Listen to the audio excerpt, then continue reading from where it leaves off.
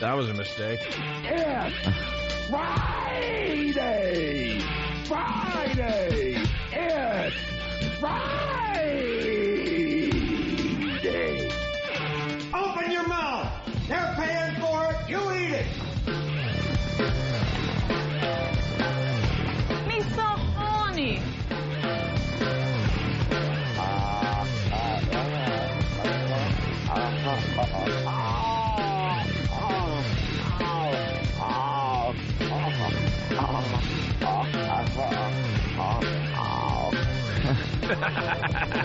The hell was that? Hey, good morning. Welcome to the Opie and Anthony Show. The O&A virus, slowly but surely spreading across America. Indeed. We don't have little Jimmy Norton today. He's at the Improv in West Palm Beach all weekend long. I think he had a show last night, matter of fact. I'm sure we'll get rave reviews for little Jimmy. We always do. We get to sit in the same seats day after day. Yeah, he gets to travel. Gallivant around the globe. He gets to take pretty much every Friday off. Yeah. For the next few months. Hoo-hoo. That's a good job, right? Is that what he's doing every Friday? I think so, yeah. And then he gets to go to Cuba. What the hell's that all about? I don't know, man. We got to get that deal. Why don't we go somewhere and leave him here? A couple of fill-ins. That would be good. Slappy and Wappy can sit here and do a show with little Jimmy Norton. Good news, though. We have Patrice O'Neill in studio. Yes. Uh-oh. You hear some people groaning? Why? Some people probably...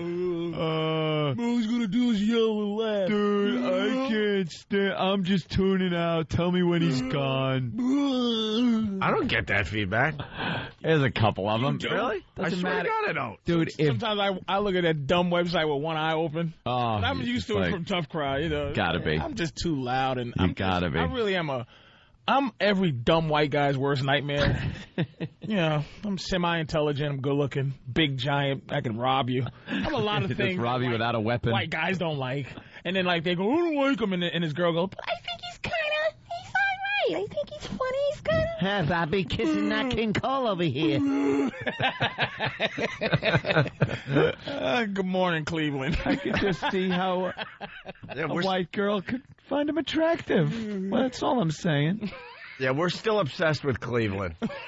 We love our listeners in Cleveland. We're just trying to figure out downtown. I don't. That's all I want to figure out. There's no figuring it out. I want to figure out downtown. We have figured that LeBron James has got to be the greatest human being ever because he had a chance to leave Cleveland. Somebody should hit Cleveland with the outbreak bomb. Let's get rid of the few that are left. Just clean it up. They should have American Idol for cities. Yeah. And like after like your 50-year lease, you should have to compete to be a city because there's some other places that you really should be a city before that are towns. There's some townships who are ready for the Cleveland jump. spot as a city. Ready for the jump to citydom. The Morristown Cavaliers. Morristown. Well, Patrice is a big NBA guy, and I'm saying, tell me a worse city in the NBA than Cleveland. And I'm not talking about the team, just to play there, because LeBron James could have went anywhere. His contract was up. It's his hometown. It's like you're from Long Island. If you're a hockey fan growing up, yeah, you would. If the Islanders weren't the best team in the National Hockey League, you still want to play there. Depending on their opening game there. you would still want to play in your hometown. If I play basketball, I want to play for the Celtics. You know what I mean? No matter how bad it might be. But he lives in a compound somewhere with 85 women running around like Doberman pinschers. Oh, that's his own city. Here's Charlotte. Oh, yeah, he was born and raised. That's like the Vatican, though. It's its own entity. Like it's LeBronville.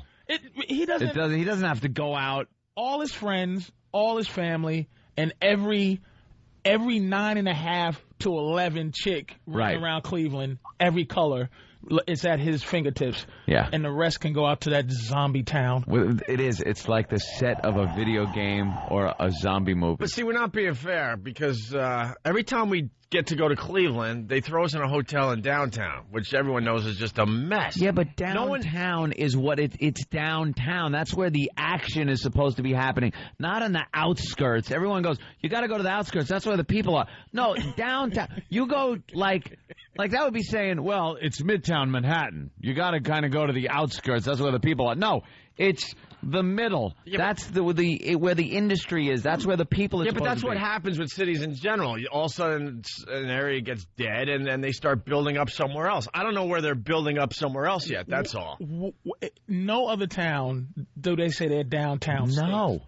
No, nowhere. We walked out of the hotel. We're talking about this again because we haven't seen Patrice since our O&A Traveling Virus show in Cleveland. We walked out of that hotel, and it was scary. You could run into the street blindfolded and without danger. There's no danger of getting hit by a car or nothing because there were no cars, there were no people, and very odd I found, I did not see one child, like a family with a child walking down the street. Like they've given up on procreating. They were all eating in level 1. Got to kill them in level 1. They're the easy ones. Cleveland, they were all killed. They come out with like a little rattle weapon. That's easy to... Cleveland should have that thing that on the Star Wars movies that come up before the movie. The scroll and tell you what happened. Tell you what happened to Cleveland. All the children were killed in episode 6.5. A once mighty city, Cleveland.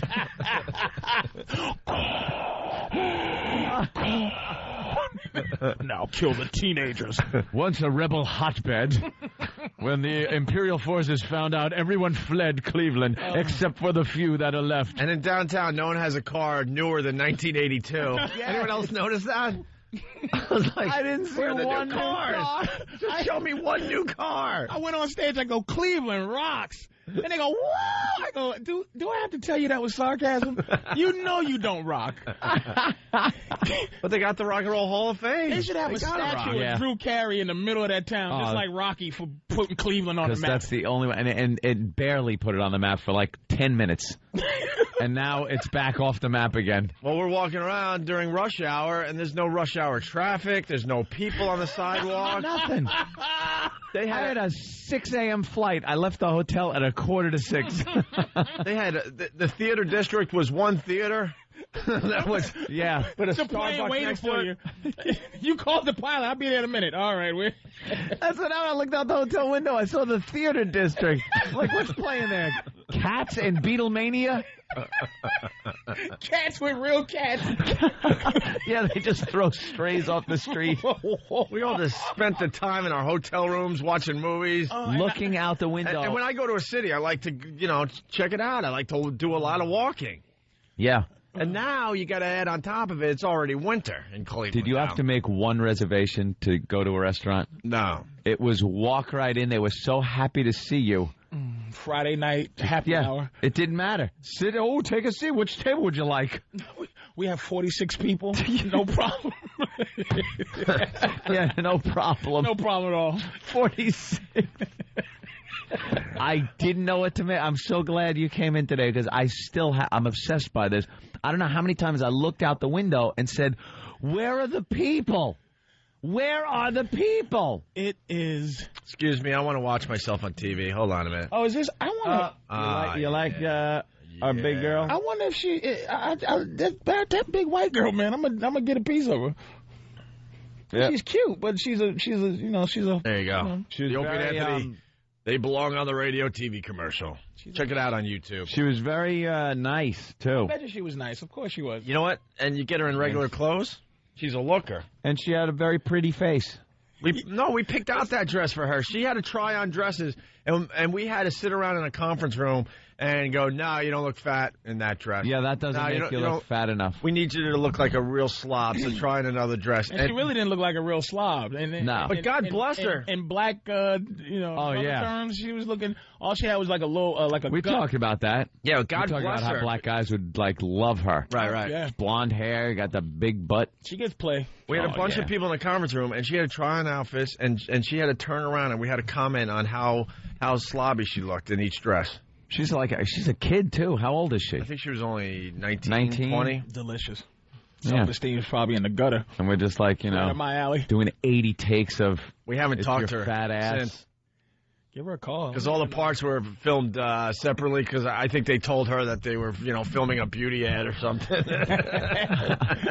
Well, she's a model. She's a plus-size model. That's what she does. That's where they found her. Anyway, really fast, because we're talking about Cleveland. What's this new game you were talking about? Oh, we just started talking about it as that music started. Man. Dead Rising. Dead Rising? Fantastic. And I'm into zombie games. Love zombie games. And that's why I was like, this Cleveland thing just going through the city. It just reminds me of that game. It's just like zombie games are always boring for about 25 minutes. Just when you get ready to put it down, that's when. And everything's a kid now. Everything's a child crawling around scare you, with no bottom half and just crawling around their hand. They Very just go, scary hi. kids. Okay, and that's where it starts. But Dead Rising is this dude. It seems so corny, but it's a dude in the mall, right? He's a photojournalist, and some poison makes everybody zombies. He gets dropped off in the mall. You gotta stay alive for 3 days, and it's real time 3 days, right? So you get in there, you gotta rescue survivors. But some of the survivors that you got to rescue are they're bosses, but they're psychopaths. They're people who just gonna kill anything. So you go, look, man, I'm not a zombie, and they go, whatever. And then the dude's just throwing axes at your face. So you got to kill him, and then you feel sorry, and then you got to go get the person he had hostage somewhere and take them through Zombieville. Oh, there's nothing. That's a new thing with games too that they started in the past couple of years, where you have to bring get people in the game with you, and they do nothing but get in the way, go too slow, get themselves killed. They don't run as fast. They don't run as fast. They're in the doorway you're trying to get through, and they're in the way, and you're like, move! You're like, move, you idiot! You have a come here button, right? And you got to run away from the door so he gets to you, and then get in front of him so you can run in the door. You want to kill him yourself. That's exactly what they You got to. I hate having to save people in a game. I want to be me against whatever they throw at me. You go back and they're staring at a tree like, what are you doing? What are you waiting for? That's the drama. The thing that makes this game great is the drama of having to bring. That's the. You can just you'll get tired of the game if you're just chopping up zombies. Yeah. You have to get these people back. Oh, and a guy annoying. with a phone keeps calling you, going, "Hey man, I'm looking at the camera. There's a girl in the." Oh, wait a minute. There's another great part. When you go rescue the survivors, they all have their own personalities. Yeah. So some you have to carry on your back, some you have to hold hands with, and some you got to fight for them to come with you. So you got to kick his ass. He has a bat. And you're like, come on with me. And he's like, no. And you got to punch him in the stomach. And he goes, oh, you want to fight? And if you beat him up too badly, it'll go, John has defected. Now he's your enemy. Now you got to. So you got to kick his ass just enough to convince him to come with you. You got to kick his ass just right. I convince him to come with you. That's the Godfather. The game The Godfather has one of the same premises where you go in to extort money from a store owner. And if he says no, you just talk at first. You go, hey, I'm with the Corleone family. You're going to be paying now us. And he goes, no, I'm not. So you got to pull out your bat and start kicking his ass a little, but you can't kick it too much. You got to go until he goes, okay, I'll pay. Dead Rising is fantastic. Well, we got Greg in Oklahoma. Greg? Man, Dead Rising is a very good game. They got like a 9.5 in all the game magazines. God, I didn't even hear about this one. Out. Because it's a zombie game. Zombie games kick ass, yep. Do they have it for PlayStation, too? No, it's 360 only. Yeah, that's 360. Oh, in the high definition. You got to make sure you turn your box to high def. Oh, yeah. And you got to play it on a 65-inch TV. And it's just... At night. And at night, the right? lights out. It's real time, right, Opie, right? It's real time. So they go, okay. It's so much drama in the game. It's like you go... you gotta fight a clown with he has 2 chainsaws, but you have to fight him. But the guy calls you while you're fighting and goes, "There's a girl stuck in a lettuce shop upstairs, right at the mall. It's this humongous mall with all these different parts. So you got to get her, but you see the time ticking. If you don't get her, the game's over. So you got to kill the clown. Then you got to get her back to timed event too. It's I timed. hate timed events. It's a good damn game. That's man. what killed me about Grand Theft Auto. Yeah. It's like I'm having fun with the missions, and then it's like, okay, you got to get to the hospital, pick this guy up, and bring him back to this house. Go, tick, tick, and the time starts ticking, and there's cops slamming you off the road. And you know if the car flips over, you can get out, but the other idiot's just going to sit in the car and die. And Hey, when's the next Grand Theft Auto coming out? I don't know. We got to ask Laszlo. Is there more of those? Oh, dude, we're that all franchise. in it. That We're all in franchise it. is huge, and everybody is in it. We do voices. Everybody. you Like do everyone in voices this in the room. one? All of us. Everybody. It's pretty much going to be the Opie and Anthony game. I'm not even You're kidding. joking. They even grab Y'all peripheral make me players. sick, man. It's like y'all people join in, but they're not really joined in. Like if E-Rock could do comedy, he would have did this tour. Yeah. It would have been Fan and E-Rock and Martini Steve doing shows. And because why couldn't we get into the game? Laszlo knows me. I think we were full up. I think he doesn't like you because he got everybody in. Are you serious? I'm not just talking about like the Opie and Anthony show, which obviously you're a part of. He's anybody. He dug deep. He should have gotten you. He dug should have deep. gotten you for the one before with all the homeboys. That's the one you should have been in. Oh, Laszlo. He smiles in my face. And That's right. And Laszlo gives me That's right. I can't lie, though. I'm phony, too, because Laszlo gives me a card every time. And I go, Does hey, he? man. Yeah. It's a special garbage I have with Laszlo cards in it. All right, let's that I put out on Mondays. go to Nigel in Kentucky. Nigel. Hey, I was wanting to say, Patrice, that Dead Rising game, something, I don't know how many times you played through it, but you got to go through it 2 or 3 times to actually do everything in the game. I'm up to level 50. The thing is, you die. Like, if you lose something, you got to start over. But the great thing that they do is they give you your accumulated strength that you earned up until the time you died. So I'm at level 50, just sliding through the game now. You get better at, like, you get stronger, faster, smarter. You get more blocks where you can save items because you have to have items. Because if you don't have save items, like you pick up a book. And a book, like you have to choose a certain book, and like if you have a sword, it'll let you the sword will be more powerful. So you have to have a lot of spaces to be able to keep the sword and keep it. I've played the game 45 times, man. That's cool. I like that it's in real time. It's in real time. That's a cool concept because you spend so many days and months on a game anyway. It's in no, it's not like it doesn't take I know 72 hours. It's just. At night, right? You go through this entire thing where you can't see. It's just like, and all you see is the glowing zombie eyes. Great. And the thing that frustrates you is they grab you when you're trying to run and they chew on you, and you gotta wiggle the left joystick to try to wiggle them off. And there's no cheats. That's what I don't like. I'm a cheater. I really enjoy. Hate cheats. Never use them. You don't use cheats? Never use cheats. See, if the cheats are there, you got to use them. That's what sucks. Don't use them. The cheats are right in front of you and you don't touch them. No, I won't even That's look. my problem. I won't even Like, look for them eventually, online. I got to go with the cheats. They don't have cheats no more. They cool. they let you. They make you play the game now. Good. Bastards with your cheats. I was I mad love at these Halo guys. for that. I got through the game in like a day. Dude, I beat that game in like 5 hours of playing. You cheating, lying ass. All these guys cheat. So what? I use God mode. Yeah, God mode, no unlimited ammo. Come on. NBA 2007, I already created a guy with all 99. He can't miss. He doesn't get stripped. Come on, you're cheating. If you play, it's a game. Why do people play these games? Are exactly like real life. I know. It's like the NFL too. I can't even play it because you can't do game stuff. You want to do some radical move that's out of this world kind of thing, but I want a bomb. I want to throw the bomb. That's it. Yeah. Can I throw the bomb, please? No, that's all you want to do No. with that game. Dante's, whatever his name is from Atlanta, is the greatest cornerback in the world. You can't throw a touchdown on him. Why do I want to play this game? Why do I want to play this game? What did you say? A 4-7 defense? What did you say?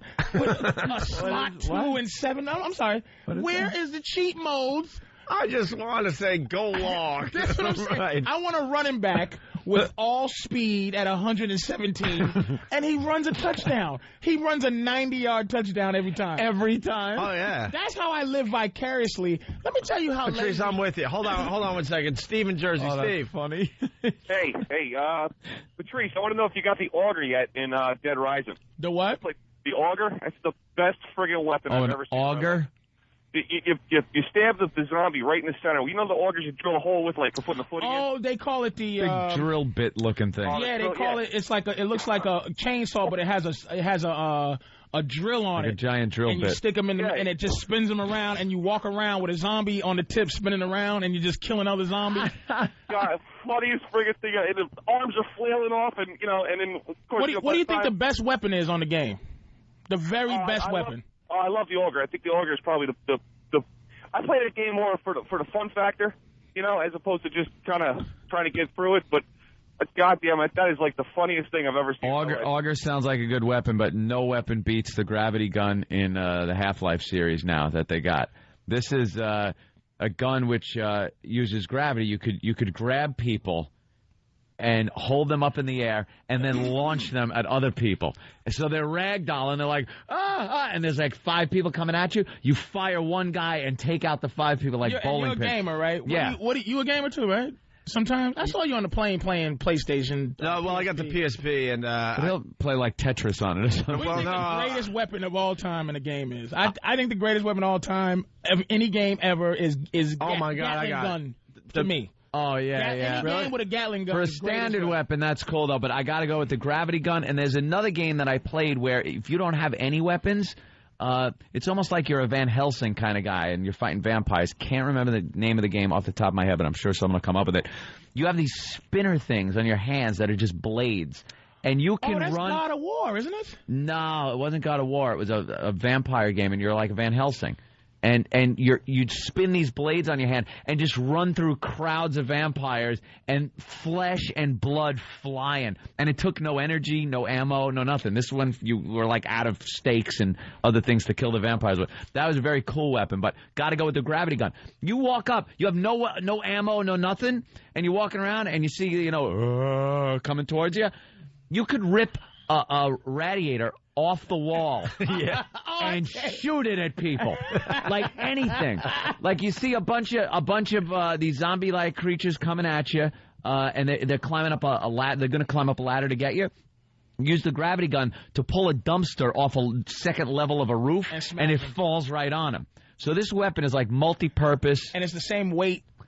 Does the game give it the same weight that it would be? Like when you smash a guy with a dumpster, he would smash. Oh, he'd smash. Yeah, it's all relative. You could go through this one. I was going through a wood mill, and you just pick up saw blades and lob them at these and lopping heads off their arms. And nothing better, though, than picking the actual people up, and they ragdoll, and you fling them against walls. This is amazing. I'm 36, and I know you're at least 59. 59. Do you understand why it never ends? Will never mature. All right, listen. I love We have to take a break. Everyone is calling with their favorite video game weapon. But first, Rob in White Plains before we take a break. Rob. Hey, what's up, boys? Hey. Hey, Patrice. What's up? So I'm thinking if Jimmy's going to be gone for the next couple Fridays, we should start something called Black Friday. That'll be Patrice comes in every Friday. Black Friday. It'll be that, too. Everybody will get sick. Yeah. It's Black Friday. Try to find a cure for me eventually. Patrice is our 6th man. He's going to get the 6th man award in the NBA there. Who's the 6th? Who's even a... You know 6 men are... That was the foreign white guys. Right. That was the dumbest thing every year in the NBA. The 6th man award. The not good enough to start award. The not good enough to start award. Exactly. He's so good. Why isn't he starting? All right, we got to take a break. Patrice O'Neill in studio. What are we promoting today? Anything, Patrice? Yeah, I got a few things actually today. Yeah? I have Stand Up New York. I'll say it when we get back. I got a few things. All right, it's the ONA virus spreading across America.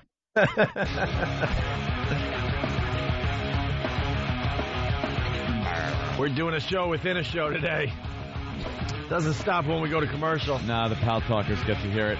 Yeah, the Pal Talkers get to hear what's going on during the commercials. That's right. It's the Opie and Anthony Show, the ONA virus spreading across America. Patrice O'Neill in for Jim Norton today. Good morning. We segged right into movies during the break. Yeah. We're talking about video games, and then we went into movies. Well, Jack Nicholson, his latest movie's getting, what, 18 stars? Oh, I can't wait to see that. Everyone is saying this is good. What is it? What is it called? Departed? Yeah. Departed. Oh, Do you go to Rotten Tomatoes? I thought Rotten Tomatoes was for bad movies. No, Rotten Tomatoes basically is the Brother Weeze turned me onto this. It's the greatest movie review site ever. Because they take all the reviews from all the major papers in America, and then they give you a nice average of what the movie's going to do. Right. Because, your local paper, you might have one of these movie reviewers that's too cool for the room, so you can't really feel... Or artsy-fartsy guy. So you don't know where his head's... Yeah. You don't know where his head's at. He's giving, movies 1 star that deserve 3 or 4, and... Right. So with Rotten Tomatoes, they take all the reviews, and then they give you 1 solid rating. Yeah. And Departed, for example, it has a 94% positive... 94? 94% positive review on Rotten Tomatoes. That's huge, right? That's massive. It's that means huge. like one guy didn't like the movie in America. It means somebody or a couple of reviewers didn't like it. How are these guys? Nicholson, the same old same. Yeah, I don't really agree with... They gotta be one of these idiots that just, I can't go along with the crowd. I can't. Maybe the guy on during his regular job, he reviews kitty porn, and there wasn't enough... not enough kitty porn in there. Not enough kitty porn in this movie for him, so he had to give it a bad review. I used to be on... This one guy I used to be on, old white guy, because I was on this thing where I wanted all old white actors to disappear and move away. And I was really... You know what I feel sorry for now, and I want him to make a comeback, is that damn Kevin Costner. And, and The Guardian got such a disgusting review, and it's just I really feel bad for him because it's like big comeback movie. He really is the Brett Favre of acting. But in the 80s and early 90s, that guy was making these epic movies that a lot of people would say, oh, it's too long and everything, but. Anytime they're on, I'm watching it. In the greatest I love Western that Postman. Ever made. I love Waterworld. The Postman. The Postman was a great movie. Silverado was the greatest Western ever. It's the best Western I've ever seen. Silverado, and then the one with Clint Eastwood. But I know you. The Good, the Bad, the Ugly, and the Ugly. None of his none of the spaghetti ones. The one with Gene Hackman and Morgan Freeman. The Unforgiven. Or Unforgiven, whatever. Yeah, that was a great movie. It was great, but I loved The Postman. Yeah. All those... Wait a minute, you just called me out saying I don't like Clint Eastwood? I didn't like that fight movie. I thought you didn't like him now as I hate Clint Eastwood now. All right, I hate... mad about it? Unforgiven is pretty old now, bro. It's about... That's at least really 10 years old. At least. 99, right? That's when he was still... No way. That's when you could still put him in the Western attire and he didn't look ridiculous. Yeah, no. It changed for me when he's soaping up in Bridges of Madison County. Yeah. Oh. Yeah, I got dragged to that movie. Oh, that goddamn chick flick, Bridges of Madison County. I got dragged to that piece of crap. When he's out by the well and he's got his shirt off and he's washing himself and what's her name there is... Meryl Streep is in the window watching him and slowly touching her shoulders and running her hands down her body, getting all hot, and he's just a mess. He's all like an old leather purse. Old man. Yeah, there's baloney boobs. What she was doing, she wasn't getting off on him. She was touching her shoulders. She was touching herself. I feel the same way he looks. I got the heebie-jeebies looking at him. I feel leathery. Are you ready to feel old? Unforgiven, 1992. Oh, okay. Is that 92? That's an old movie now. That's an old movie. Is that considered old? Yeah. Yeah, because Think about someone it. born then is how old? A teenager right now. 14 years old. Yeah. But no, Unforgiven I consider new. And let's get real. Unforgiven was an amazing Clint Eastwood movie, right? After that, it was In the Line of Fire. Great movie. Which was a good movie. Great movie. A Perfect World. Bridges of Madison County. I like A Perfect World. That was good. Which one was that? And that was Costner. That was Kevin Costner with the little kid. That was a Clint Eastwood movie? He kidnaps the little kid, or... That was a Clint Eastwood movie. Yeah. Clint Eastwood's you can't... I'll give you that. That was a good movie. All right. And That's amazing, man. And then you go Absolute Power, True Crime, Space Cowboys. That was awful. Blood Work, and then that freaking fight movie that everyone loved. I couldn't stand $1 Million Baby. That made me fizz. It was the most unnecessary... You shouldn't be that sad at a movie. How much unless more it's depressing. real. Unless they do a movie of someone who actually... But even if it's real, it's like, you know what? At least, like, when she dies, like, put her in a robot chair or something. But it's like for half the movie, I watch her deteriorate. into like in the bedpan stuff. It was like, Yeah. do I have to watch Why? this? When is this going to turn for me? No. Then he leaves. Here's what I hate. I don't like when a character leaves a movie and at the end of the movie it doesn't go.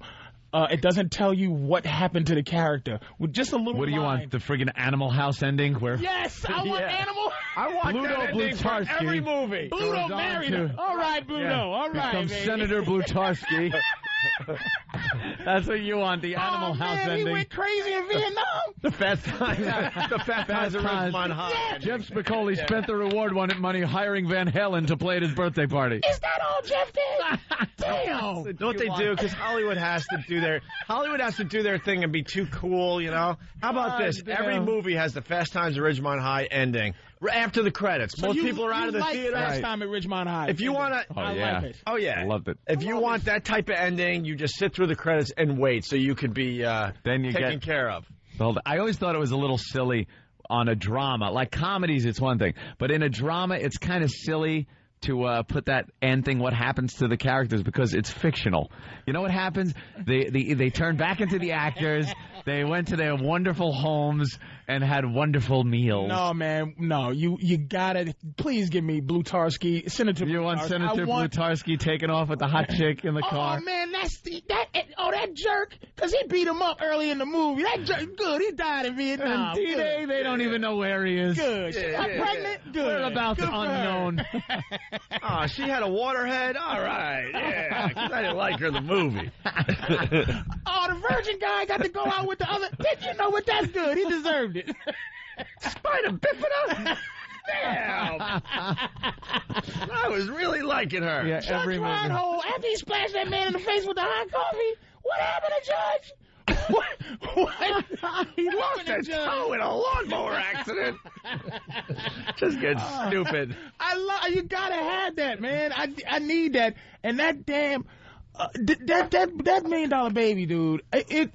Yeah, very depressing. It just should have had a Rocky thing to it to make. But that's where you said the chick thing, like the Madison County thing. It's like, you know, women love that. There's some about that women love, but guys want to see her knock out the girl that broke her neck. She comes back. She drinks raw eggs. She beats up a few girls. Get them on the way to getting back the one that broke her neck. And then it's the old Rocky Clubber Lang thing. Yeah, where he goes in there and just kicks some ass. Get the music going and get that montage going. When she lost her leg, I want to see your montage. I said, when I was watching this, right, I got sucked into it, and I said, when she lost her leg from infection, I go, wow, how's she gonna come back? How's she gonna come back and knock the girl out? We don't know. Well, this story's getting good because somehow they got to figure out a way to give her a leg and get her in the ring again. This movie's been on for 3 hours. She gonna get a prosthetic leg in the 4th hour? Nope. Oh no! And then when did you start thinking, oh boy, I don't think, this isn't gonna end well. This isn't gonna end well. What? Did the parents get the money? That's the only thing I think the parents didn't get the money. If the parents got the money, I'd have sued Clint Eastwood for emotional. I'm not supposed to go to the movies for that. That's something you're supposed to hear somebody tell you on the phone, and you go, I'm sorry to tell you this. Look, I gotta go, man. And then Clint Eastwood is working on Dirty Harry, 2007. Oh, no. And he's playing Dirty Harry? No, stop it. Is he mentoring? He cannot play that. Don't do this. It's in pre-production. Who's the star in it? Because I'm going to tell you what it's going to be. It's going to be him as the mentor to some new Dirty Harry. Yeah, Dirty Harry. Vin Diesel's Dirty Harry. Look, you remind me a lot of me when I was your age. A lot of that. Look, it's a different time and a different age, and Is it? Wait and it's going to be like, Pops. I get it. All right, old man, this is how we do it today. In some Fast and the Furious car. Hey, slow down. I'm getting too old for this. Yeah, we know. Remember Cullis is like, hey, the cows. Pac-Man. Pac-Man. Dude.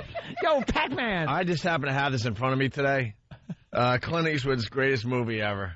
Which one? Play Misty For Me. Play Misty For Me. This was horrible. This is a TV movie from the 70s where he plays a disc jockey in this old, I guess it was a lighthouse or something. It turned into this was a TV film? TV movie.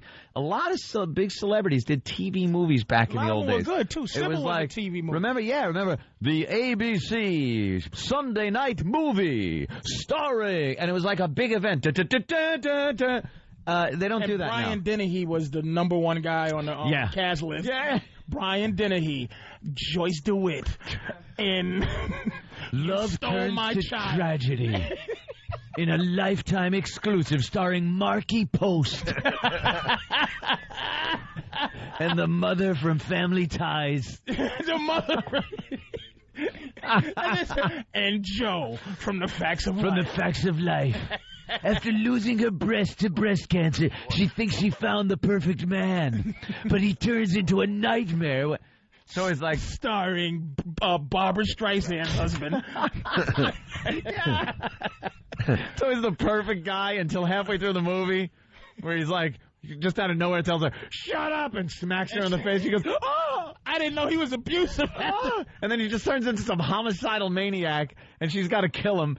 And then it ends in the courtroom with her getting acquitted. Yeah. The burning. Farrah Fawcett was good for that. That was the first one, the burn in bed. Burn in bed. Where she burnt the husband up in the bed. That was like a true story or something. She's announcing that she has cancer today, by the way. And yes. She wants everyone. She held a press conference to tell the press to leave her alone. Yeah, she had a press conference to tell the press to leave her alone through this difficult time.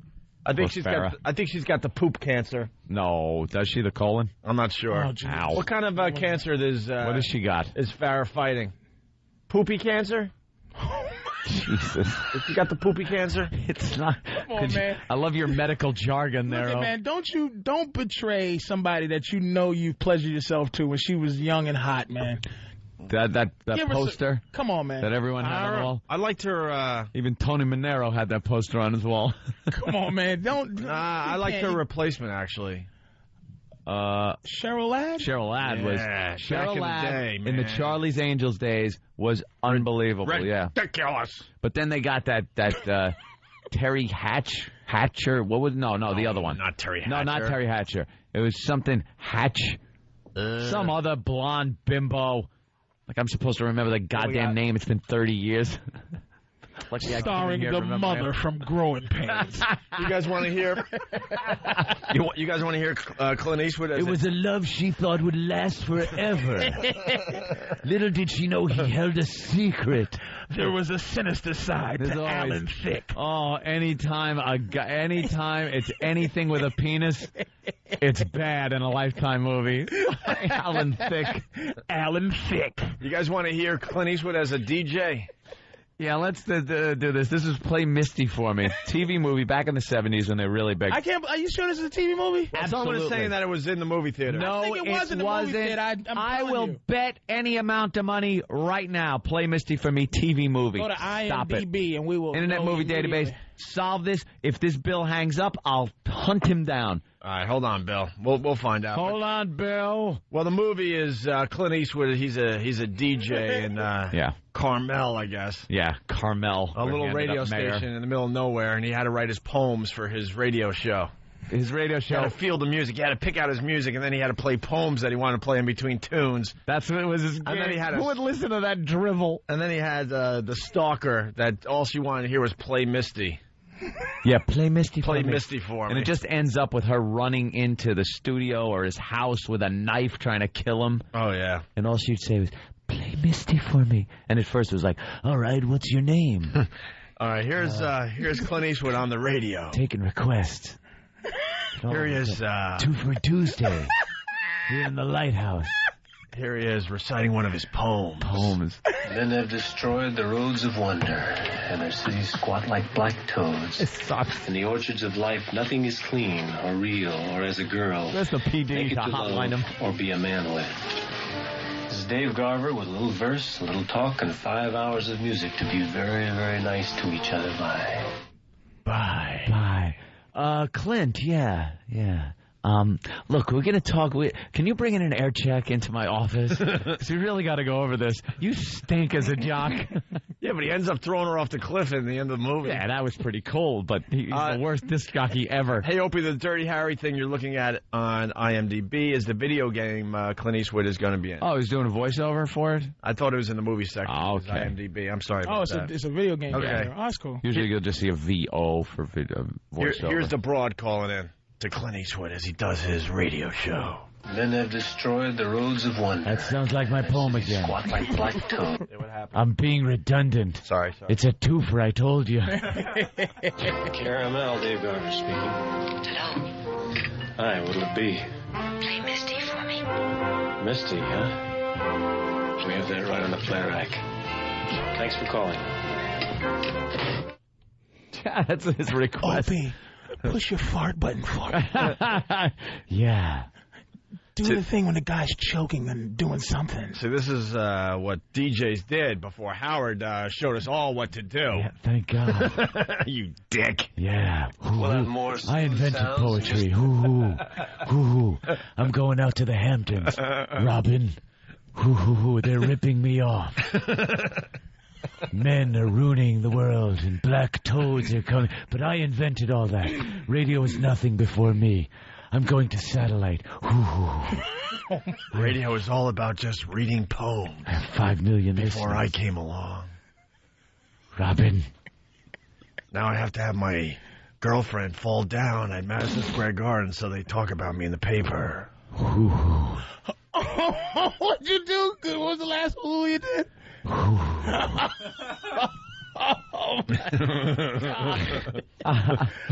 Oh, man. Here's more Clint Eastwood on the radio. We'll have more smooth sounds in just 1 minute. First, at 10 minutes to the hour, we're broadcasting from KRML in the Carmel Rancho Shopping Center, home of the Buccaneer, the Man's Boutique.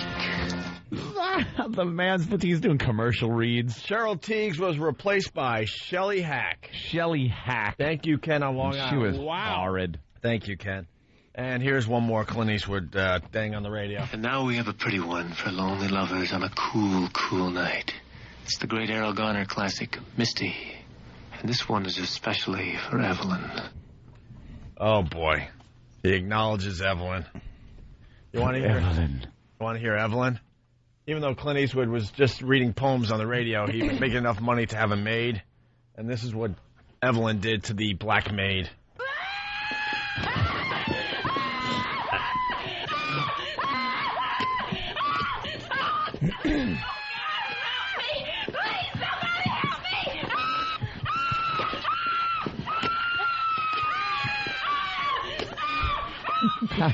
Of course they couldn't swear, but they could kill a black woman to death.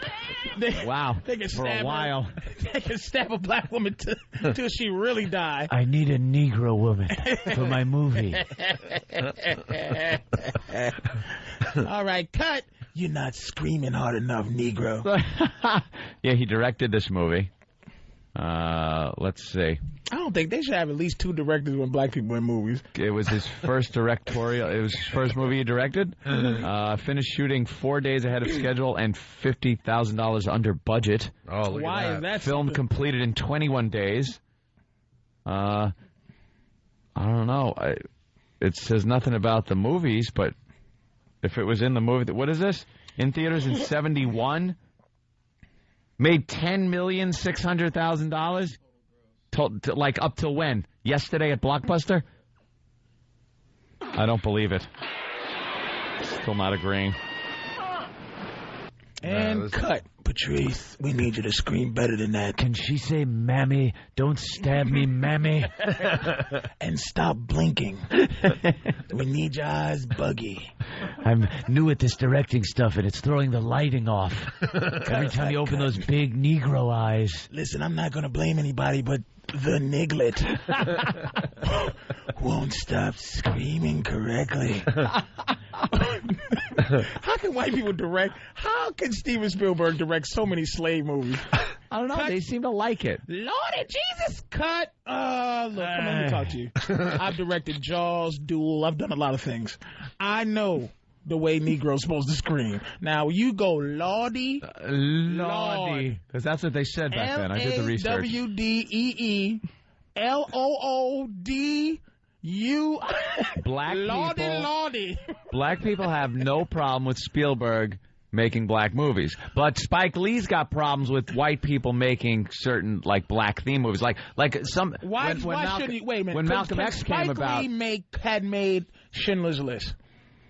Could Schindler's List have been a Spike Lee joint? I think he could have, but I think it would have been completely different. Different take on it, different feel. Oh, Hitler, you better not put me in there. But let me tell you something. Neither Steven Spielberg nor Spike Lee were either slaves or in the Holocaust. So I don't... But who should... Okay, if who's more qualified to make a movie about Italian family life, me or you? All right, but I'm in an Italian family. But these guys were never in the Holocaust. You could do as much research about the Holocaust, and I don't care what color you are, you're going to be able to make a film about it based on what you research. But black people innately know what black people did because it's passed through. Like certain behaviors pass through black folks. You think it's in the genetic, in your Not genetics, genes? but when you was a slave, somebody else, when the last slave was not a slave no more, he was still slavey enough to talk to the dude that's not a slave. The next guy. All right, listen, we got to take a break. Spike Lee is more slavey because the Jews were slaves too. So Spielberg's not as slavey, even though we can't start this now. Yeah, we got to go to break. We have to take a break. That Yul Brynner knew what an Egyptian was. We have to take a break. This is good for after the break. Because this is another 40 minutes. Slavey enough. They're going to kill us down the hall. It's the only virus spreading across America. We got Patrice O'Neill in studio today. It's the Opie and Anthony Show. What's up, Detroit? What's up, Detroit? They got one up on the Yankees yesterday. That doesn't make you happy, right, Ant? No. And old broken down Rickety Johnson is pitching there. You know something went... I'm a-coming, but my head is running low. when you got Joe Torre saying, yeah, well, we don't know. Until he shows up, we don't know how he's going to pitch, how he's going to feel, if it's going to be... Because your starting pitcher when you're, Why won't him and Brett you're 1-1 going to the... Holyfield, just stop. Going to foreign territory. You don't have the home field advantage, and you're throwing in this guy with his bad back, and no one knows if it's going to work. Oh, you got bigger problems than that.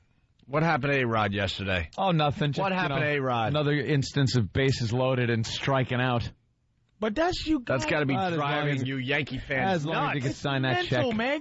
It's meant to leave him alone. Leave that guy Puerto Rican alone. You can't leave him alone. They're saying he could be the greatest player in Major League history. The playoffs start and the choke. What will get him? Okay, what will redeem him? I don't know. I don't think anything. A couple of home runs. I think he's one of those guys. No one redeems him. 18 for 18. Just 18 straight hits. 18 straight hits. I put no one will remember anything about him choking if he did that. If he did 18 straight hits. Greatest player ever. All right, look at A-Rod, you listening. Listen, man, 18 straight hits. That's all you got to do. How hard could it be? Yeah, but what's the big deal? What's the big deal? Come on, people hit the ball all the time. Are they saying get rid of A-Rod? Are they saying get him out of there? No one on the team. A lot of Yankee fans. Did you read that Sports Illustrated? I'm mad at him. Hey, really fast, I just want to acknowledge the Mets had a great game yesterday. Yeah, they did. Major League Baseball is alive and Dodgers. well. And the Cardinals defeated the Padres, whatever. Who cares? That's like a who cares series. Oh, baseball. And then hockey started. Freaking basketball right around the corner. Hockey's been going on for 6 months now. No one cares about hockey. Nobody. I'm a huge hockey fan, but the weather has to be cold for me to officially enjoy it. It's like, it was 85 degrees in New York the other day, and the hockey's starting. Here's what a hockey score. Here's what a hockey score on the news should always sound like. It should always begin with, "Oh yeah." Oh yeah. Before I forget. Oh yeah. The Scooterville Honey Drips just beat the Islanders. Since we have a little extra time, let me give you a hockey score. Why don't you like hockey? It is the most exciting game to do watch. Me a big favor. Why does no one like hockey? Hockey has hockey is the bastard child of hockey and Stanley Cup. The Stanley Cup Lord final. Stanley's Cup. Nothing beats playoff hockey. I'm telling you, it's much more exciting than playoff baseball. Freaking these games go 6.5 hours. No one's with you, Opie. Nobody. Yeah. What? Nobody. So save the energy. Save the energy. I was ready to go. I was ready to go. Mario Lemieux is not What's even more exciting than freaking playoff hockey? Pick your fights. Dude, I tried to watch the Met game yesterday. Yeah. It was 10 o'clock and it was the bottom of the second. Oh, I mean, what is that about? They've already made their 5th pitching change. Hey. Baseball is awful, too. Let me tell you something. All sports should be over when football is on anyway. Football is the only sport, then basketball, then baseball. But baseball sucks so bad. Look, I don't know if baseball, they should have a rule. You have to pitch the ball every 2 seconds. Wow. Stop making it look like the pitchers are that important. Just throw the balls in so you get some put hits. Time in baseball? Dude, a minute between pitches? For what? It just takes a long time these days. For what? And the amount of times they change the pitcher these days, and a lot of stuff going on that just makes baseball much too long. Boring. But I'm not sure if I'm right on this or not because I'm not a basketball fan. Mm-hmm. But basketball season seems to last forever. It's like you hear about who the champion is, you hear which town is burnt, and then before you know it, they're back again, and they're playing. Well, how long is basketball season? It's the athleticism of basketball that makes it above hockey. But the season is too long. It overlaps every other sport.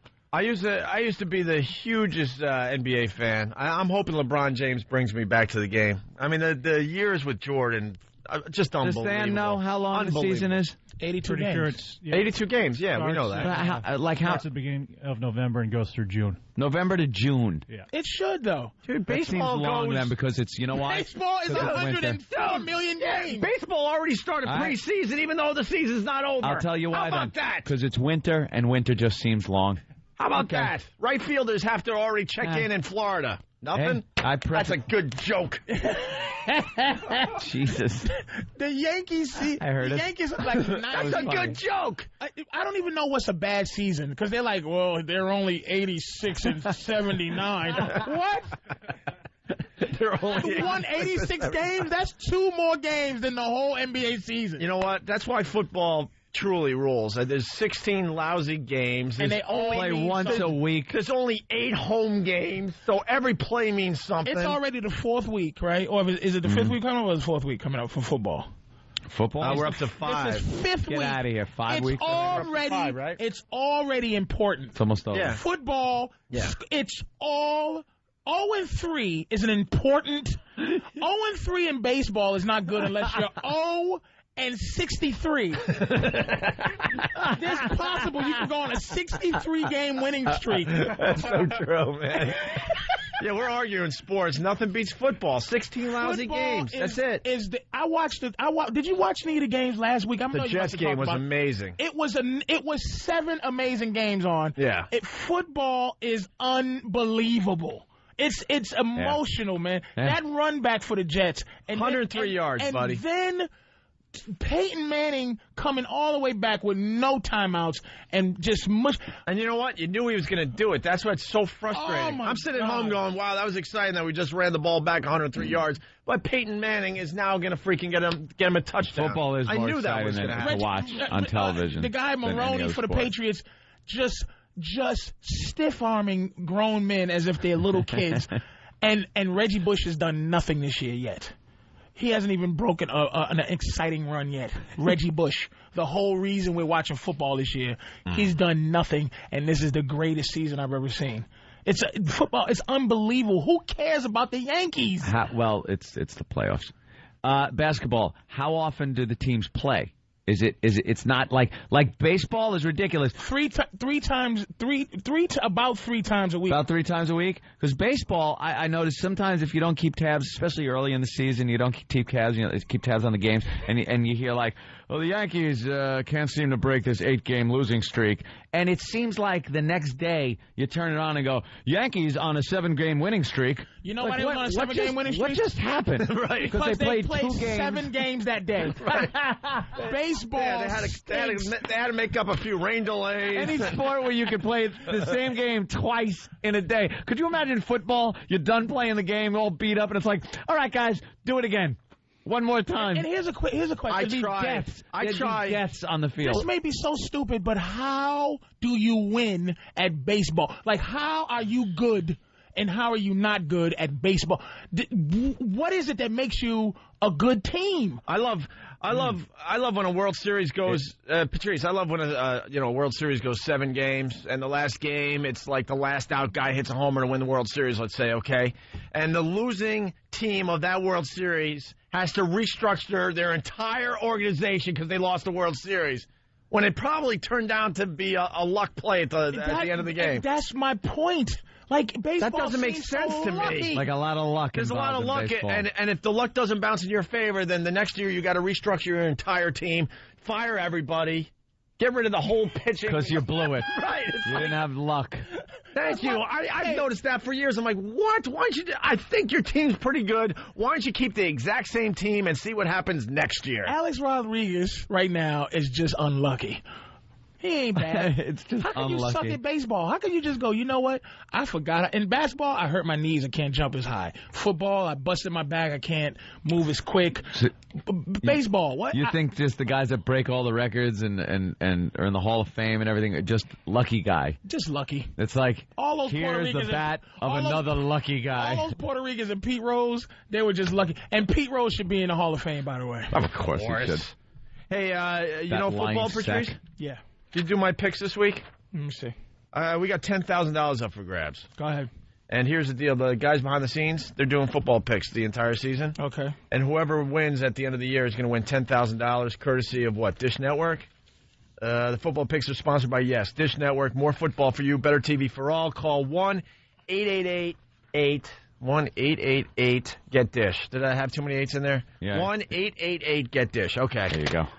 Patrice, I'm in second place because I'm doing this as well as the Goof Factor. Mm-hmm. And if I win, I'm taking the $10,000 and I'm throwing it out of a helicopter somewhere. Can you throw out a helicopter in Jersey City now? right over your one brick. Land on your lawn. Jesus. And, dude, I don't care if you try to screw me or what. Here's the football picks. All right, give me this. Washington Redskins at the Giants. All right, here. Just circle who you think's winning right now. Okay. Say the game and who's winning. I'm in second place by just having people do my picks and picking them out of a hat blind and everything. I'm going to tell you right now, Washington Redskins against New York Giants. The Giants lose badly. They stink. Okay, here we go. There's his first pick. pick. They are horrendous. Dallas Cowboys are going to beat Philadelphia. Wait. You're circling the teams that are losing. No one does it that way. Oh, sorry. Washington Redskins win. No one does it that way. Dallas Cowboys against Philly. Dallas wins, definitely. Oakland Raiders. What? What? Dallas Cowboys versus Philadelphia Eagles. Dallas is going to win that game. The Eagles stink, too. You don't trust me. God. Trust me. I was going for some upsets this week. You're killing all my picks. Oakland Raiders are going to lose to San Francisco. San Francisco's a better team than Oakland. Let's be honest here. Let's see how good he does. You want to win. All right, well, thanks for giving me one whole win. All right, ready? Here's what I'll give you. I'll give you New York York Jets. Give me my Jaguars. Jets. I'll give you the Jets. Thank you. Who are they playing this week? They're playing the Jaguars. But the Jaguars just came off a tremendous game against Washington. They're going to be, and the defense is brutal. The Jets have no running game. So why are you giving him the Jets? Because he wants the Jets, and I'm going to give him the Jets. Thank you. As an upset, you got to, nothing ever is a little parody. Throw it in there. The Jets they're really these gamey kind of dudes. So it's possible if they score 2 touchdowns, they can beat Jacksonville. Right. So I'm going to give you Jets for real. I'm looking forward now to seeing how well you do. Pittsburgh Steelers and San Diego Chargers. Pittsburgh is very upset right now because they feel like they got a little bit disrespect. I pick Pittsburgh. Oh, my God. He picked one home win. And this is not a favorite. San Diego. I understand that. Is a beast. They love so you got 2 upsets there. I'm 1 out of 5 this week. You're going to trust me. Trust me, man. I've been doing really well. I'm in second place. I might win this $10,000. Well, what was you going to pick then? What was different than what you was going to pick on there? You got to go with Patrice's, though. Honestly, I would have picked the Eagles in an upset this week. It won't be an upset. They're favored to win. But I don't think that. Well, the Eagles are at home, too. I think Dallas. That's a good game. That's a guaranteed win for the Eagles. T.O. is going to doo-doo all over. Do you realize? I think the Eagles have one dude in the secondary. I think they play with all linebackers. They're beat up. Dante Stallworth is hurt. Westbrook is hurt. It's come on, man. You got to take that. Hey, we went off on a sports tangent, which is fine, but people are loving the Dirty Howie. Now you got to try to find it. Dirty Howie. On the instant feedback. Dirty. Oh, man. What was it? Hoo-hoo, Robin. Oh, man. Did he steal 5 And bits? the city squat like black toads. Speaking of black toads, Robin with the news. I just cursed. Hoo-hoo. Oh, you cursed over my great line. I just cursed. I'm sorry, Touche. Anthony. It was under my breath because this stupid instant feedback updated so fast. We lost a really good feedback, and now we're stopping the show to try to find it. Dirty Howie. It's funny. Something about did he steal 5 bits or 6? Forget it. How do I go to the next page? At the bottom. Where? E-Rock just barking out suggestions from behind the screen instead of getting up and running over to help Master. All right, here. You're going to get a rolled up newspaper across your snout. Doesn't even matter now because comedy's all about timing. Of course it doesn't. But the feedback said, I know what you're thinking. Did he rip off 6 of my bits or only 5? Or only 5. Well, did you, punk? Someone very pissed off. Of course, it has to come out of Detroit because they had a great win over the Yankees yesterday. Andy in Detroit. Andy. Hey, first things first, fellas, Detroit loves you. Thank you, Detroit. Yeah, I don't know if we're feeling anything in Detroit yet. I know there's a buzz in Pittsburgh. I know that's really happening. There's a buzz in a few other cities. But Detroit, we're not really sure about yet. But thank you, sir. Thank you. Detroit sucks overall. I'm trying to leave it, but I'm just telling you, I love you. All right. What do you got there? For baseball, first of all, it's a sport that you're going to have to grow up watching to really enjoy. Now, the whole luck factor, you got to be careful with that, fellas, because what's the difference between a guy being lucky, hitting a home run in the bottom of the ninth to win the World Series, than a guy hitting a three-pointer from 40 feet away to win? Bad analogy. Why? Because you get luck. Would you say hitting a three-pointer there's a percentage to that, right? You don't say, like, I guess it's called slugging percentage or whatever like that. Yeah. But out of the 1 million games, hitting 50 home runs is fantastic. You can hit 50 three-pointers in 10 games. Right. It's a skill level, and you use your same skill to purposely try to hit that. You go to the plate hoping to hit a home run. Boy, there's 3 on deck. We're down by 3. I'm hoping to be a hero. I just hope my way to greatness. But a three-pointer is put it this way, Michael Jordan, there's no baseball player who every time he goes to the plate, right, when his team is down 1 and there's 2 on the base, and he goes to the thing and everybody goes, might as well get up because he's just going to hit a home run now. It's luck. It's luck. Well, now would you say then it was luck if the basket was moving in basketball? Like if all of a sudden you threw it and like the pitcher would throw a curveball at the batter. Is it erratically moving? It's just a little bit. It might slide out of the way a little bit. You know the pattern of the move? Because then it wouldn't be luck. Because then you could play that too. Because then you could play that. Yeah. I'm serious. Why don't you just say if there's a guy holding his hand in the shape of his hand, right, and going, whoa, and he can move a little bit. Why would you change the entire complexion of life? They say I'm trying to make the game interesting for me. I don't like basketball. They do say the hardest thing to do in sports is to hit a baseball. Of course it is. Well, yeah, just ask A-Rod that. Yeah. Come on, folks. All right, we got to take during a the break. playoffs. Another break? Yeah, it's one of those we're having things. fun today, Patrice. You're bringing a lot of energy to the show. This show is this show's moving. What is it with these breaks? And we got to do something before you get out of here. Pay the bills. This bit has been sitting in front of us for a really long time. This is the perfect day to do it. We found some audio of how to pick up girls. How to pick up girls picking up girls made easy from the year 1975. Oh, yeah. How do you go up to a broad in the street and try to pick her up? Is it Billy D. Williams? First get some malt liquor. Right. Or how you pick up that commercial, him with the malt liquor. Or how you pick up a broad at the library. Hey, I got a lot of 1975 style. Yeah. Hey. By the way, Fatty Pig Fatty is brought to you by H57 Hoodia. Hoodia. Lose weight for free at H57.com. We met those guys yesterday. They were great. Hoodia. And what's going on with our Fatty Pig Fatty contest? I'm not happy. I'm not going to lie to you. I'm not happy how it's going. It started off with a bang, and now it's just sitting there. They're just sitting there now. It's topped out at 430 pounds. Yeah. So I think the girls are a little intimidated to come down. But if you're over 430, why wouldn't you come down for $10 a pound? We're talking $4,300 that this woman's going to waddle away with if she wins. Now, if you're out there and you weigh 450, let's say, you're going to come in here for a few minutes. We're going to talk about your weight. That's the reason you're in here. But we got the pig mask. But we got the paper bag. $4,500, you dumb fatty. And you could change... Get in here. Why aren't they showing up? You could change your name and everything. Let's go. Change your name, wear a mask, whatever you want to do. And we're huge with the truckers because of XM. I blame the truckers. Yeah. We know there's some trucker women out there that are fat. Put the word out to the truckers. Find us the fatties. Bring one by. I know Philly's trying to get us a fatty.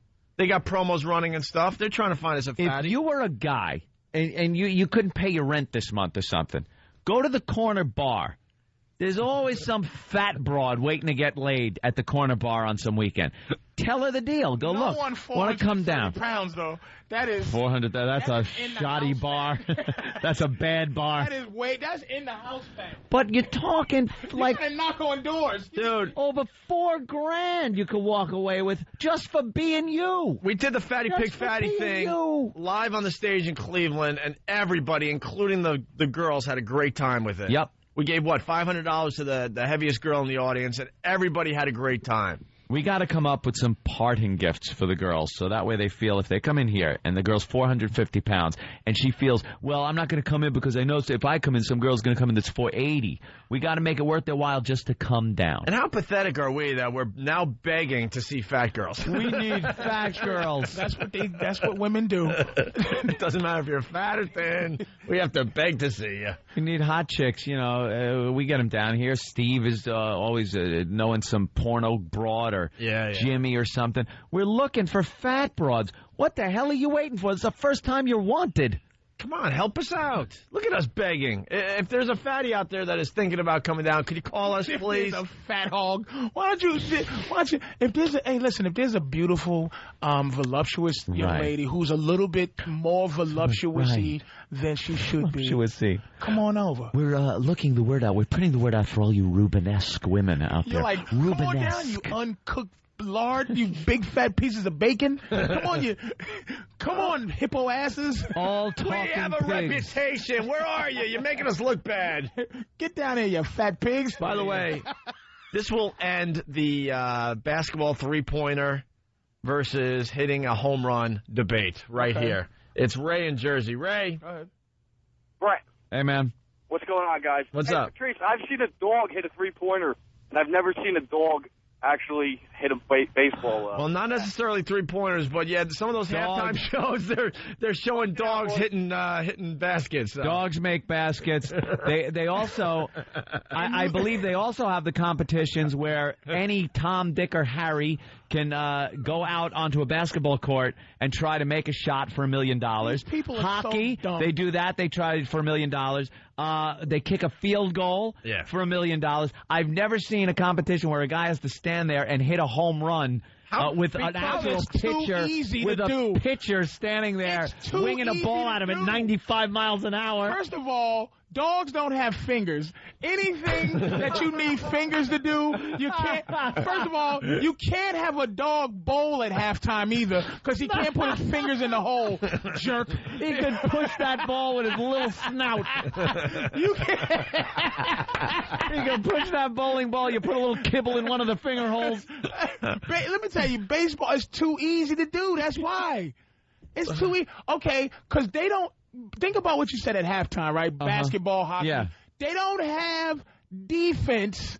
They just have a guy trying to shoot in there. Right. They just have a guy trying to hit the puck in. They just have a guy. Well, the defense is the big piece of plywood with the hole the size of the puck. But it's just there. Right. But in baseball, they don't have a. It's too easy to hit. That's why if they had a guy just kind of toss you a baseball. I'm not talking toss you a baseball. I'm talking any regular guy wins this contest. He gets to stand at the plate. And against a real major league pitcher who's throwing a 95-mile-an-hour fastball at his cheek, and you think this guy's going to be able to hit a home run? Might get lucky. No, might but get lucky. The average guy will not. He might get lucky. No, yes. He will not even get lucky. There is no way.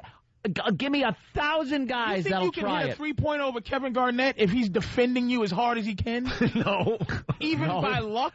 And I consider myself a pretty good basketball player. Not a chance. You would have to do a gay hook shot, some type of running, throw it over his head and You would pray. have to try a Metal Arc Lemon, whatever. I'm thinking his name was. that would be easier than hitting a home run. Absolutely not. All you got to do a major league is pitcher, close your 95 eyes miles and an hour. swing.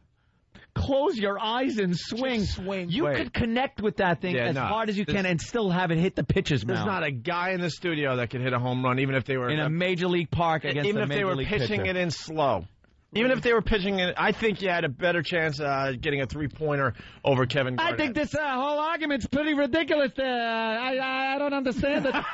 Why are we even arguing the point? All right, we got to take a break. Mad Dog show. We got to take a break. We got to take a break. We got to take a break. Dogs that can't play the game. We got to take a break. Maggie, you're not going to be able to see a dog shoot in the basket. They don't have thumbs.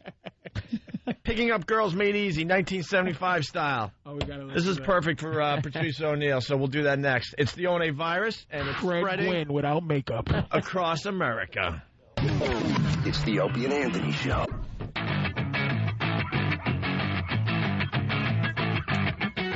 Freaking not taking the Eagles over the Cowboys. What's wrong with you? All right, buddy. It's the Opie and Anthony Show, the One virus spreading across America. Sean Hannity was on hold there. I want to wish us a happy 2-year anniversary of being back on radio. Yeah. That didn't pan out that great earlier this week. Gave us a sucky show. Who cares? No more anniversary shows.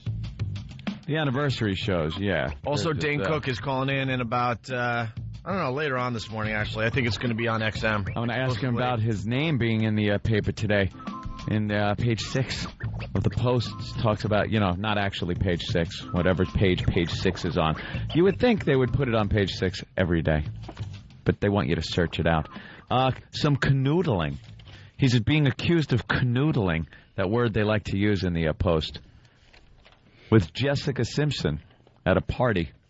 They were in a booth laughing and chit-chatting and whispering in each other's ears. They want it to sound like that, but usually these clubs, you can't talk to each other. You have to get right into somebody's ear. These gossip asses, they have nothing else, so they're just trying to make something happen. Yeah. They're just good friends. It's so obvious. An employee of the month starts today, and they're hanging out. Yeah, they're both in New York probably for, to get all the press in, and they're, of course, hanging out in clubs and restaurants, and they're going to hang out together. Canoodling, I thought, is when you're kissing.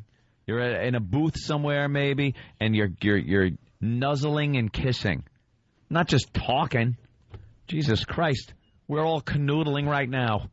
I guess. Look at us talking. I guess. Whatever. Where were we at?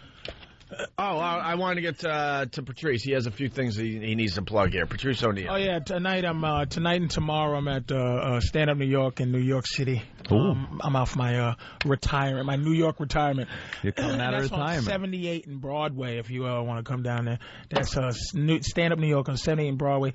Also, I'm doing a show with the Bobby Kelly from Tourgasm fame. Oh, Salem State University in Salem, Massachusetts, with the Witches and the Beard, and that is this Wednesday, whatever date that is. So today is Friday. This upcoming Wednesday is the show at Salem State University, October something or another. Nice. Then the next day, I'm at the whole rest of the week, I'm at Stress Factory in New Brunswick, New Jersey. So that's the 12th, 13th, 14th. Oh, so the 11th, Wednesday the 11th, I'm at Salem State with Robert Kelly. And the 12th, 13th, 14th. How the hell are we going to remember all this? Listen. Tonight, Make it easy. Tonight and tomorrow. Stand Up New York here in New York City. Right, gotcha. I got that one. The 11th of next week, I'm at Salem State University with Bobby Kelly. All right. Okay. And then the next day, the 12th, the 13th, and the 14th, I'm at Vinnie Brand's club, the Stress Factory in New Brunswick. He's got a great comedy club down there. You are flying out of retirement. That is a lot. Hey, man. What are you doing? We're going to eat. What? I ain't got no room. Mortgage. I used to have a room. Tax. I'm actually work. Oh, my Lord. He's got to eat. I just got my tax bill. Oh, boy. For like the quarter or something. Living in white I'm world not talking, is not good for me. Oh, I'm not talking like income tax like we got to pay. Wow. I'm talking my first property tax bill came in. Boy, you gotta love Nassau County. High five figures. It's in the 5 figures. High five? A lot of people pay it. It's in Nassau County. All right, now I got a problem with Vinny. It's ridiculous. Joe in Jersey. Joe. Yeah, I was at the Stress Factory in New Brunswick, and I want to call Patrice out. He had his little flyer on the wall and mentioned State of the Union with Chris Rock. Sticking with the brothers. No mention of O&A at all on your flyer. Oh, that's no big deal. I thought it was Vinny. I thought it was State the of the Stress Union? What is that? See, you don't even know what they're putting on your posters that they put up at these places. Vinny has my old headshot. Yeah, they got Vinny's club is like working in somewhere in the deep south in Jersey. Vinny has your first headshot and your first movie. Do you think I call him and say, make sure you put O&A on? And put the new one. Print up the new one. Yeah. There's a back stock room that's got like the comics names, and you just pull out a picture and pop it up in the window. We're on most of those posters, which is pretty cool. I got to admit. When I walk by Caroline's and I see the lineup for the next 8 months, those guys all mention Opie and Anthony. Matter of fact, Mr. Mid-Jersey, wherever you call from, go to Caroline's. It's all from the Opie and Anthony show. Yeah, we know. Yeah. Brian in Florida, what's up? He's just trying to start trouble. Brian. Hey, O&A. Good morning, guys. Good morning. Make it fast because we got to get to picking up Girls Made Easy. Yeah, I'm just talking about the Piggy, Miss Piggy, Fatty, whatever. Fatty Pig Fatty. Fatty Pig Fatty. Sponsored by H57.com. Oodia. There's a girl down in Florida here that's well over 5. Over 5 bills. And her problem is that she thinks she's going to have to buy the 2 seats on the plane, get up there, and she's going to get beat by someone. And I think the problem is, I know at least for her, is the fact of getting up there. Does she understand this is over $5,000 she'll get then? And probably other stuff, too, by the way. Yeah, this is like, who cares if she has to buy 2 seats on a flight up from Florida? Let me tell you where the contest is at. We met Crystal 2 weeks ago today. In Cleveland, 430 pounds, the current leader, $10 a pound, of course. So she's in for $4,300. Now, one girl has come close since then. Nope. 2 weeks. And I think we only have 3 weeks left in the contest. Yeah, she's a listener. She understands all that. I'm trying to talk her into at least I'm going to have her call the show. Yeah, have her call the show. Maybe one of our trucker friends could drive her up. Put her in the back with his load. Dude, I'll tell you what. With his load of chicken feet. Because that plane is going to stink. Oh, slip a roofie in her milkshake and put her in your put her on a barge and float her up here. And put her in a dog crate. Put her in the box. She got to fly on cargo. Oh, my God, 500-pound woman. All right, get her to call the show, and let's see what happens. Her name is Cheryl, so you'll know when she's calling. Cheryl. Maybe we could throw a flight in or something just to get her up here to get this contest rolling. Is she near West Palm Beach? Yeah, she's a toll booth operator. She is West Palm Beach. She's a toll what operator? Well, hold on a minute. Maybe our friends down there at the station in West Palm Beach could help us out. Norton's down there at the Improv all weekend long. We could set something up at the station. Oh, that'd be handy. Yeah, they'll weigh her at the station for us. That'll be fair. As long as they get video and pictures, that could be good enough for the contest, I'm thinking. Right, Ant? Yeah. She's a toll booth all right, hold operator? on the line. We're going to try to work or something out. Or toll collector. Okay. Where she put the little thing up? Booth? What, you throw the coins in her mouth? She is the toll booth. Yeah, let's see if the gang at the Buzz can help us out with this one, because it looks like we might have a new leader. She's 500 pounds. Can you do the top 10 country songs today with Patrice? Yeah, that's another bit we love doing with Patrice. We'll do that over at XM. Yeah, if you enjoyed it, you heard it yesterday. Yeah, I know, and I good move. Forget it. I got so pissed at E-Rock. I'm like, why would you do that, knowing Patrice is coming in today and we can do a new version of that? We could have done a new version of it. We still will do a new version of that. All right. Picking up girls made easy, 1975. These were all the rage back in the day. There were ads in the back of smut magazines that would have books and videos sometimes in the later 70s, but usually books or tapes that you could get, and they would tell you how to pick up women. Right. And you would get this, read through it, and become just a stud. Well, and they were all just bull. Just bad ideas. Yeah. Bad 70s ideas, I would gather. Patrice? You never had a problem these picking things? up girls, right? The books, I've had problems picking up girls. Like, why do you think I'm so angry at women? If I had an easy time getting women in my lifetime, I'd be much happier. As a kid, I was too shy. And always kicking myself in the ass, going, I should have talked to her, kind of a thing. And then as I got older, you kind of forget about that and just kind of take a chance, dive in. But that's why you resent women a little bit later as you get older, is because when you're young, you have the energy to do what you think you're supposed to do. But then when you turn a certain age, you go, wait a minute, I spent my entire young life chasing this. Like, how many times do you actually have sex and you go, man, that was... Like, I'm talking about sports sex, you know what I mean? Yeah. But, you know, working up a sweat, getting a good workout. And you go, you know, I could have. Now you think about doing other things just to keep things from being messy.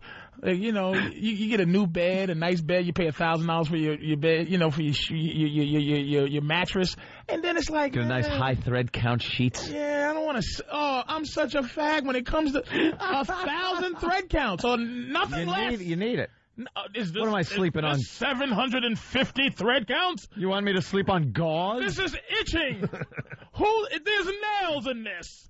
It's like sleeping on wheat. What is this? Take it away. Oh, baby, come on, let's have sex. I have sleeping on shredded wheat.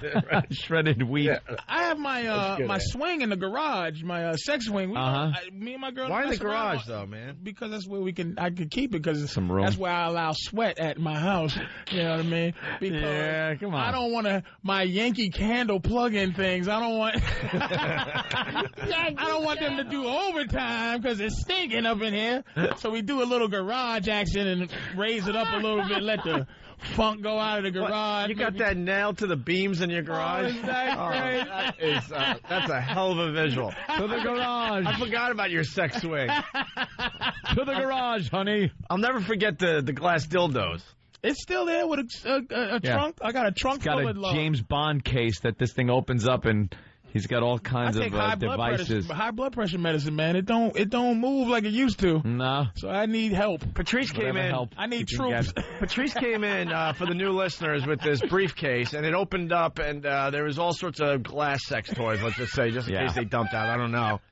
I remember you was like, that's what I'm getting at. And Patrice is getting all excited, and he's showing each individual glass apparatus and explaining what each one did. And he thought we'd have the same excitement as him, and I just had to say, Patrice, what is wrong with you? You got like a problem you gotta here. Understand that we haven't been in contact for 2 years. Well, however long you guys were off the radio, we would see you come down to Tough Crowd and stuff. Yeah. And then you're back on the radio, and that's when Ope was like vengeful Sith Lord Opie, where he just was making sure everyone knew he was back. So we'd come in. He left me. I was out there waiting with my glass dildos, right?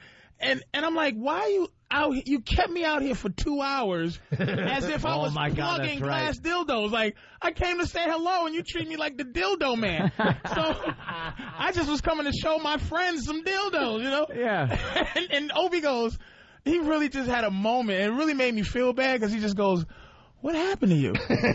Like, almost really concerned, and I really wanted to go, I really don't know. I don't know. Why do I have a suitcase full of glass dildos? You're right. I have a suitcase. But they are fun, though, and they're clean. You always use Anyway, so that was what the sex swing, though. That's just classic. Yeah, those 1,000 thread count sheets, man. You can't be having sex on them. See? No, Want to hear how we were supposed to pick up girls back in 1975? Yeah. And y'all still pick them up the same way. This is probably how you met your girl. Hello. Hello, dear. No, like I said, after a while, you just kind of get. I don't know. That's why my opening line made sense. My opening line. I was with Jim Norton down in Philly, and I went up to my girlfriend. Well, now my girlfriend said, "Do you know where we could get something good to eat around here?" That was my opening line. That's the first thing I ever said to her. Is that the first thing? Yeah. I said, this simple loser, I got him. After I was just sending shots and everything else over to kind of like soften the beaches, man. Oh, that's why you. And then I got brave enough to walk over. That's why you two are such in love, because you would hate to go and have to meet another woman just like that, because you get too much pride to go. Hey, listen, how you doing, baby? You ever hear Opie and Anthony? Yeah, I'm Opie, ho. I'm me. That's your pickup line from now on, Greg. I am ho. You don't have to worry about it, man. Pick him up. I don't want her going out with this version of me.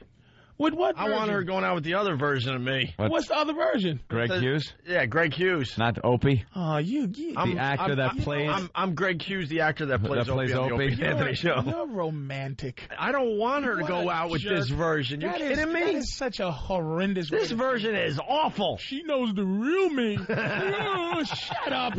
This is the only you. Listen, man, I try to convince myself there's another version. Will you go with it? It's a worse version. The Greg Hughes stinks. This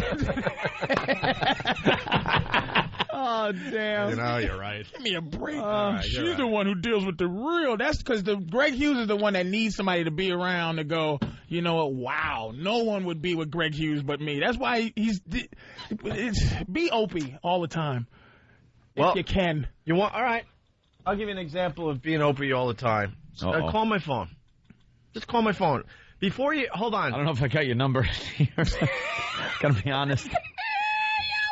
I haven't... we don't talk to each other anymore. Let's see. I got my new phone, and hold on, I haven't gotten everybody's number. Oh, there okay. it is. There it is. All right, hold on. Before you call it. All right, I'm almost ready. Before you call it. I'm ready. This is me being Opie all the time. I left work yesterday. I forgot that I gave Danny my phone to get more ringtones in my phone, okay?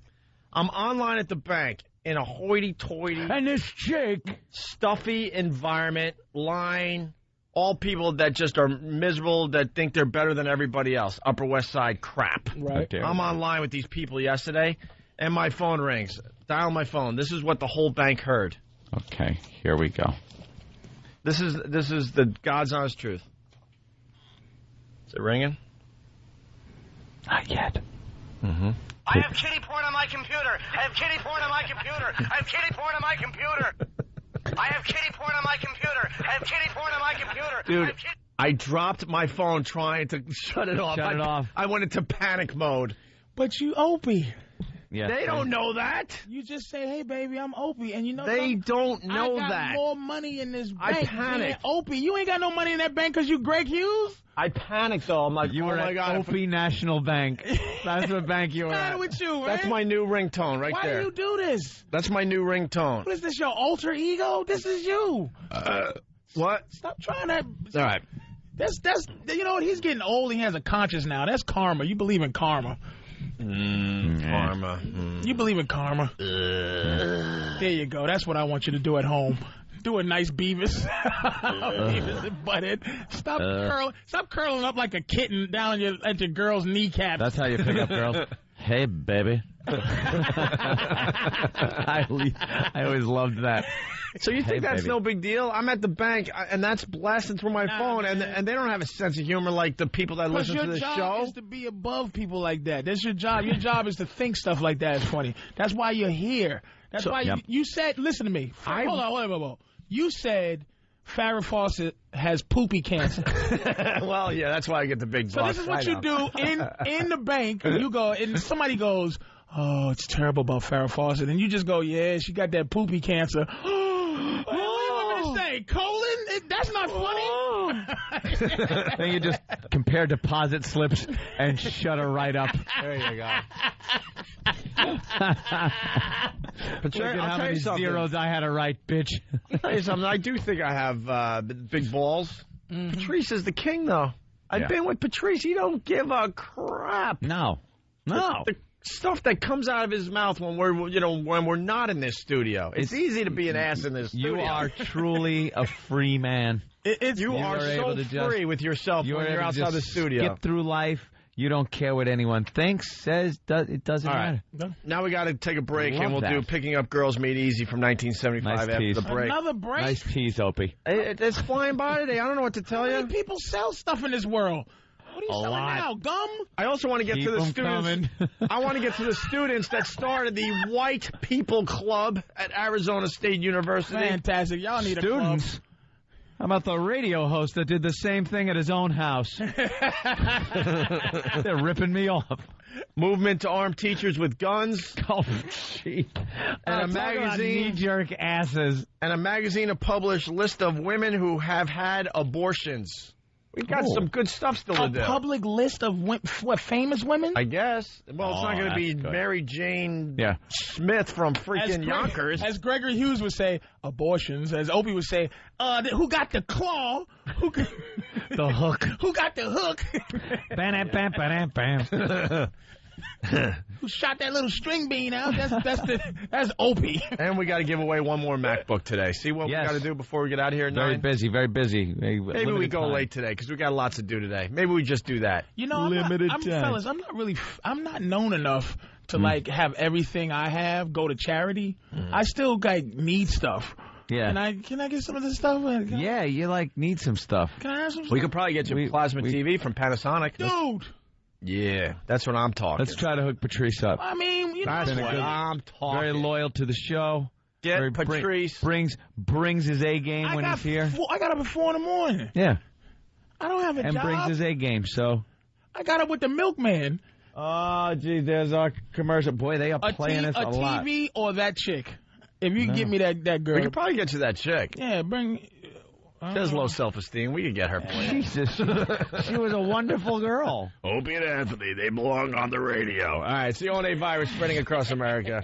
The commercials, whatever. Talking about O&A Uncut and Live, continuing the show on XM Satellite Radio starting at 9 a.m. Eastern. Visit xmradio.com to subscribe. It's the Opie and Anthony Show. Shout out to the Oh, my God. The show's even funnier during the breaks. Oh, damn. During the breaks, I should say. Patrice O'Neill filling in for Jim Norton today. He's down there at the Improv in West Palm Beach all weekend long. Of course, this is the Opie and Anthony Show. The O&A virus spreading across America. I went into the bathroom, came out with an idea, Anthony. Hey, that's how it works. Oh, $1,000 bounty for the Fatty Pig Fatty contest. Oh, no, look who's on Imus. What happened? Look who's on Imus behind it. Oh, Mark Chernoff? Yeah. Mark. God, that's going to be exciting radio. Hi, Mark. Hope Imus is just lambasting him. Did somebody get a phone book to prop him up on the seat? Yeah, jerk. Bounty. Yeah, bounty. Bounty. Because there's fat girls out there. Of course there are. I see them every day. And there's guys out there that are looking at the fat girls going, man, she's fat. She should be on the Opie and Anthony Show. I listen. And by the way, I don't know who brought this up, but I'm doing it all the time as well. You see these fat girls on the street, and you throw a money figure at them. You're going, I'm thinking to myself, oh, that's $3,200. That's what I do now. Yeah, she's oh, that's $3,500. She's $2,500. $2,500. She's freaking $900. Me a bag of shells. She's 990 pounds. Nothing. $990. What? What? I was trying to work out my 990 pounds would be a wow. Yeah, I failed. Go broke. All right, man. Well, we got a $1,000 bounty. What do you think about this? I like it because it gets now the woman, the fat woman, doesn't even have to listen to the show now. Now a guy or a girl that knows a fat woman can now bring her to the show, knowing that they get $1,000 out of it. You get $1,000 for bringing a fat girl. No just to bring the girl. For any size fat girl. Finder's fee. No. Whoever brings winner. in the winner of the Fatty Pig Fatty contest gets $1,000. $1,000 on top of what the girl gets for $10 a pound. So she's getting her $10 a pound, and on top of that, whoever brings her in gets the $1,000. And that's something. Yes, Patrice O'Neill? Yes, Patrice O'Neill, yeah. So I'm thinking that if I knew a fat person, a fat girl, rather. Great big fat person. Is she a great big fat person? Oh, goddamn. I love that dude. That guy. You should offer the bounty people. You should offer them a certain amount of money anyway for bringing a certain amount of poundage. So let's say if you give $200 for somebody that brings in a girl at least 300 pounds. Like just to have women come, you know, and like the $1,000 winner. But let's say if you bring in a woman like 450, just for the trouble of bringing up somebody 450, you should give them a couple of hundred. How about 50 cents a pound for the finder of fat girls that come up? 50 cents a pound. That's a lot, dude. No, that's not a lot. Is that? Yeah, I know it's no, not. It is. Oh no, but like if you bring up a oh my God 400-pound girl, then the finder gets like no. We're getting too complicated. $1,000 for the person that brings in the winner of the Fatty Pig Fatty. How contest. about But we that's take a not- it's not percentage gonna be of the worth number it, though. of the people that come in? $1,000 not worth it to throw it out there. Worth it to go find a fat bitch. Like it's like if I'm not going. It's not about finding the fat bitch. The fat bitches are out there, and we got listeners going, "Wow, she would win the contest." Now his incentive is, I could get $1,000 if I could talk her to come into the studio. It's simple. $1,000 bounty to the person that brings in the winner of the Fatty Pig Fatty contest. And That's now it has to be someone over 430. 430. We 430 over 430. Look at this. We got Tugboat the Trucker. Tugboat. Hey, guys. Hey, I got a cousin, man, that'll go 6 1/4 easy. And the problem is I can get her to New York, but, dude, I can't get her there except maybe on the weekend. Now, your brother out there at F.H. Riley's got a scale that'll weigh this much, bitch? We might have a scale, but we don't have enough food. A little fat joke because my brother runs a restaurant. What? Let me ask you something, dude. How come you guys don't treat your female fans better? Are you kidding I think we do.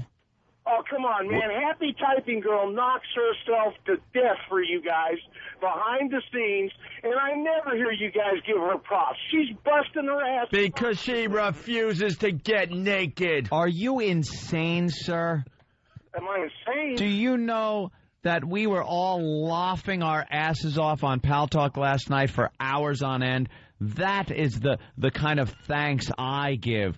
I go beyond this program and get on Pal Talk, and we were all laughing last night. That's how I show my appreciation to the fans. I've seen you there All right. in your palatial mansion. All right. And All just right. knocking all the crap out of us poor guys. Now, what about getting this fat bitch to F.H. Riley's? Does she have to eat when she gets there? I can get her there probably the weekend after next. Why are we making so many concessions I don't know. for this? Hold on the line. No, you First got of to all- get your ass down to the station. Yeah, we could have some of these fat girls go to one of our affiliate radio stations, but it has to be in studio somewhere. Yeah. Talk to Tugboat. By the way, we do love Happy Typing Girl. She does a lot for the show. Of course. Break out of character for a second. Hey, Patrice was talking about relationships and girlfriends during the break. His analogy was amazing. They're always hysterical, always unbelievable, yet completely true when it comes to Patrice. You are in your own little world as far as the world of romance goes, the world of love, the world of mating. It's the world of animals. Yeah. I'm just being animal. And you are... And all you have to do is as an animal, what we do other than dolphins is we communicate. And you just communicate what you feel. My girlfriend's gaining a little weight. She said, "Will you leave me?" I said, "Yes." Because I found you not fat. And if you get fat, see... Getting a girl who's already fat is different from watching your girl become fat. It's like buying an old car is vintage. Watching your car get old, get rid of that piece of mess. It's got miles on it and let somebody else call it vintage. Dude, you getting rid of this vintage 94? Now Yeah. you're giving it to somebody who wants that. Who wants that vintage? But I had my girl new off the shelf. She keep it polished. New girl smell. New girl smell. Everything, right. I don't want to watch her become what somebody else I didn't is buy already. this car with a dented bumper. That's right. When I got it, it was a perfect bumper. That's Patrice. All of it. So as he's saying this, I'm just laughing because he is the most like I've never heard any guy actually speak like Do this. your sneaker analogy. That brings it home. Pretty much the same thing. I know it's the same thing, but It's vintage. It's not vintage if you watch it become old. If you have it when it's from new to old, that is just a raggedy piece of garbage. But if I see some, you know what?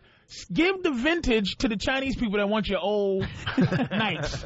Do you understand what I'm saying? So if my girl is saying to me, are you going to leave? I'm like, I'm not mature enough because I am with you because you're a hot girl.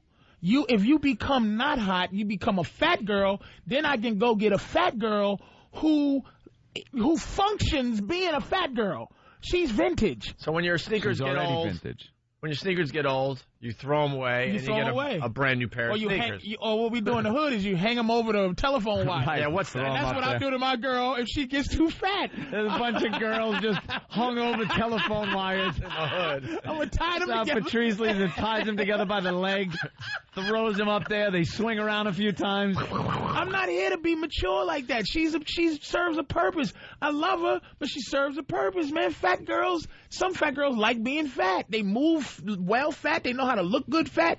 She's a good-looking girl. And those are for the guys that want the vintage. That want vintage. Now, my girl, a fat version of my girl, she will walk out on the streets and somebody will pick her up in a second. But they don't realize she's vintage to them. That they like that. She's just an old fat bitch to me.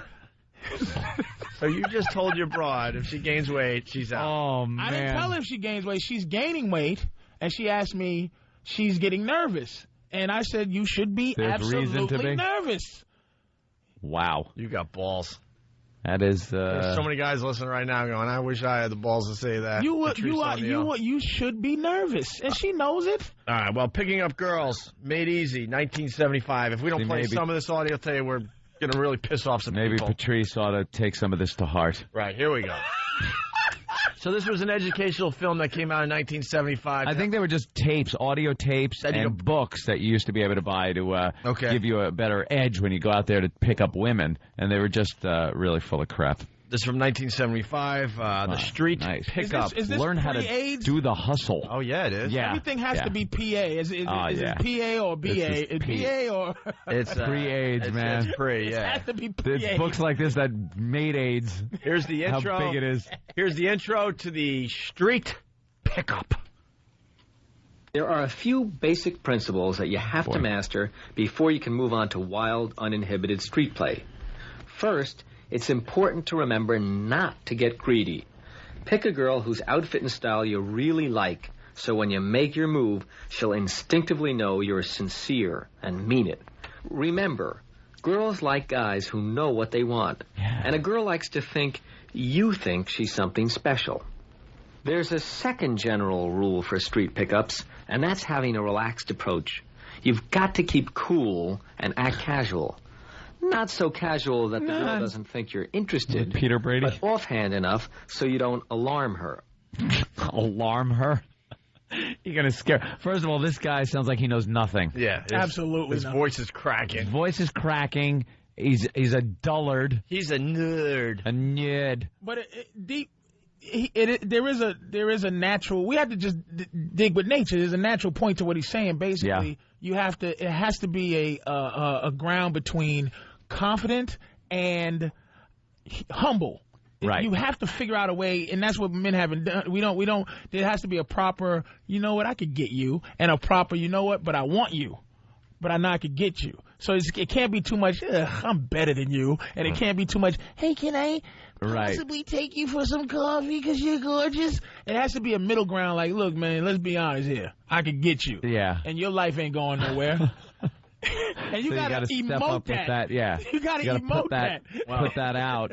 Well, good old Mike hits the street, and he does some acting as he looks at girls. Picking up girls meeting. In 1975. From 1975. I think we have that right here. All right. Act like wherever you are, that's the place to be.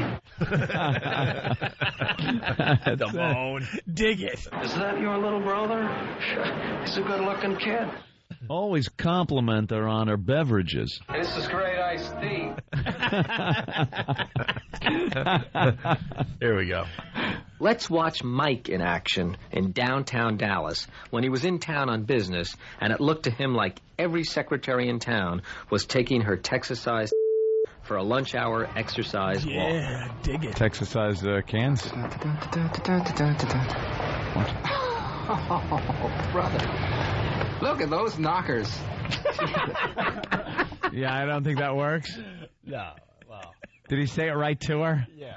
Yeah. Yeah, it's supposed to be Mike on the street looking at girls. I guess that's not how to do it. No. Look at those knockers.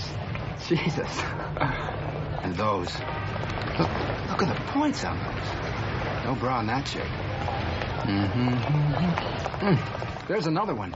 She's got a pair. Jesus. Well, these Texas chicks are too much. Phew. Whoops. Mike's forgotten rule number 1, and he's just spinning his wheels. Don't forget, you've got to make a decisive choice. After all, you're not girl-watching. Mike's like the donkey who's starving because it can't choose between 2 bales of Texas hay. It's only an ass that can't make hay in Dallas, Mike. Ha ha. Oh, my God, does this stink. Wow, this guy is awful. This stinks. With his that monotone, no personality voice. But has it changed?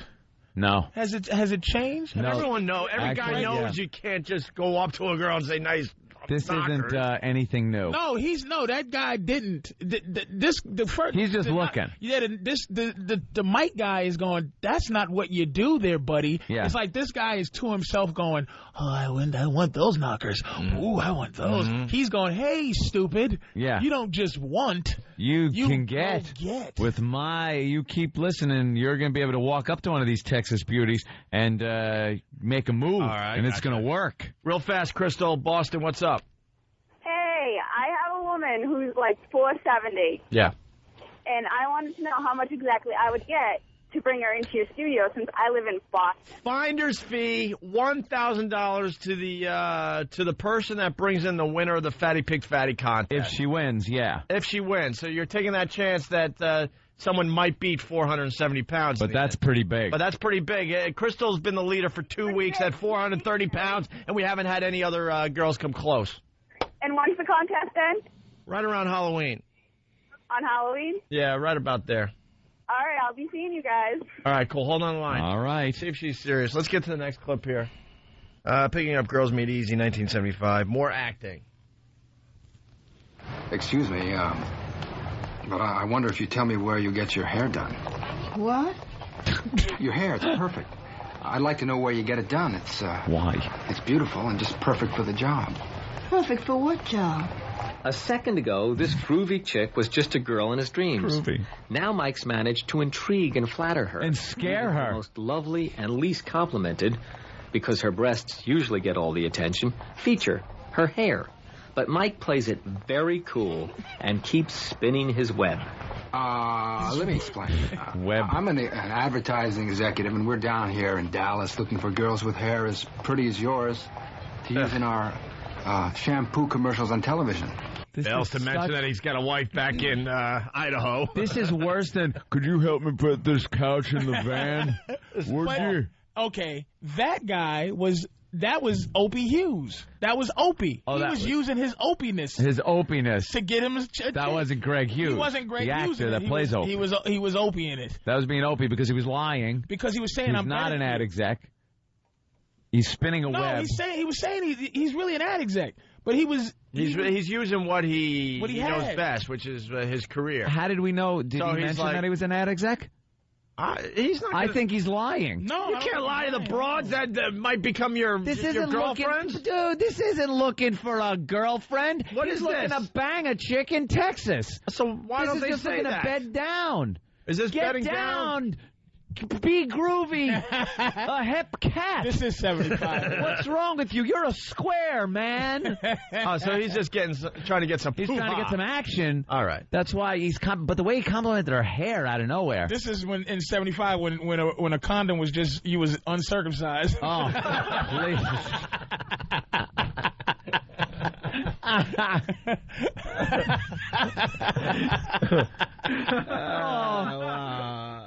He's just looking for action. To use in our shampoo commercials on television. Really? Yeah. And this Texas sun is murder on most hair I've seen today, but yours is lovely. Just lovely. Well, creep. Thank you. Now Mike set her up. All girls want to be on television, so Mike puts a real casual front on. All right, he's trying to just get some poop. Yeah, he's lying to her, but he's so creepy. Yeah, that hair, that'd look great on your head on my mantle. But that's here's what women just want: an excuse to be a hoe. It's like, as long as it's not their fault that they went home with this guy or went to the hotel with this guy, as long as they make her feel like had the line and like it's not like, hey, look, I don't care about your hair because I'm trying to mess it up, really. You know what I mean? So it's like, look, why don't you come on back and do this? She can't go. Okay, you have to make them feel like it's something else. That's not that bad. It's just that now women are a lot more savvy. Yeah, a woman would pick up on this in a second. You would be blown off, probably arrested. 30 years later, a woman who was born during this is 30 years old now. Different time, different savviness. You know, it's a different thing than that. But that's exactly the same. Well, let's see. Level. Let's see how this ends. Mike plays it cool in this next clip. I think this approach stinks. He gives her just enough slack and then confesses that he's just an insurance salesman. Oh, are you kidding? He fesses? Let's see what happens. Well, I don't want to hold you up. I'm sure you're very busy. Why don't you just tell me the name of your beauty parlor, and I can go by there and see if I can find someone there who's got some spare time. Oh. I got some spare time. Are you sure? Why, yes, I'm certain. Oh, this is a real imposition. You were going to lunch. Now Mike is careful not to get too casual and lose her. He gives her just enough slack and sets the hook. No, I was just going shopping for a few things. It can wait. You know, I'd never be able to find such perfect hair for us in any beauty parlor anyway. But I wash and set it myself. You do? Yes. Well, can you spare a minute from your shopping? Yes. Then why don't you give me all the details? Let's duck in here for a drink for a minute. Mike has completely disarmed her natural street defenses by complimenting her and then backing off, pretending he's not so interested. Not so interested. Now that they're having a drink, let's see how he handles telling this luscious chick he's really an insurance salesman without losing her. You know, I've got something I should confess to you. So why is he confessing? I'm a bus driver. Why is he confessing? Hello, Bill. Why is he confessing if he's just going for the poo-ha? I don't know. It can't be a relationship thing he's going for. The whole thing is based on a lie. The first thing that he told her was a lie. What's that? Well, I really noticed your hair for personal reasons. Yeah. Oh? You see, I'm just visiting Dallas on business, and when I saw you, I thought to myself, now she belongs in a television commercial. She's so great looking. If I were in advertising, I would have picked you from all the girls in Dallas to be in my shampoo commercial. Really? That's the truth. Now Mike's told her the truth. He didn't tell her the still truth. Pretending he doesn't even notice the snowy cleavage she's showing him. The snowy cleavage. And you know she looks like one of the women standing around when Kennedy got shot. Of course. With the big hair. Big beehive hair. And she probably has a blue suit. A Jackie O suit. Like the chick from Animal House. Like she just like right? It's Dean Wormer's wife. And he, oh, really? You still want to see my cucumber? And are they gonna later on? Are they gonna show the part where she throws some kind of hot soup in his face for wasting her time? By this time, the roofie he put in her drink should be taking effect. This thing is pre-stalking laws, man. pre-AIDS. This thing is pre-everything. Pre-restraining orders, pre-everything, right. This is where you can just go. This is pretty much just after the point where hitting him on the head with a club and dragging him home was acceptable. That they said no to, but everything else was a go. This is the wild, wild west of picking up broads. You want to see how it ends there? Of course. Of course you do. How does this liar get the action? Mike gets a date for later tonight. He should go all the way tonight. Say, since I don't know a thing about Dallas, maybe you could suggest a club where they have dinner and dancing. Well, there's the Pot of Luck, or there's Sir William's Inn. Send it to a gay bar and don't show up. Sir William's. How'd you like to go there with me tonight? I was supposed to go to the movies. Oh, well, that's too bad. This is my only night in town, and I was really hoping to step out and enjoy some real Texas hospitality. Mike lets her know it's tonight or never. I could go to the movies another night. And tonight you can show me Sir Williams. Terrific! I'll meet you afterward. All that innuendo. And I'll show you my Prince Albert. Listen, let's go somewhere and have some crispy balls. And some delicious. What an ass! He really is an ass. Oh. Well, look at that fireman's helmet. It is bulbous. I wonder if there's a raging fire somewhere. This gets her mind thinking about other things. Oh, my God. Oh. What? I've never heard so much innuendo. I know. It's the worst. Some of this Texas hospitality. Do they serve bratwurst here somewhere? Big fat bratwurst? They should have a bubble over his head that said wink wink, or a thought bubble. I'm going to get some ass later. Could you help me in this supermarket? I need to know if these cantaloupes are fresh. So I'm just going to stand here and squeeze them. Oh, yeah. Oh. Do these look good? Oh, pickles are my favorite. Could you just roll these kiwis around in your hand for a while and tell me if they're fresh? That's good. No, the only way you can really tell is if I lob a spoonful of yogurt in your face. So since we're at the supermarket and you're fondling the kiwis, I'm just going to throw yogurt at your face while I see if these cantaloupes are fresh. All right. No, I know it might look odd, but could you lay that trout under my nose? Because I'm shopping here with you in Texas. Oh, God. The innuendo's hilarious. It's unbelievable. That's out-uendo. That isn't even close to innuendo. That is the most... There is no girl that would go for this in the past 50 years. Well, let's see how it ends, okay? And tonight you can show me Sir Williams. Terrific! I'll meet you afterward. That's it. From sidewalk to evening date. Mike played it beautifully once he settled down and chose his girl. Because he picked a chick he really dug, his natural sincerity showed, and she instinctively trusted him. He was able to keep cool and let her get excited. Yeah. With his style, he should go all the way tonight. Should. Okay, I got something. Well, I want to see how much times have changed. We got the walkover, right? Yeah. One of these guys are doing that exact thing to a girl on the street during the walkover.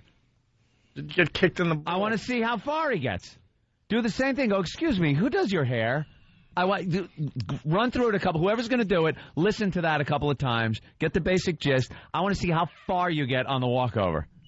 Because I think it's going to be, first of all, every girl's going to pass by and not even stop.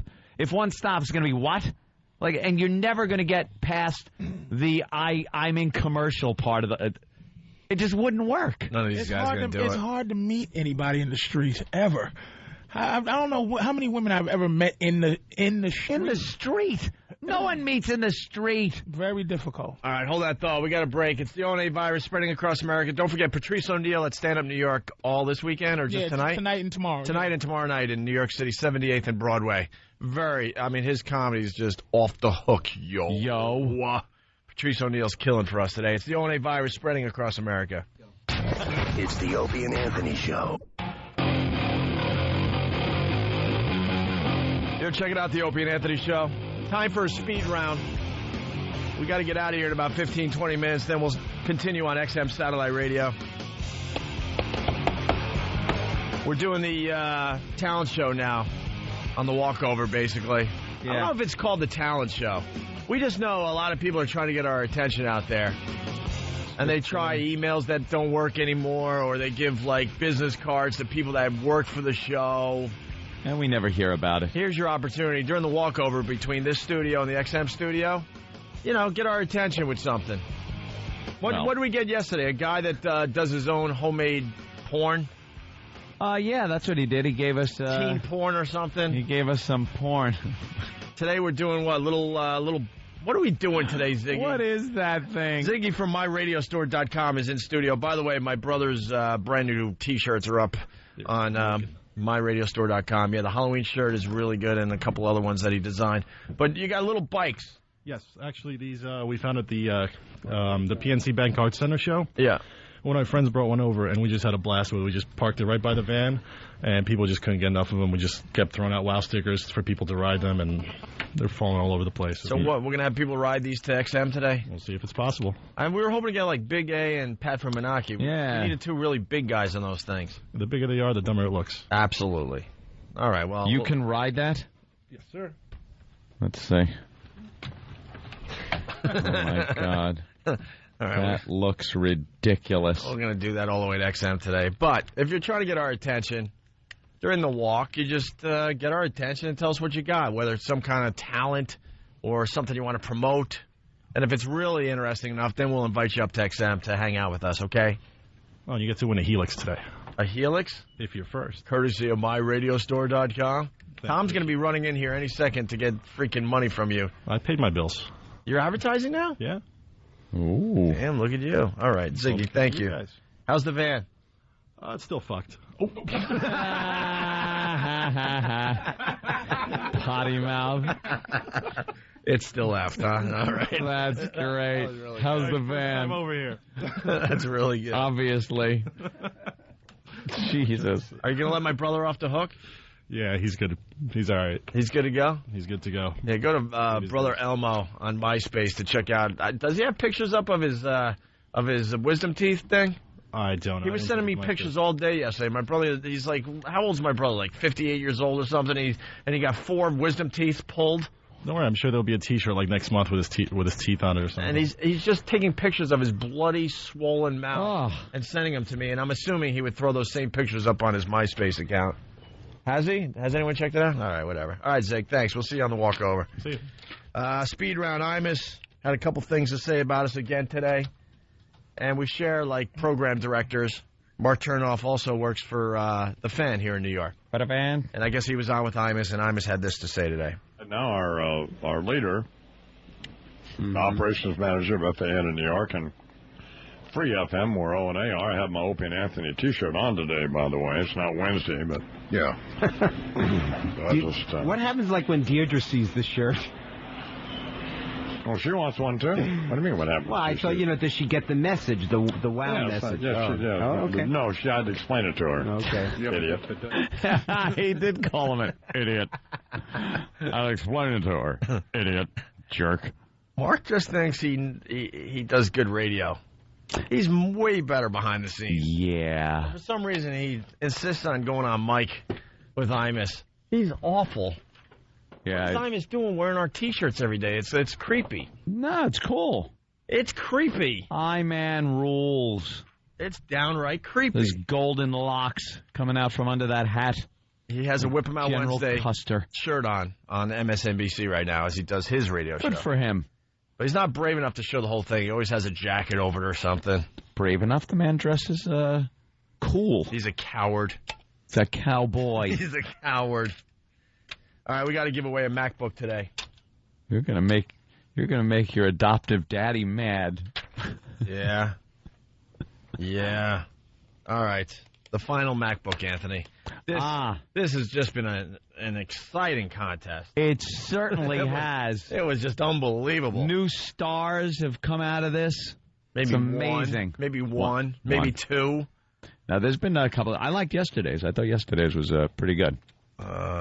Jim on Dateline, right? Yeah. Yeah, that was Jimmy Norton clips thrown in with the guy from Dateline, making it sound like Jimmy was one of the guys that walked into the house looking for sex with a youngster. Well, we had 5 MacBooks to give away. Thanks, Apple. Yep. And all you had to do is throw together a 30-second production piece about the Opie and Anthony show. Yeah, easy. I like Monday's winner. Can we play that again? Monday's was good. Yeah. This is Adam Started R. strong.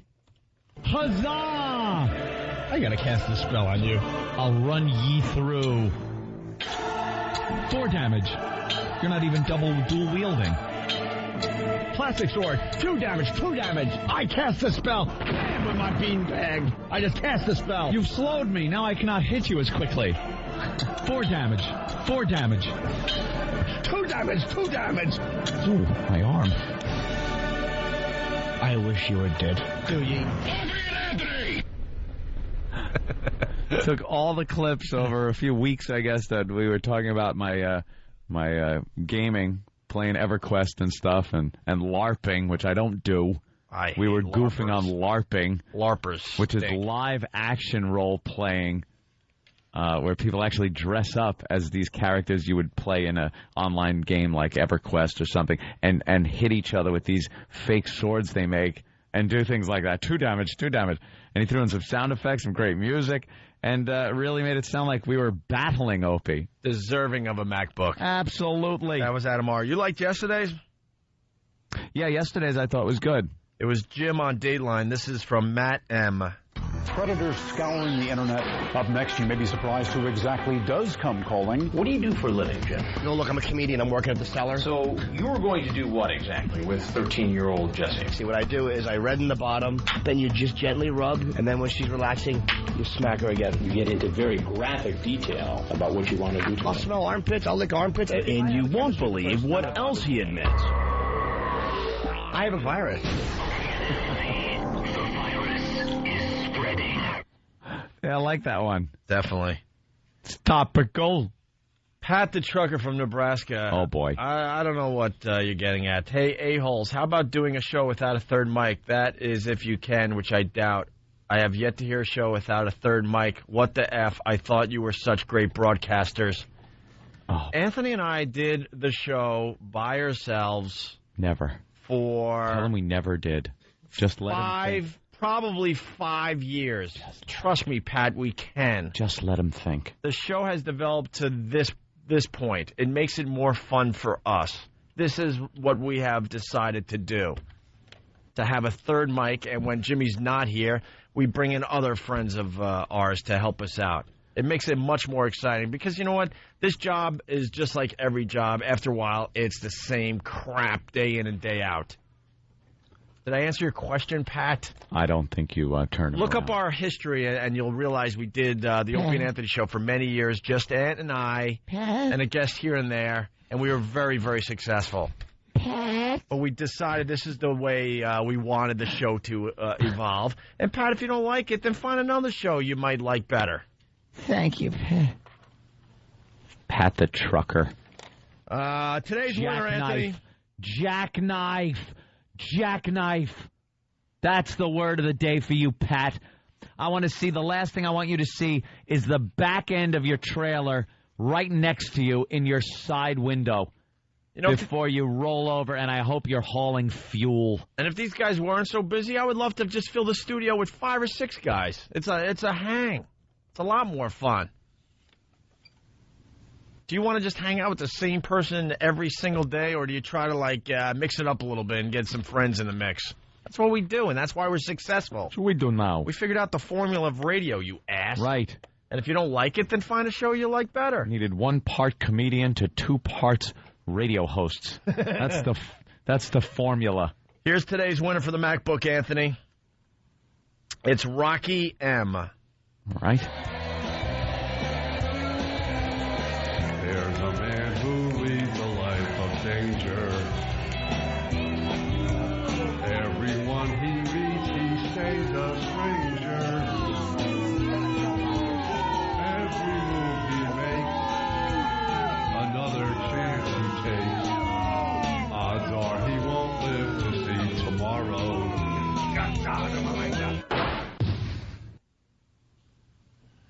What?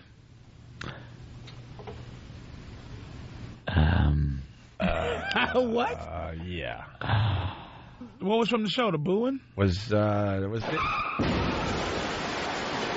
Was Danny drunk again? Can you please tell me? I don't care if it's true or not. Just please tell me that you're picking some that didn't win also to show us how good the ones we picked are. And that was one of them. You could lie to me. Just say that's what it is, please. Please, Jesus. Well, congratulations to Rocky M. No. You just won the unbelievable new MacBook. It has everything you need to explore all your creative possibilities, and you can take it with you wherever you go. Now you can create your own music, movies, and pile of S. Holy Jesus. It's so much easier than using a PC. Head to the Apple Store or apple.com to check it out. Danny. Use it in good health, you piece of garbage. Yeah. You undeserving Idiot. You lucky bastard. I want to be going around going, wow, I won. Is someone going to go there and teach him how to turn it on? Danny, why did you pick that one? Danny? Oh, my God. I think they picked one out of the hat. No, they got lazy. That's not what happened. There are certain rules that you need to adhere to for this contest. And no one else did. Well, no, because there was a winner that wasn't this one, but because of certain stipulations, that person So you couldn't find one that wasn't incoherently Was the stipulation somebody related to show or something like that, or was it time constraint, or what? It was a residency issue. you had to be in the country to actually win this. Really? Yeah. Someone sent something What? from where? Where are these dumb rules? It's coming from Mark. Ugh. No, I think in order to export computer equipment, you really can't export it to another country. Not allowed. Make him pick it up himself. Come here from where? Where did he live? Arab village. Thailand? Wait, where is this? Canada? That's not another country. That's like America North. Yeah, that's like an extra state. Yeah, that's the state of Canada. That's the 51st state that we don't know state. about. That's the Great White. Ugh. They speak the same language for the most part. Where's that except for winner? the parts we don't like. Everyone is saying that sucked. And now they're all bitching because now everyone is saying theirs was better. We made it 4 out of 5 days without one complaint because people were like, all right, that's a good one. Now we're going to get all of these, oh, mine didn't get picked. Blah, blah, blah. Do we have the one that you wanted to pick, but he was from out of country? I can dig it up. Let's hear it. Dig it up for Monday because now we're running out of show. Oh, my God. Because I got to say, that one stunk. Anticlimactic to the MacBook contest. I'm like, whoa. Wait, that guy won something, right? What? You're waiting for the joke, right? What? Well, all judges' decisions are final, so that guy wins regardless. And I agree with the people. Yes, it sucked. What the F? Mine was so much better than that. We're getting those now. But why was that second? No, it was one winner a day. So that One was winner a today's day. winner. But there was no other I'll be option? honest. There were only 2 that I liked. We had 5 winners. I only liked 2 of them. I thought they were all good. I liked 2 a lot. What was that? But there wasn't any one that was picked over the 4 days that was like, oh, my God, that guy is not What did deserving. this one have to do with the show, though? Well, The booing, Secret It was Agent Man? Kenny singing, which is, like, funny. Oh, okay, it was Kenny. Okay. And it was booing, but I guess the booing because what happened at the virus shows. Like, nothing made sense in that. He just kind of threw together a couple of things and... Like, nothing makes sense if you don't listen every second. Yeah. Like, the other ones I understood. Well, kind of funny and... Danny, I'm always with you. I'm always with you and your dry hair and your pubic beard. Oh, that just sucked. It's too bad. And, man, the listeners had a lot of time to get their stuff in this time. We got a lot. What country was this winner from? Cleveland? Yeah. Patrice O'Neill, you killed for us. Thank you. Stand Up New York tonight and tomorrow night here in New York City, 78th and Broadway. I think I'm in town this weekend, and I think I'm going to try to check you out on maybe tonight, actually. Do that. Salem State, Wednesday, the 11th. And the Stress Factory on the 12th, 13th, 14th of October this month. That's next weekend, I guess. Next weekend, yes. All right, very good. Thank you. And I'll also see a bunch of you at F.H. Riley's, my brother's restaurant, 400 New York Avenue in Huntington on Long Island. I think I'll be hanging out there this weekend as well. And at my show? Whoa. I'm going to be all dude. Opie's everywhere. Hello, yeah. I got a few days. To a show, ass. He won't be there. No, he's not going to be in Stand Up New York. I got a few days, and I'm filling it up with activities. I want to be there. What are you doing, Anthony? Oh, Anthony's going to play video games. Dude, I'm around. I'm going to play. I'll be there, and then I'll go back to my games. All right, listen. Today's football picks were sponsored by Dish Network. More football for you, better TV for all. Call 1-888-GET-DISH. Thanks for picking my games this week, Patrice. What's happen for you, baby? $10,000 up for grabs. If I win, I throw the money out of a helicopter. We'll see how I did on Monday. All right, if you're not joining us over at XM, have a great day. All right. Walkover begins now.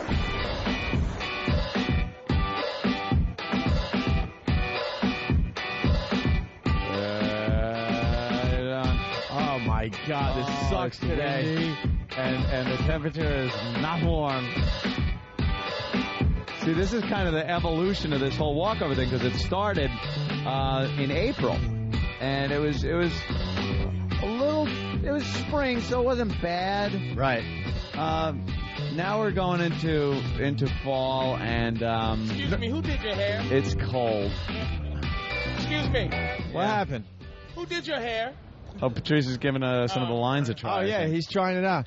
You know what's funny? It's easy to talk about walking through the winter when it's 85 degrees out in New York. See, I know. But as soon as it drops down to this, what is it, like 48 degrees in New York today? 50 degrees tops with the wind making it feel a lot colder? It's very windy. Baby. This is like... Now I'm thinking, no effing way, man. No. Could you imagine a howling wind coming down 57th and ice all over the place and snow? Yeah. It's going to be unwalkable. Hey, unwalkable. Oh, you want in?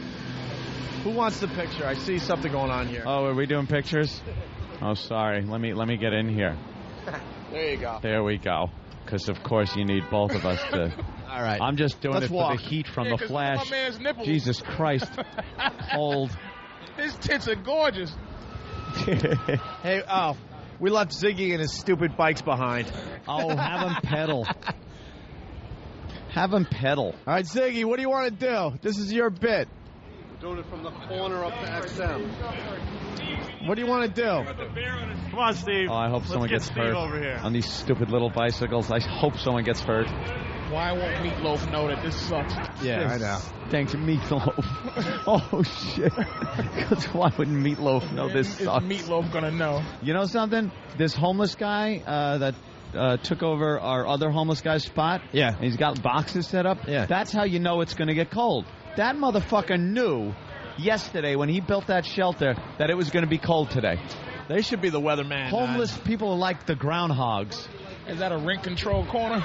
You know what I'm going to do? There's a guy in here, bro. Oh, jeez. I'm going to give him my water Don't mess with his house. that I've been drinking. I kicked it yesterday. Oh. Yeah, we tried to wake him up. He wouldn't wake up to take money, Patrice. He got mad at us. I guess he's got an alarm clock set so when he has to go to work. Go ahead, Steve. Hey, Steve, look, I'm on the little bicycle. Come on, Steve, pedal it. Steve Can you still pedal has it? the athleticism of Oh, a no, fat man. no. Look at him. He's Look at You Steve. can't ride that, Steve. All Come those on. raw eggs and steroids mean nothing. You still on, can't ride a Steve. baby bike. Ride that baby Get bike. on there. Go ahead, Steve. Ride Pedal the it. baby bike. It's hard, huh? Get my legs up. You can't get your legs up that high? Maybe it's those tight jeans, Stevie. I saw a bear do it in the circus once. Maybe it's those hot little spandex you got on there. Yes. Keep your knees out. All right, let's go. Look, he's having such a hard...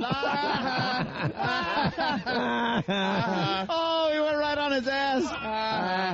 Holy shit, that's great. You got it on video. That'll be on YouTube. Welcome to a very downloaded YouTube video because asshole falling off little bike is going to be hysterical. Not the first time.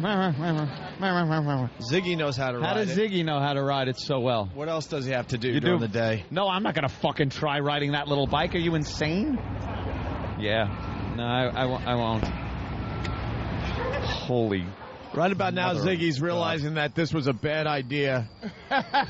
No, Steve is realizing it was a bad Shove idea. it up somebody's asshole. Yeah, let's see That's it. another one. Shove it in your asshole. Hold on. And have something ride it in your asshole. Hold on, let's see. Ziggy, why don't you ride across the street? There you go. Light has changed. Honestly, Ziggy, ride it When across when the the street. green man starts blinking reddish, right? He really wished these. That bikes is an meant more. inconvenient bicycle. No one gives a fuck. about These these bikes. asses don't even give a shit about that. New York City doesn't care. They don't give a I hope crap. a bus He gets hits him. hit. Oh, would a Ziggy, bus hitting get hit him by be a great? bus. Just riding that thing right under a tire. He's going in traffic. Here he goes. Oh my God, he's going. Why won't He's in traffic. Why won't Haystacks Calhoun face? He's in traffic on this little bicycle. What an asshole. You went old school on us, Patrice. No, I saw wrestle the other day on Madison Square Garden. Does Madison Square Garden Classic? It's the best channel on the cable system. They had Chief J Strongbow wrestling. Oh, those were the good old days. Oh man, it was great. Look at poor Ziggy with no one giving a fuck. Why don't you put a picture of you doing that on a T-shirt? Dude, whoa, he tried to do a wheelie. He even was riding the bike in the middle of traffic hoping that someone would care. How does he go uphill? That seems really difficult. Oh, here go me and my girlfriend's new girlfriend. Ask her, tell her she got nice hair. Tell her she got nice hair. Ma'am, you have beautiful hair. Where do you get it done? You do it yourself? Really? Are you in from Dallas? No. She's just walking away. Late for what? Work? How much you make an hour? I'll pay for that 1 hour. He went off script. Shit. You went off script. That's why What you fell. Patrice did was degrade her about the hourly wage. How much you get an hour? $20, bitch? It's $22.50. Tell him you'll be late. Hey, ooh.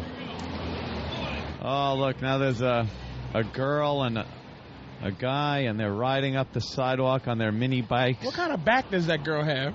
I don't know. There's some kind of... She has assy things on her back. There's some kind of spina. It's spina-itis. Some kind of assy back. She got some kind of assy back. She has a lot of back meat. God damn, bro. Strange looking. Wait a minute. I'm not sure if it was the bicycle, the way she was sitting on the bike or something. I think she had to bend her legs up too much, and there was a muscle that never shows showing. It's something that it should be sexy, though. Assy back. You have a great way of describing stuff with words that don't even exist. Assy back. There was a time where you had a microphone in the street. You could talk to a woman. Oh, and they'd stop for anything, right? Not now. Not anymore. They just have no interest. Not anymore. It's like, what's going to happen? You going to get raped at 7:30 in the morning, you cocksucker? I love to stay out here and chat, but it's cold. But it's winter now. It's cold. Thank you for riding the bike, pork back. Did you give pork back and meatloaf? Hey, where's Kenny? Kenny, what about guests? Don't you pick guests? Because who is from Pal Talk? You? Yeah. Some Israeli thing. I don't know, but he's allowed. All right. Kenny will invite some people upstairs. All right. And no little Jimmy to mock the guy behind the counter. No. Dude, it's getting cold. Oh, my God. That was really cold today. I don't know what we're going to do. It's only, October 6th? It's nothing. It's nothing now. It's going to get just colder and colder. Contingency plan we need. Sign in, sir. Sir, you didn't sign in. Sign in, man. My God. Hi, sir. How are you? We'll be Keep us safe. Keep us safe.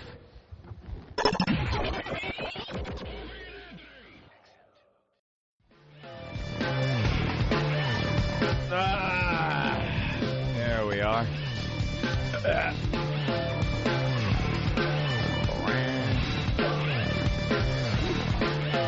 All right.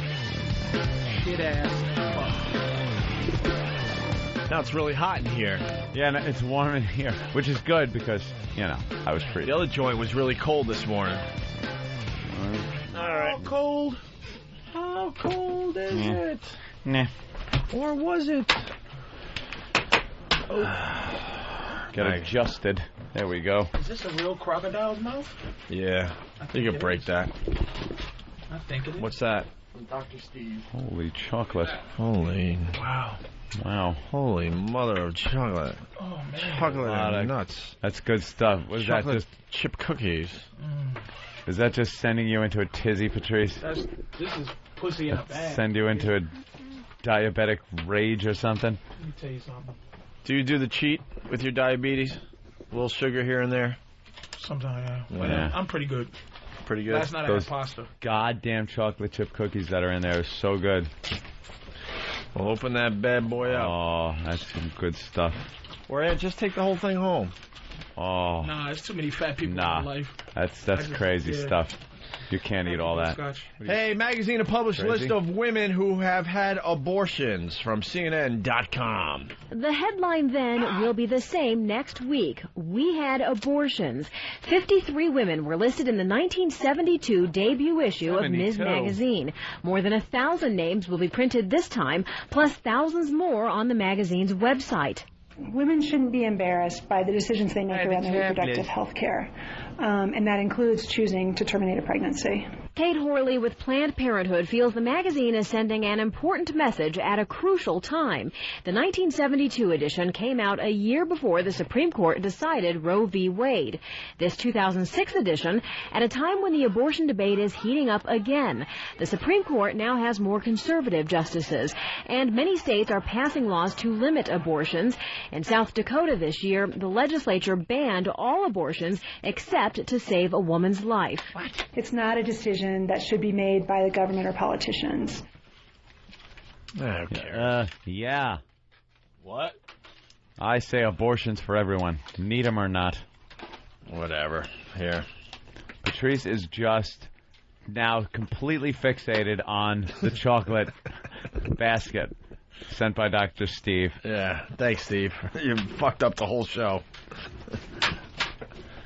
Thank you, Dr. Steve. Yeah. Those chocolate chip cookies. That's good stuff. Kenny, I need something. What would you like, GH? I need a parfait. Okay. If they still have parfaits. Okay.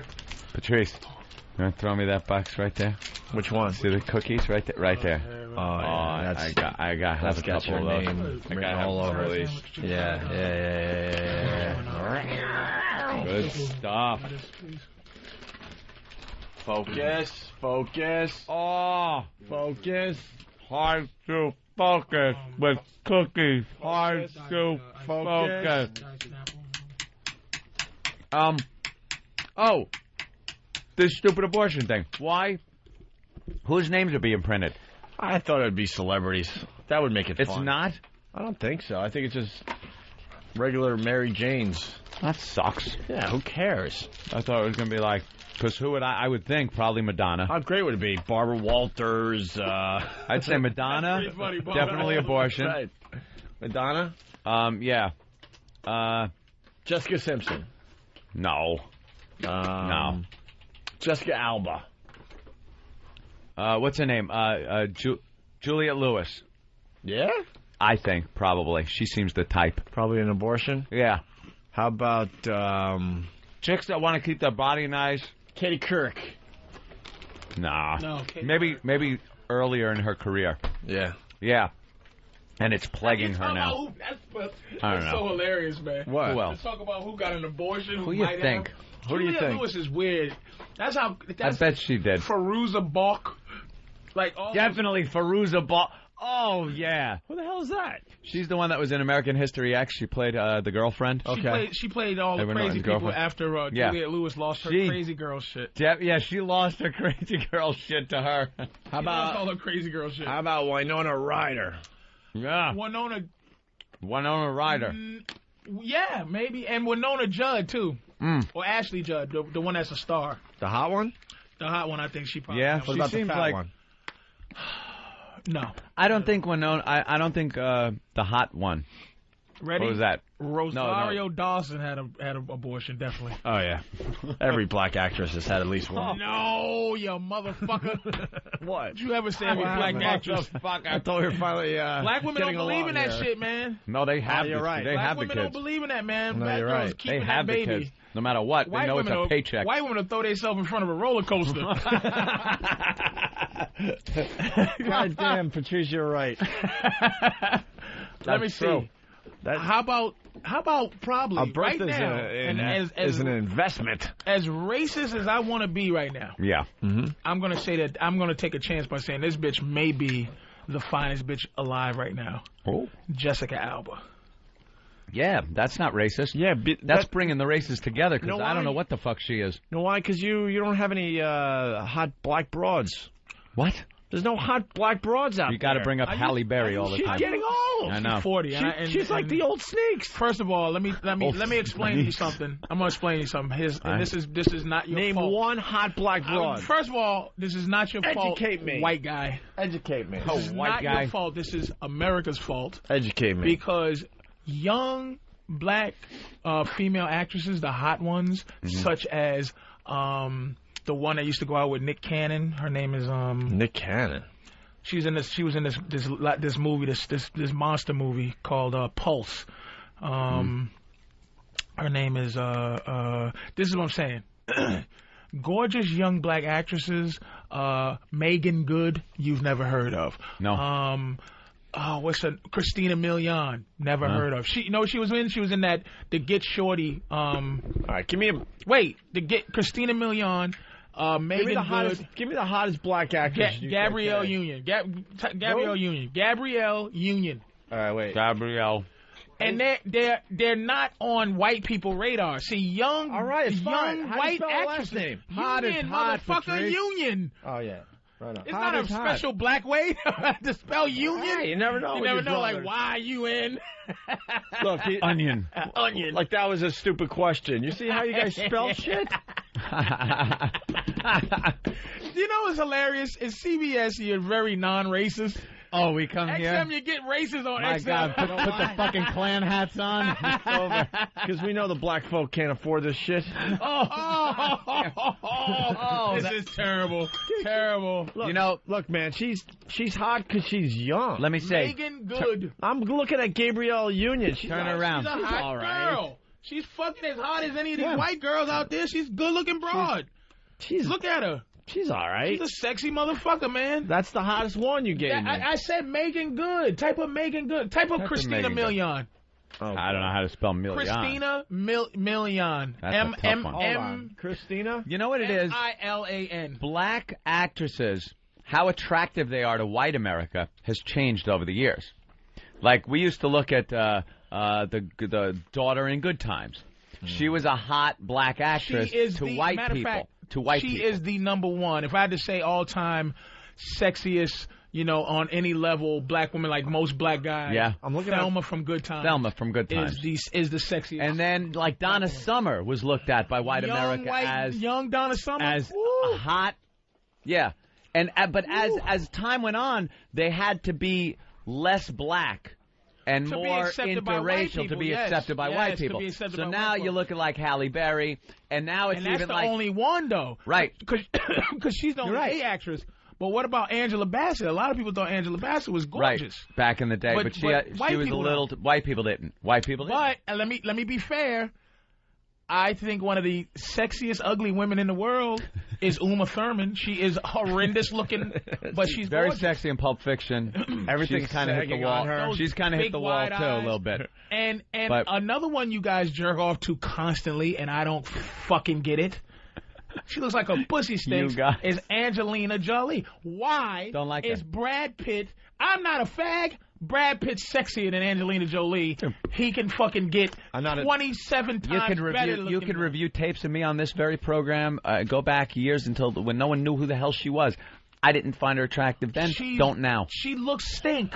She doesn't look sexy. Those lips aren't sexy. They constantly look like they got to be bathed in like lip balm all the time, or they'll start cracking like a desert floor. I don't get it. Like a dried up lake. Like her lips are such high maintenance things.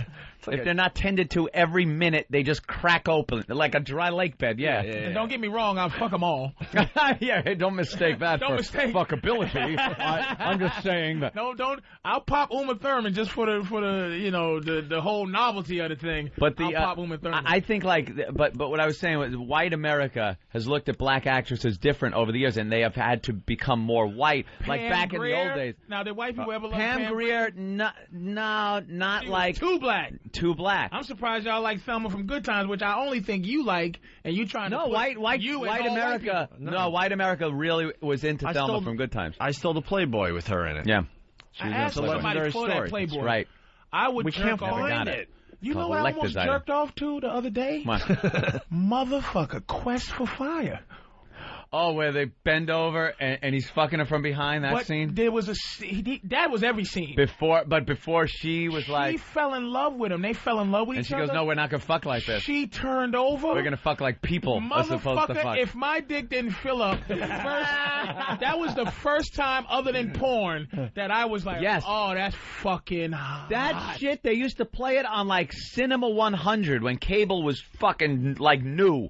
And you had to turn a key and flip a switch on a box on your television, and then this movie would come on. I watched the whole Jaws scrambled. Yeah. You like fuck with your tuner a little, and you can watch it a little scrambled or a lot You squint. And Quest a little more. Quest for Fire was like porno. And there was that scene, because I remember it. They were all fucking like animals, and she was like, no, we're not going to fuck like this. We're going to fuck like people. It was a love story.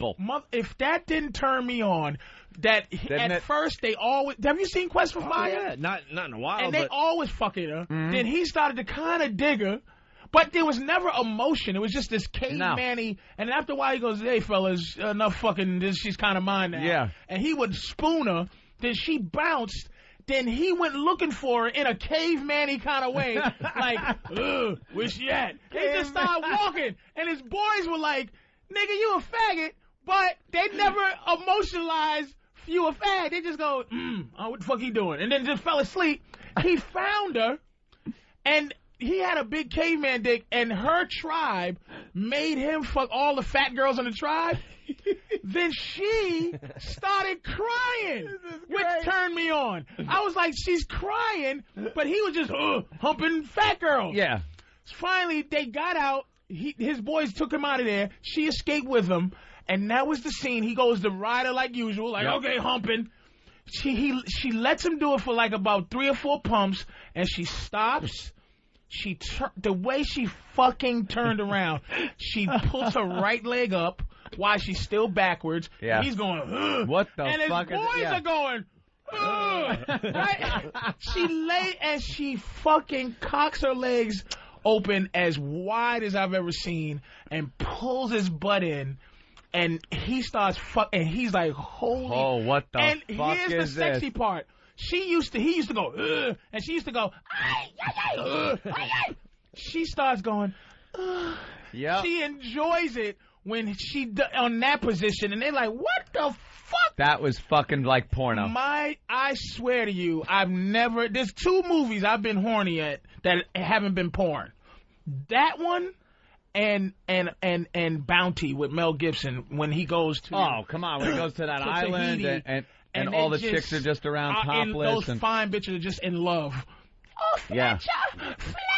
They just walking around with sexy tits out. And they got like, and it isn't like Bushman of the Kalahari Africa woman tits down to their knees. These have fucking snare drum heads. Their tits were so tight. And them black Polynesian nips. Polynesians. And then they wanted to fuck the guy so bad that they left their people. Yeah. And the king's daughter wanted to fuck Mel Gibson. Yep. He started crying because his daughter's like, I want me some Fletcher Christie. They had to fucking leave, and all the bitches are cutting themselves up and beating themselves in the boats. Quest for Fire. A couple of nights ago, I have been. Those are 2 great movies. Obsessed with Quest for IMDb in it. Looking at Everett McGill, who's the star, and fucking Ron Perlman, who I'm not sure even had makeup on. you know that chick from Bounty, she didn't do shit before or after that. It was like introducing her. She was really that. A real fucking Tahitian. Like she was some Tahiti bitch. She looked like she was about 17. Let's go to Turtle from Whackbag. Turtle. Hey, guys, Anthony, you had a great line, and it got absolutely nothing. Aw. Said that black women keep their babies because that shit's a paycheck. Oh, that's not a line. Where'd you say that? I stole it from the president's speech. I stole it from the first lady. Earlier, the first lady, she was talking to the school. Oh, that movie. Mafia Life, Chris. Hey, what's up, guys? What's up, man? Hey, listen, man.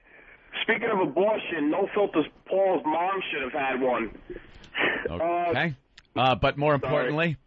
More importantly, I want you guys to play Dugout Doug's entry, man. It is hands down the best one out there.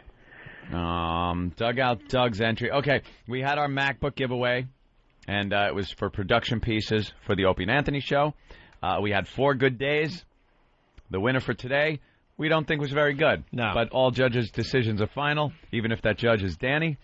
But you're saying Doug's is better? Yeah, it's much better. There's a lot of whining going on right now, Yeah, Opie. I know, A lot of whining coming in on instant feedback on Pal Talk saying that the last promo stunk. I gotta agree. I don't think it was worthy, but I wasn't judging this. Well, let's hear what Doug did. Doug's sounds like. Dear Free FM, when I wake up, I want to hear this. I have no idea what this is. I don't know how to talk without my music. I don't know what to do without my music. This is not what I'm used to. The Opie and Anthony Show, 6 a.m. to 9, Monday through Friday, live on Free FM. After I'm done listening tomorrow, I'm writing another email. Okay. I should have won. I think that's better than the other one, that's for sure. It's angry typing guy, and it's the I'm not used to, you know, he plays a little music, and then it's me and Opie being a little goofy, and he doesn't get it. Better than the one we Better than the one that was picked. Yeah. What happened, Danny? Did you hear that one? Absolutely. And you chose the other one over that. I didn't like. I thought it was an unoriginal concept, in my opinion. Oh boy! But the secret agent man thing was. He had a concept at least. What was his concept? I didn't get. What was the concept? It was Kenny doing karaoke and getting booed, and then Junior Soprano shoots him in the gut. It made no sense. I'm not alone on this. It made no sense. Is it that you guys just don't like Dugout Doug? No, it's not that at all. It's not that at all. It's so obvious that one's so much better than the one we picked today. The Kenny thing. Kenny singing stands alone. If you just play Kenny singing, it's funny. So then you put it in something and add the booing, it doesn't really make sense. It's just Kenny singing with booing. It's Kenny singing with booing. Then you add Gatsaramarang. That doesn't make any sense. So it's three things that don't make any sense to put together. I didn't get it. As far as the concept goes. You don't have to look at me like no, I'm not. Like I'm the angry boss. I could give a flying fuck. Today's was just really bad. We can still drunk drive and play foosball. Okay. Don't worry. Thank you. That's all I care about anyway. Hysterical video of Steve that has to get on YouTube ASAP. You saw the video? No, but I know it's got to be hysterical. I saw where the camera was, and I saw what happened. Steve riding that little bicycle over. He flipped up backwards. The bicycle shot out from under him. He fell right on his ass, and his little legs were kicking like a baby on the ground. And I have to see this video. Can we see it?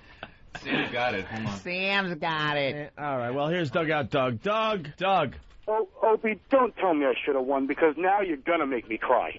Well, yours was better than the one we picked. I'm not sure if you should have won. Now I'm starting to think there was a lot of them that were better than the one we picked. Because there were probably some that were better, but I don't know. I think yours was better than the one that won, personally. And I get the angry typing guy is like a ripoff of somebody else on the show, but at least it's like of another character. I mean, but at least it was me doing an original entry, not just stringing together 5 fucking sound clips.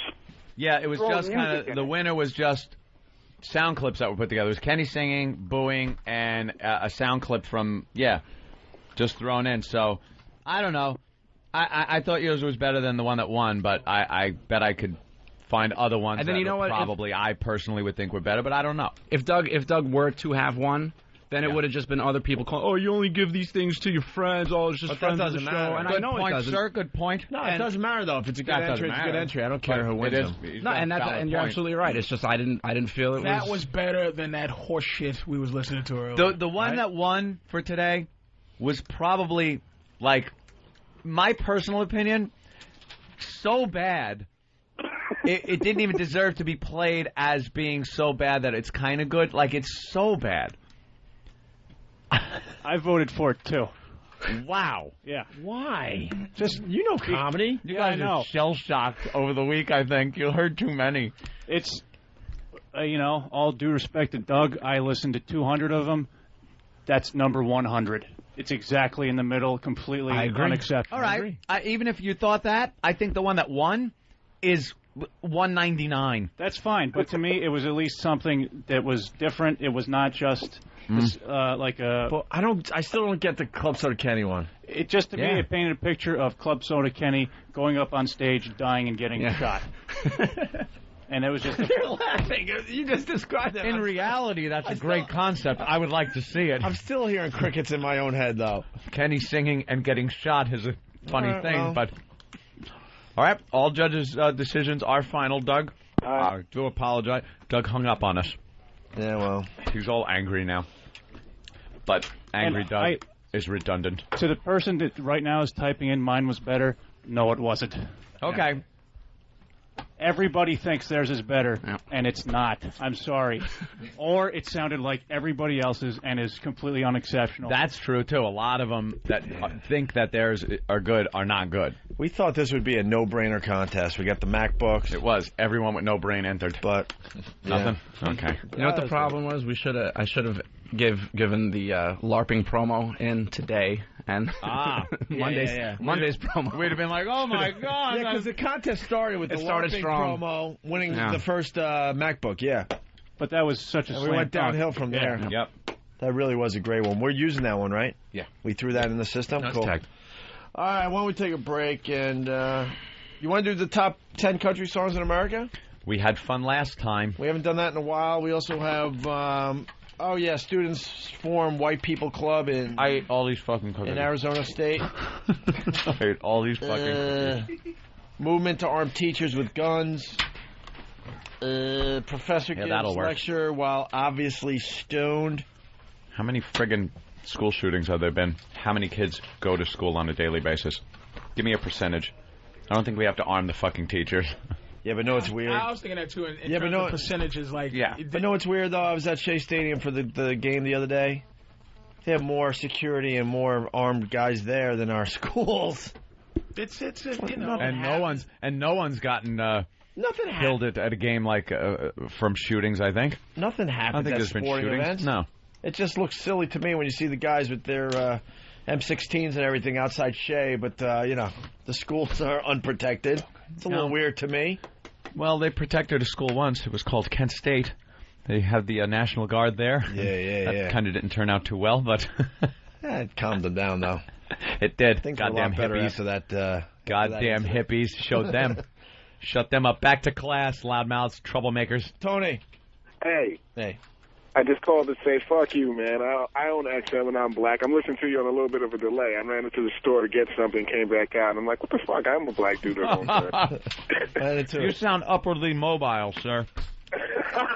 I like that. You went into a store to get something, or are they chasing you right now as you speak? Dude, fuck you again, man. Guy's very well spoken. Well, he has a very good job. It's because he works around white folks, but he's works black. around white folks. I do work around you damn white people. You're absolutely right. Aren't we a pain in the ass? Crackers. Sometimes I have to turn the radio off when I bring my wife in the car, man, because she's like super militant. She's like, what the fuck are you listening to? What the hell? Yeah, really, dude. Be careful, man. Oh, man. She's going to make me give back my black man card listening to you guys, man. I swear to God. I knew you guys had those. See? Yeah. See? You got the black man card. The black man card? I didn't fucking dispute that. Oh, okay. You got a black man card. Let me see it. But you can't see my black. That's how you lose it showing it to white people. I know. It's over. I can't show it to you guys. I almost lost it for just telling you about it, man. You know, listening to your show as a black person probably is... It's hard. Being on your show as a black person? Yeah, that's rough. Probably very hard. It's good, though, if you come off, which you do, like you're a defender of the faith here, you know. Oh, yeah, I'm not, you're not sitting here going, yes, sir, Miss Opie and Anthony. There's some black things that I just don't like. Like, look at... I think, like, remember a long time ago, they was talking about black quarterbacks, and, like, Russ Limbaugh said something about black quarterbacks.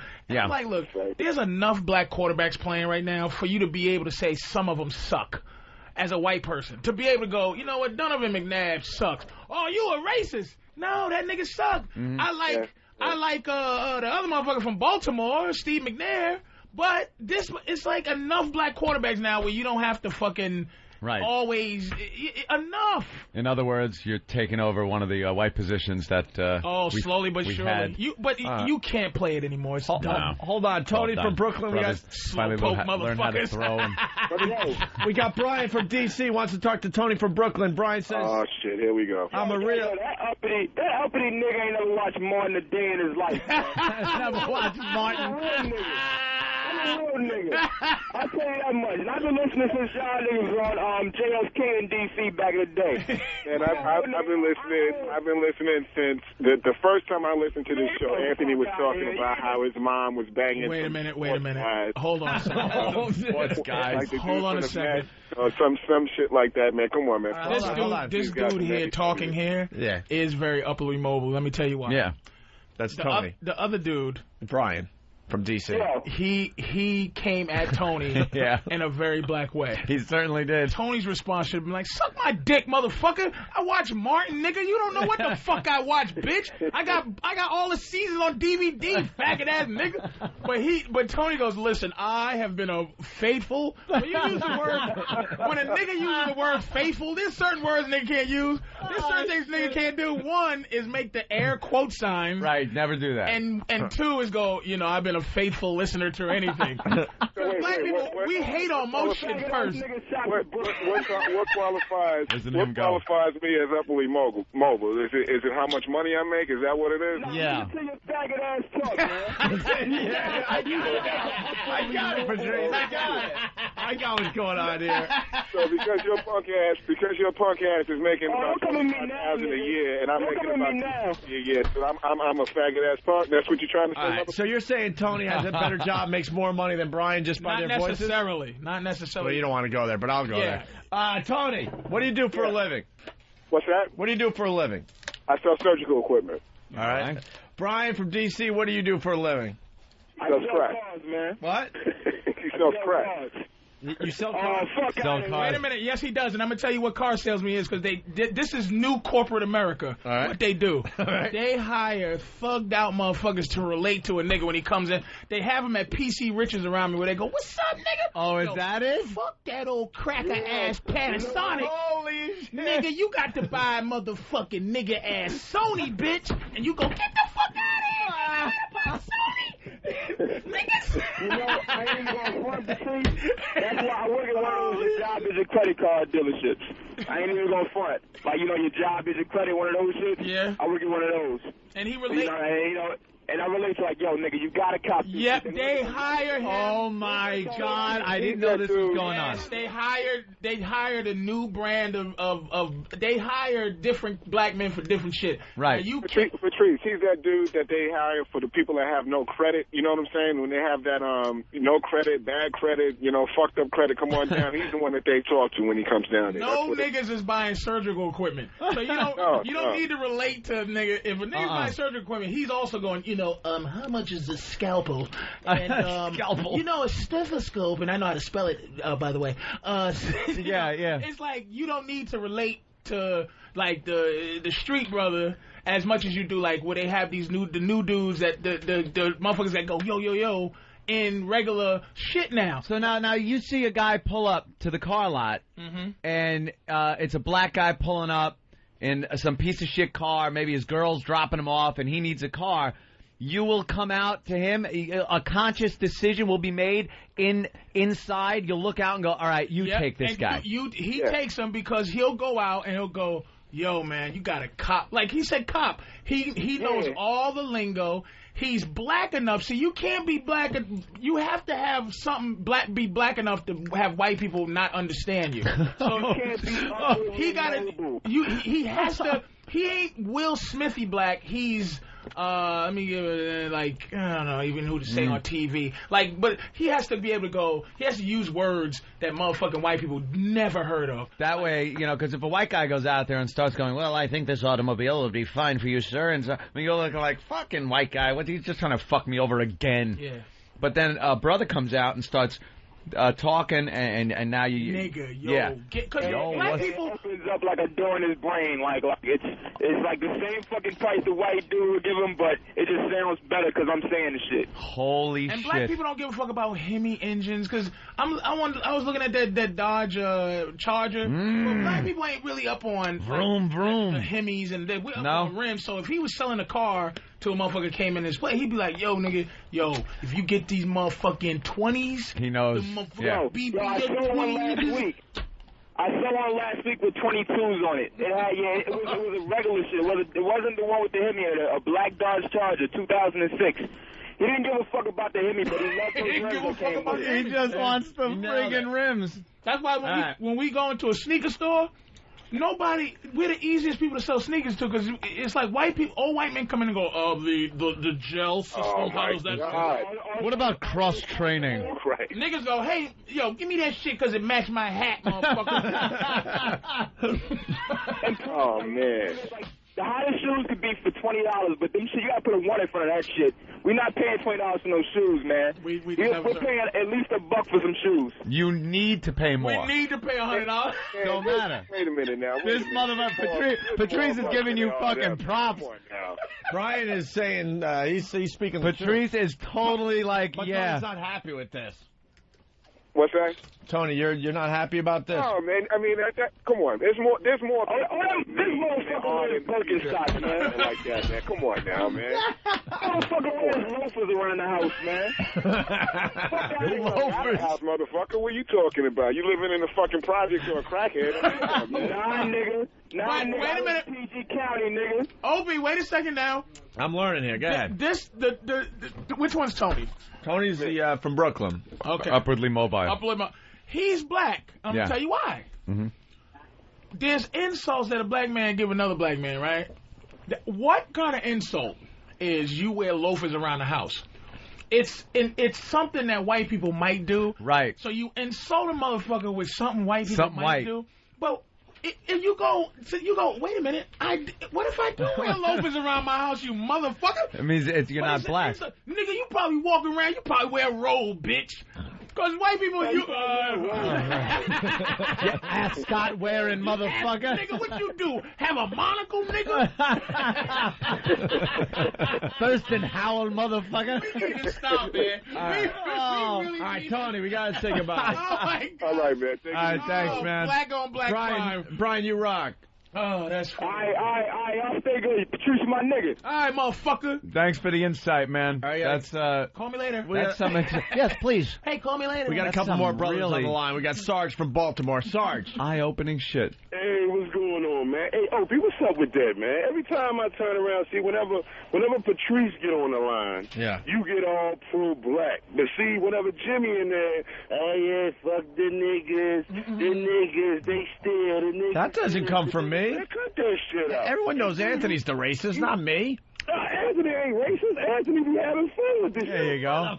I'm a realist. How do you skirt that one? Are you kidding me? I'm a realist. Oh, wait. That stuff he says in the office isn't on the air. You're right. I'm sorry. We're talking about the on-air Anthony. Hey, Opie throws around the word swoogie all the time. I like the word swoogie. No shit. At least Anthony know he a whore. He move out on Long Island and don't fuck with no niggas. That's right. I got the fuck out of there. You know what I'm saying? Anthony know he a whore. Hey, before you hang up, hey Anthony, if y'all do the country shit, do that Arnold Schwarzenegger shit again, man. That shit is funny as a motherfucker, cuz I was watching motherfucker Wait, the what? Schwarzenegger movie last night. I missed. The Arnold Schwarzenegger shit. Yeah. My name is John. Dirk Bentley. John Smith. Dirk Bentley. Yeah, Dirks Bentley. I still got love for you, Opie, you pretty bitch. Come on, Sarge. That's not that bad. Oh, man. Imagine hearing that in a joint. Oh, shit. Look, this is the only time you can talk shit to Opie and shit when Jimmy ain't got his back. You, Jimmy always using college words and shit. You know you got college words. Jimmy doesn't get my back. Jimmy always got your back. Jimmy's got my back, you think? Jimmy always got your back. Patrice has got my back, right, Patrice? Not often. Jimmy always got your back. All right, Jimmy Sarge. always got your back. Hey, but I got love for you white motherfuckers, too. All right, Sarge, you all right. Wow. Oh, goddamn. All right, now this stuff is coming in. John from Brooklyn. We're learning. What's going on? We want to learn about the black man today, I guess. What's up, John? Yeah, I want to know about each other. Why when the brothers, why are they wearing the hat the size of what their head is when they get a brand new hat, or even a hat in general? And this isn't just blacks; whites do it too. They'll have like this 7 1/4 sticker still on. It's to do anything. I have a theory on it. Oh, well, you talk about it. We were just going to have Patrice explain it, but you ask the question and give the answer. Patrice, go ahead. I'm sorry. No, I'm just saying. The real reason is to do anything that's completely not like, okay, I'll tell you immediately how you know it's a white guy's hat. Uh-huh. Immediately. It's bent. It's bent. It's bent, yeah. We know that. It's fucking bent. But the white guys are starting to go with the flat. With the flat, but not really white guys. The hip guys who are claiming hip hop. It's a not as much as a color thing as a cultural thing. Anything to not be white. Right. So keeping your sticker, no matter how ridiculous I it think looks. it's fucking retarded. The sticker, I don't wear my sticker. I've seen the tags in the bill hanging, dangling in people's faces. And it's not to take it back. It's to take it back. Because I've seen old ones with the sticker on it. Right. It's like, nigga, there's a sweat line on top of that motherfucker. You got the sticker? Well, you're not bringing that back. He wants to take it back after 3 years of use. Man, I gotta tell you, I don't. Guys, bringing back a Hartford Whalers hat. I don't get the baseball cap that's straight across. I think it looks ridiculous. My theory is that when you're walking through the mall, there's a hat store, you take it right off the rack and slap it on your head. It's like it's just stolen. Like, I just took this hat and that's it. Why does it have to get to theft, sir? because just it's like stolen. Show, this hat's brand new. I took it. It's just like Patrice said. It's anything that is going to make white America look and go, why are they different? Why do they have to do that and be different? All right. It's to be different than white America. A couple more. Let's go to Bill in Georgia. Bill?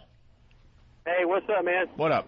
Hey, I got a question, man. What's up with them saving up for 15 years to put rims on a 14-year-old Monte Carlo? That old gag. It's not an old gag. I don't get it either. Why the really old cars? Why the nice rims on the cars? Why? No, the rims are worth more than the fucking car. You got to have a nice car these days, though, too. You can't just...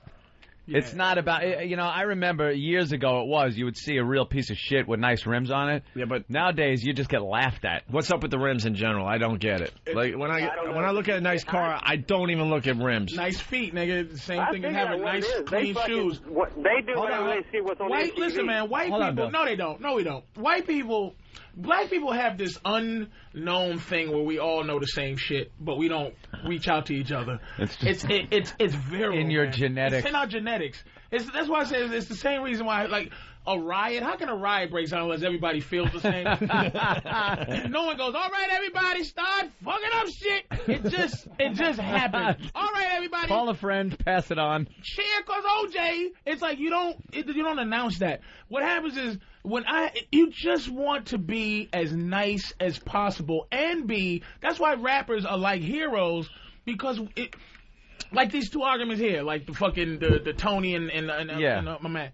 It's because you feel like you have to be this type of Negro to be upwardly mobile. But rappers have made motherfuckers that walk around with a tattoo on their neck, on their eyelids, say, suck my dick, nigga. Here's what I'm going to do. I'm going to buy a motherfucking Phantom, which is the real car that the Chrysler 300's trying to be.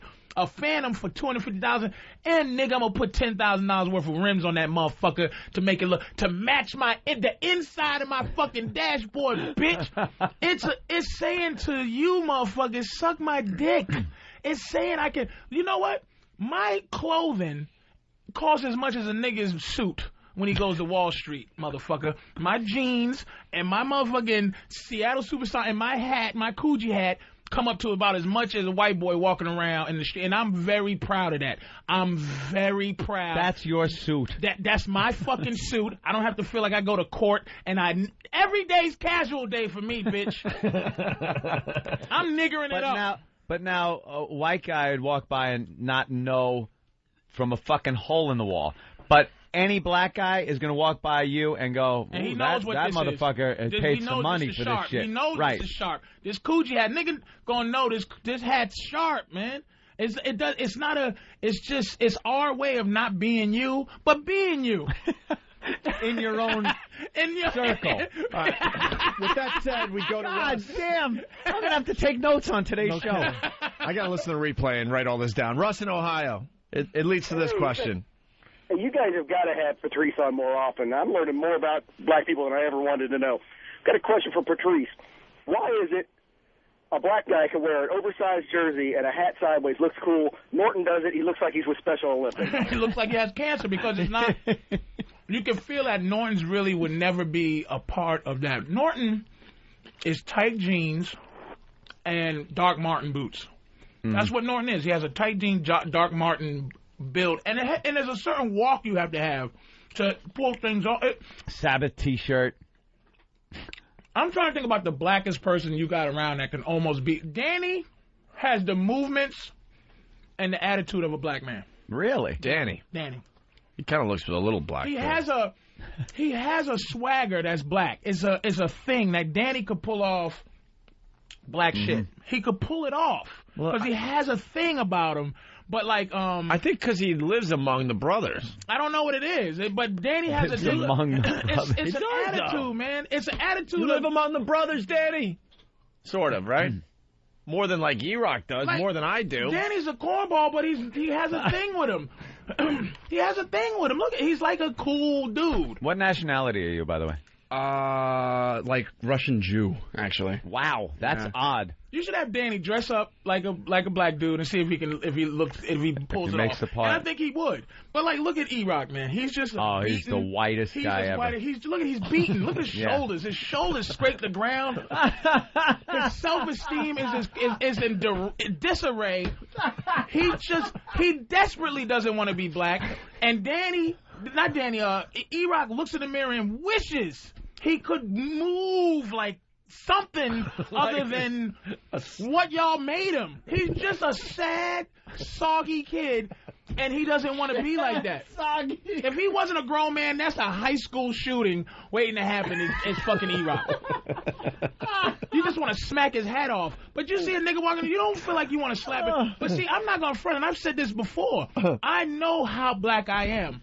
I'm black enough to go up to the high hundreds in Manhattan, maybe 145th. Yeah. All right. Go around the room. How high up could we all go? For the people around America. Wow, that's pretty good. Okay, wait. Okay, go For ahead. the people around America, it's a known fact. If you're white, you don't go past 100, more or less. Usually you want to stay down in the 90s, but right. Once you go into 100, go up. You go past 100. But it starts getting scary. It's a certain look, though. All right, so go around the room. And how you handle yourself, how you walk, things like that, and right? your face is like the 1,000-yard stare. What your face is. Exactly. We're on 57th Street right now. How much higher could all of us go? I ain't gonna lie, Opie. Your face. You better go downtown right now. You're too high here. Wherever the Wiesenthal Center is, where it's kind of funny uptown, you might get to 100 to some kind of little trendy bar or weird something. nook up there somewhere. Yeah, we did a photo shoot up there for Boston. Yeah, some Boston. A pull out for a Boston newspaper, and they had us. How high up, man? That was scary. We were pretty high up there. Yeah. But anyway, I would say 120 because 125th is becoming gentrified. Yeah. But any place where there wasn't a bunch of white people that lived there, you could never go to 130. You couldn't. 130's bad. You would be uncomfortable. What's up with 130? That's where I thought 100 was scary. They smell the fear on you. Yeah, and they could see your hips move like somebody who rollerblades. When you walk in shoes, you move your hips like a nigga that. You couldn't go past 130. He could go past 130 and above because people would think Anthony's a cop. He looks grizzled and he has a grizzled, hard like a narc look. He does. Eric, not past 125th. He's another one. Than, it's possible he could go up to 145 to 150 because they would think he was a fucking cop or a college kid that even gangsters. Wait a minute, even gangsters. See, you would get robbed before Than or before E-Rock because black people and Puerto Ricans know that prey on people. You will get too much heat around the neighborhood if you did something to somebody like Than walking around your neighborhood. Yeah. Almost like the Charles Stewart situation. Where that's why you know that black people didn't kill Charles Stewart because no black man would kill a pregnant white woman. The hardest nigga wouldn't kill a pregnant white woman in the hood. So when that story get robbed. When that story came out, you're like, oh my god! You're like, nigga, get the fuck out of here! Right, Ain't no niggas don't do that. They're not robbing no pregnant fucking white woman in a Volvo in the hood. It don't happen because we know what would happen is what happened when he said a nigga did it. is they come and they rape the entire neighborhood. You don't look like a cop. Opie, logic is the greatest. You don't look like a cop. So that's why I'm in trouble. You are in trouble because you don't look like a cop, and you're too old to be any good to society to somebody. So you look like you could be robbed. You don't look like a college student. You're not a white girl. You look like you can be robbed because it's like you look like the type of motherfucker like that a cop would fuck with too because he would go, the fuck are you doing? Yeah, what are you looking for, drugs or... And a black dude or whoever, a motherfucker that's preying on people go, fuck's up, man? What you looking for, man? You a cop, nigga? Knowing you're not a cop. We should do a contest. We all start walking from right here and see who bails last. See who bails last. Oh, my God. Oh, wow. See it? Like we'll play chicken? And I'm not even kidding because Uptown Chicken. You'll keep going, but Anthony will bail because Anthony's really doesn't keep... He'll bail at 90. I'll bail, yeah. I've taken the walk north just for the hell of it, and I get up to, like... maybe like 110-ish, and I get scared. I'm not gonna lie to you. But I can't go much higher than that. 110 and Amsterdam, or 110 and like 110 in Broadway is perfectly white. 110 in Western Avenue is perfectly white. Western Avenue's at like 106, but 110 in Broadway, 110 in Columbus. Yeah, no, it's not that bad. That's white, but East Side 110. That's what I was saying. I was more east of that. East Side 110 I got scared around 110. It was broad daylight on like a dumb Tuesday afternoon. I get nervous in the Bronx. After 145th and Broadway. That might as well be another country that hasn't even been discovered yet. They can sniff. I'm not from around there. Haven't even been discovered. There are big slave ships pulling up. I can't even putting imagine people on board. 145th is it's all a whole other time and place. I'll tell you what. Because we've been aware of this our entire lives. Over 100, you guys started wondering what the hell's going on, right? 145, I couldn't even tell you what's up there. 145, they have slang. Like all I know, this is all the street knowledge I have. And this is what you've been told. To survive in 145th is knowing that when some Puerto Rican or Dominican says something to me, that's a question. And I don't understand it, I don't go, huh. I go, nah, I'm good. Because it's going to be a drug because it's a new, got that fish scale. You go, I got that fish scale. I got that fish scale. Or that, they call it, it's fish scale, but it's another one they call, smoking that, forgot it. But see, that shit'll get you killed. Fish scale is the new shit for Coke, and they go, got that fish scale, and I go, nah, I'm good. What? But I don't know what the Coke fuck it called is. Fish scale? Fish scale. Why? I don't know, nigga. All I know is it's fish scale. All he knows is he's good. Nah. I know there's just one guy just making this shit up for everybody They used to call it Sherman. Sherman Hemsley used to be. Yeah. Sherman Hemsley used to be something. Some kind of drug. Got Sherman Hemsley, I got do that you? Sherman Hemsley. Where is he? I'm looking for Wheezy. I'm looking for some Wheezy, nigga. So you would be scared at what, 145? After 145th, I get. What's the difference at 145 and above? It's murder. Like it's Now you're just talking all-out murder. It's niggas sell drugs. It's like going in the ocean where the sun doesn't shine anymore, right? With you those got the fish with the light on top of their light head. on their head. And niggas big sell teeth. drugs like it's legal. Because it is pretty much. They don't go. Motherfucker at 160. He'll go. Motherfucker go. Yo, I got that cocaine, nigga. Like you go. What? It ain't no trick word for it? Yeah, like Washington Square is like, hey, got that floaty booty, got that booty. Hey, got that honey child, got that tickle. 145 niggas go, yo, you snorting, motherfucker? Because I got some shit for you to snort up your motherfucking nose, nigga, which is coke. Pulls a kilo out of his pocket so you can look at it. Yo, when you come out of the diamond store, fat man, I got cocaine for you. A brick, nigga. Maybe 2 bricks, bitch. That's amazing. In the streets. That's amazing. It ain't sneaky no more. The fucking cops leave you alone. Do they give tours up there? Tours. Tours. I want to get on one of those double-decker buses. It's like double-decker bus and take some English people. Those Dominicans on 145th. People from Ireland up there. It's a look that even if you try to fake it, they'll see right through it. They know you not from here. Even if you not from there, you ain't from what I do. It's like being cut and swimming at the Great Barrier Reef. There's nothing you could do about it. You're not going to fool the shark into saying, I'm not bleeding. I can walk up there and they know that I'm from the hood, but they know that I'm not there. From there, right. From there. Wow. That just, well, I never have to worry about it. I've never, ever gone up there. I would never go up there. I have no reason to. Why would I? That's the same thing in Long Island, though, you know. Yeah. It's like this. I don't need to go to Long Island. Like, I see a black guy walking around my neighborhood. I know he doesn't belong there. I just know Unless he does. Unless he's working. But you would know one that did belong. Right. Exactly. You would know one that lived there. You would know one that you go, this guy's from this guy's from Long Island. Could tell. Absolutely. Yeah. Yeah. Pulls his Mercedes around into his house. There, I got the wife, the kids. We're just like Friendly. a commercial. What's the howdy neighbor? What's the worst area in New York? Gotta be. I would say parts East, of the Bronx. East New York, Brooklyn. East New York, Brooklyn used to be.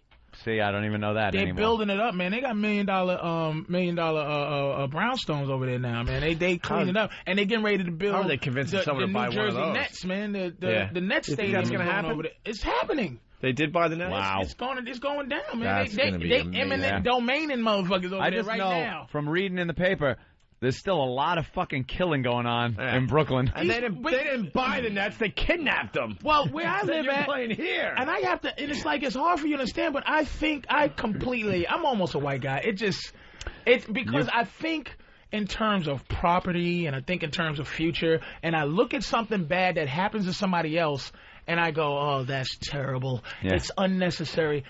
One of my neighbors get his window broke because he's on the corner with kids. They're $500,000, $1 million places, right? And it's in an area where no one can afford to buy them except for motherfucking white people and Chinese stockbrokers. So the kids come and they fucking throw rocks through the window. Jesus. I used to be one of them kids that would just throw, and you don't think. Now you look like, hey. And I'm like, oh, God, they breaking windows.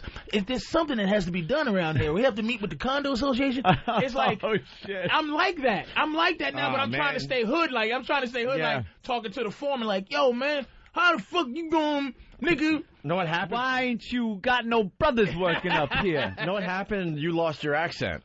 It's like when someone comes here from another country, slowly but surely they lose their accent. You've lost your accent. It's not an audible accent. It's like this ultra high frequency accent that you can't hear, but they know it. They sense it in your voice. Because I want things to be better. Any nigga that wants things to be better, a nigga that don't want things to be better, hears it. Someone is saying fish scale is actually crack, not coke. All right, Coke. It's something, what do they think it's made out of? Cookie mix? All right, let's fucking shit's cocaine, asshole. There you go. Let's go to Doug. Well, because it shines like fish scale. Oh, is that it? Yeah, Opie just made that up with so much confidence, too. That kind of sounds like it. Like, you know, because you have fish scales. You read it? No, someone who's educated about that stuff. That makes sense, though. It does. Ask them what the new word for weed is. It's some new word that they just, out of nowhere. I just get all my information from rap, so I have a clue of what the fuck is going on. I can't even understand enough of rap to decipher it. It's like a whole nother language that I don't know any piece of to even decipher it. Yeah, let's go to Doug in Baltimore. Doug? Hey, what's going on? Hey, man. I want to answer me one thing. Why does the brother man got to walk in the street and not on the sidewalk? Black man walk in the street, not on the sidewalk? Even worse. I don't know. Why do black men walk right in front of your car? To say fuck you. Yeah, it is. Everything we do. You're that confident. Everything we do that white people don't get, Opie. But you're that confident that someone's not going to just, take you out? It's a dare. A white guy ain't gonna run over a black guy. You know what it is? It's a dare. It's a respect thing. I've cut off 2 motherfuckers driving. I'm a real fucked up driver. I'll get in there. I won't turn the blinkers sometimes. Just blam. Me and you'll probably drive So exactly one day the this same. dude came to Big roll the monster windows vehicle. down. This motherfucker, he had the same truck I had, the rims and the this and that and the third. And this motherfucker like, yo, man, what the fuck? I go, look, man, it wasn't personal. This ain't no road rage situation. It is business. I didn't pick you out to say you're weaker than me. I just cut off what I could. Wow, wait a minute. You fucking killed him with logic. And the motherfucker went like this. All right, yo. Because he didn't want to do that. No. But if I had to say, yo, nigga, I did what I did, then it's like, it's a respect thing, and one of us could die over fucking respect. That happens on the road all the time. I was dealing with a truck a while back.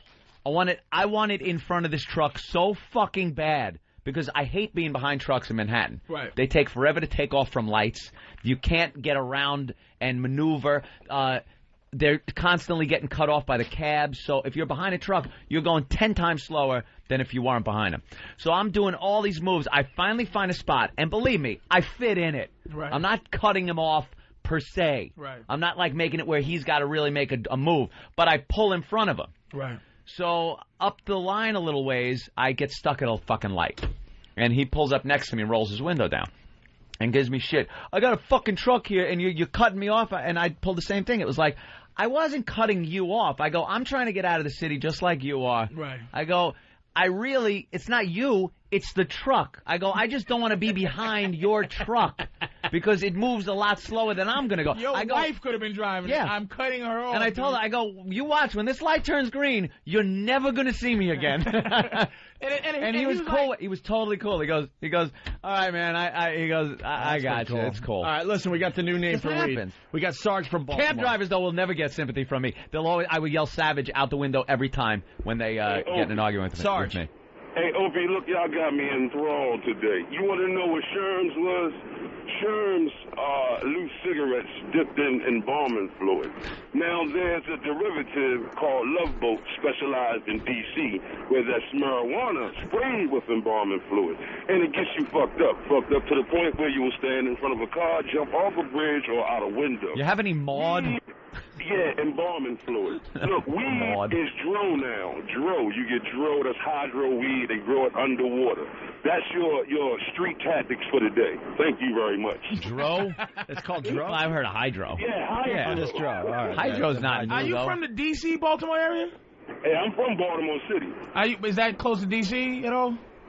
Yeah, we 40 miles away from D.C., but D.C. and Baltimore, we always go against it. I'm from where they make the wire and the block and all that craziness. Yeah, Baltimore, we real fucked up in Baltimore, but they real fucked up in D.C. too. Dude, you know what? Yeah, when we take the train to Washington every once in a while and they go through the projects of Baltimore where they're all boarded up, what is that about? And then you see some guy, his car is parked down in front of one of these. Yeah, there's one person living in this neighborhood where the 10 buildings around him are boarded up or on fire. And that's the part of Baltimore I couldn't go to. Yeah, in the words of Chris Rock, that's Martin Luther King Boulevard. Run! Martin Luther King name is fucked up. That's Martin Luther King. There's gonna be some violence happening. There is no nice Martin Luther King Boulevard. Oh, dude, and all of a sudden the train doors open, you're like, oh my God, why'd you do that? Why'd you do that? I grew up in the projects, but I used to, it was, it wasn't fun. What was yours, the Good Times Project? Yeah, right. It was the projects, but there wasn't any real shit going on? No one got shot when I grew up, dude. No one got shot? No one got killed. We used to be able to fight. Yeah, I was when I was young. Yeah. You can't, no kids fight anymore. No kids grow up. It's dangerous shit. Step on someone's foot and look at him the wrong way. You can get murdered by a 13-year-old. Like, if a 13-year-old fucking does something, man, you gotta talk to him, with this respect thing. Like, you have to be a mentor. He has to respect you in some weird, you're my dad kind of way. You gotta be cool and respect you, but you can't go out there talking about, yo, motherfucker, what the fuck? Because he got a brother somewhere that'll stepped on your foot. Murder you, man. Yo, what's up, partner? There's nobody. White people have to deal with murder. There's nobody that would murder you. That is nuts.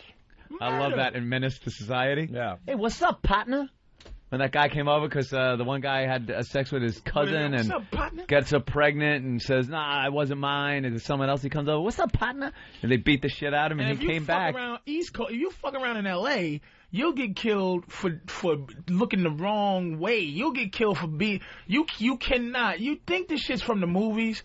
You cannot fucking wear certain colors in L.A. Yeah. When I go to L.A. and I rent a car, if they have a red car or a blue car, I can't rent it. I have to rent a white car or a gray car. I don't fuck around. I wear green or I wear orange. Is there any other bad colors? We all know the red and the blue. It's the red and the blue. Red and the blue is all it's all out there. It was pink for a second here, but...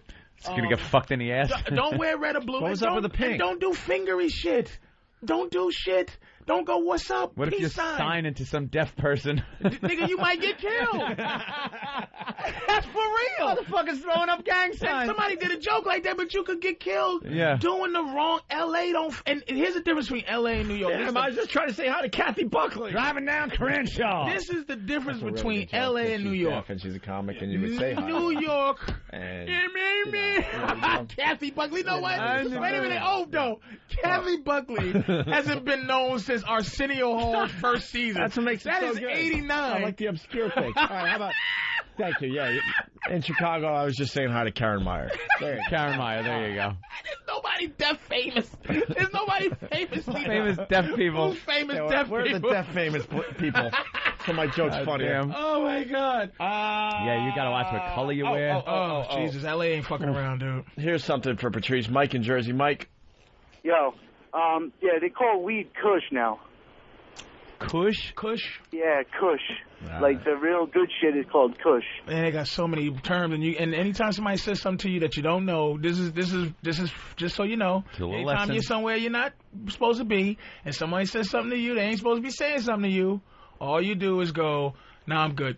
Nah, I'm good. Because they're selling you drugs. Yeah. Any talk that they don't know what the fuck, they're not asking you how's your day or hey, you look great, where'd you go get your tan or anything. They're trying to sell you drugs and you go, nah, I'm good. I always assume it's just a preface to a mugging. Like anytime, I don't look people in the eye in the city. Show them how you answer it. And so here's how because usually it is a preface to a mugging because it's like, yo, you got the time? Or something like that, and I just go, I don't know what the hell is going on with anything, and and I keep walking, throwing my arms up, and just kind of yell, and I just go, I don't even know what the hell, and I keep walking, and I get like in the road more. Oh, you was just born in a suburban cul-de-sac. That's me. I don't make eye contact. I don't make eye contact. Like I see a group of young brothers walking down the street, I will not make eye contact with any one of them. Not peripherally, not anything. I'll know they're there. It's like how Michael Corleone was supposed to drop the gun. Right. Like, I don't look them right in the eye, but I know exactly what they're up to at every given moment. And don't be a victim. Don't be like, oh, boy. No. The other day, me and my girl walking down the sidewalk. We're going to eat somewhere. And there's a black guy walking behind us. Now, I don't know him from a hole in the wall. Guy could be a Wall Street executive. I don't know, because I can't see him. I don't want to turn around and look and assess him either. So what I do, I cross the street. I just crossed the street. I went, boop, across the street. Worry about it later, because I ain't going to be a fucking victim. Well, this is the thing I used to do. One of my major bits back in the day was hysterical. The skinheads. Listen.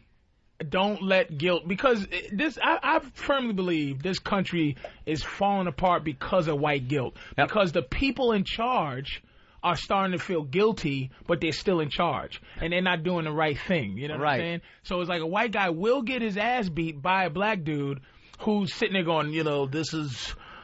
like, put it this way, you ever see Crash, and it's like, motherfucker, I ain't trying to rob you. Yeah, and it's like, oh, I'm sorry, and it's like, yes, I am, nigga, I just want to chase you. So it's like, give me your money, nigga, that was a good one. I played you with your own white guilt. But I'm like, look, man, if I'm walking in Kentucky, and I see 5 bald white dudes walking, so I ain't gonna wonder if they all got cancer.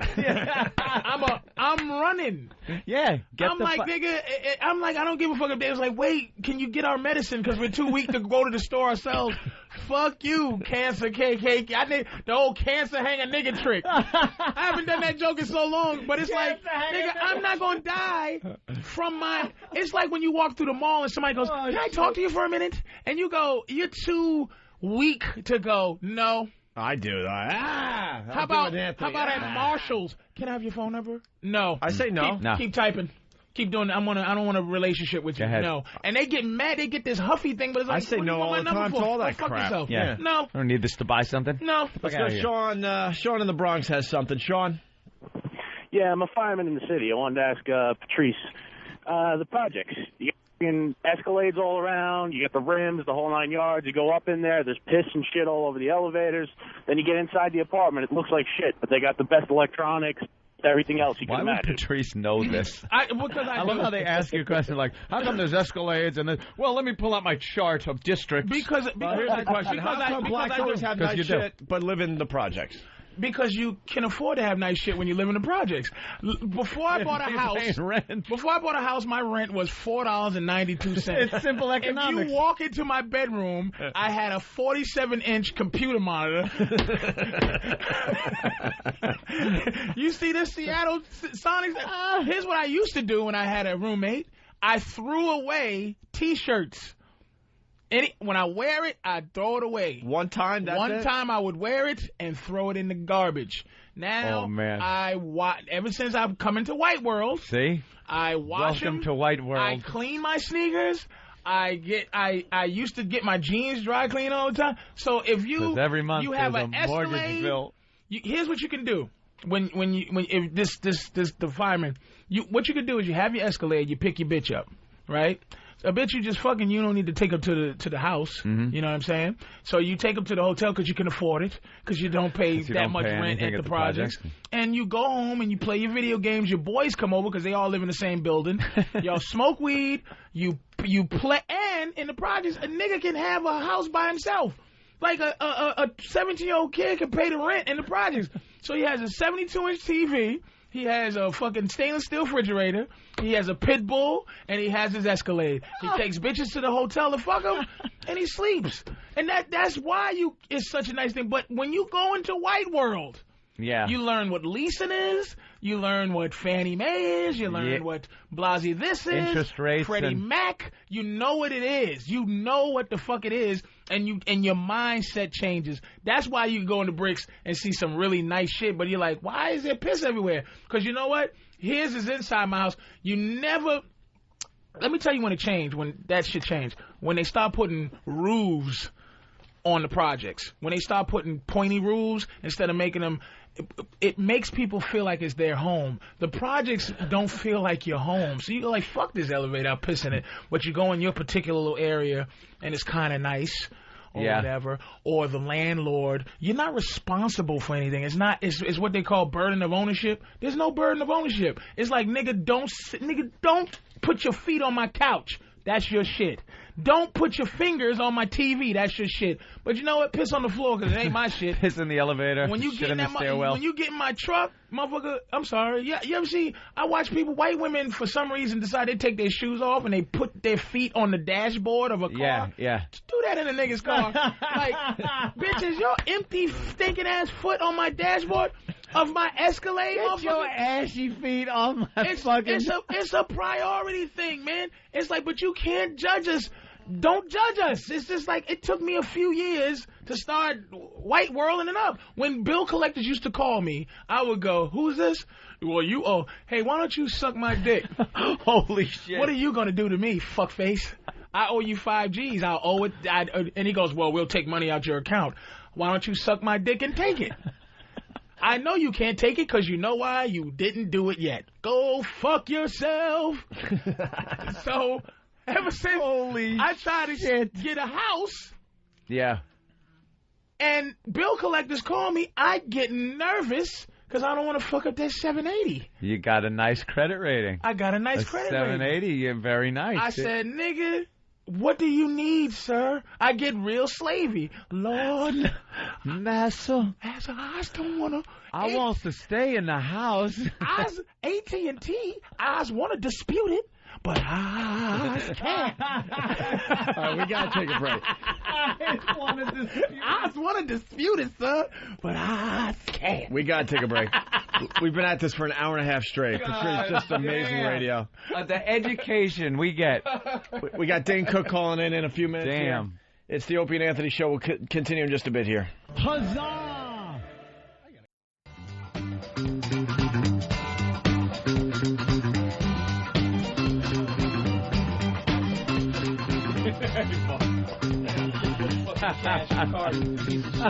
Tell me you paid that fucking cash for a coin. All right, let's go to Skunk Boy. Skunk Boy. I'll fucking put a foot right through that shit. Yeah.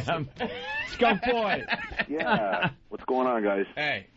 Hey, I just wanted to beg you guys, please, you got to do the country top 10. I think Patrice is going to come in soon, so we'll have to do that next time. We got Dane Cooks calling back. We need a solid hour to do that country music. Yeah, it takes a while. All right, guys. Thanks a lot. Punch it out. Sorry. We were going to do it today, but we went off on an hour-and-a-half tangent, which is fine. Niggaology. You should teach a course, man. I'm gonna teach a course in kicking the fucking Anthony's goddamn back headlights out. No. I'm gonna baseball bat his car. What's the problem? I was talking about the car. Disgusted with your cash, you motherfuckers, and can't get me a goddamn Panasonic. We're working on it. We're gonna work on that. Shit. We weren't kidding. Get you a that Panasonic. Hurts me. That's more money I got in the bank. That hurt my feelings.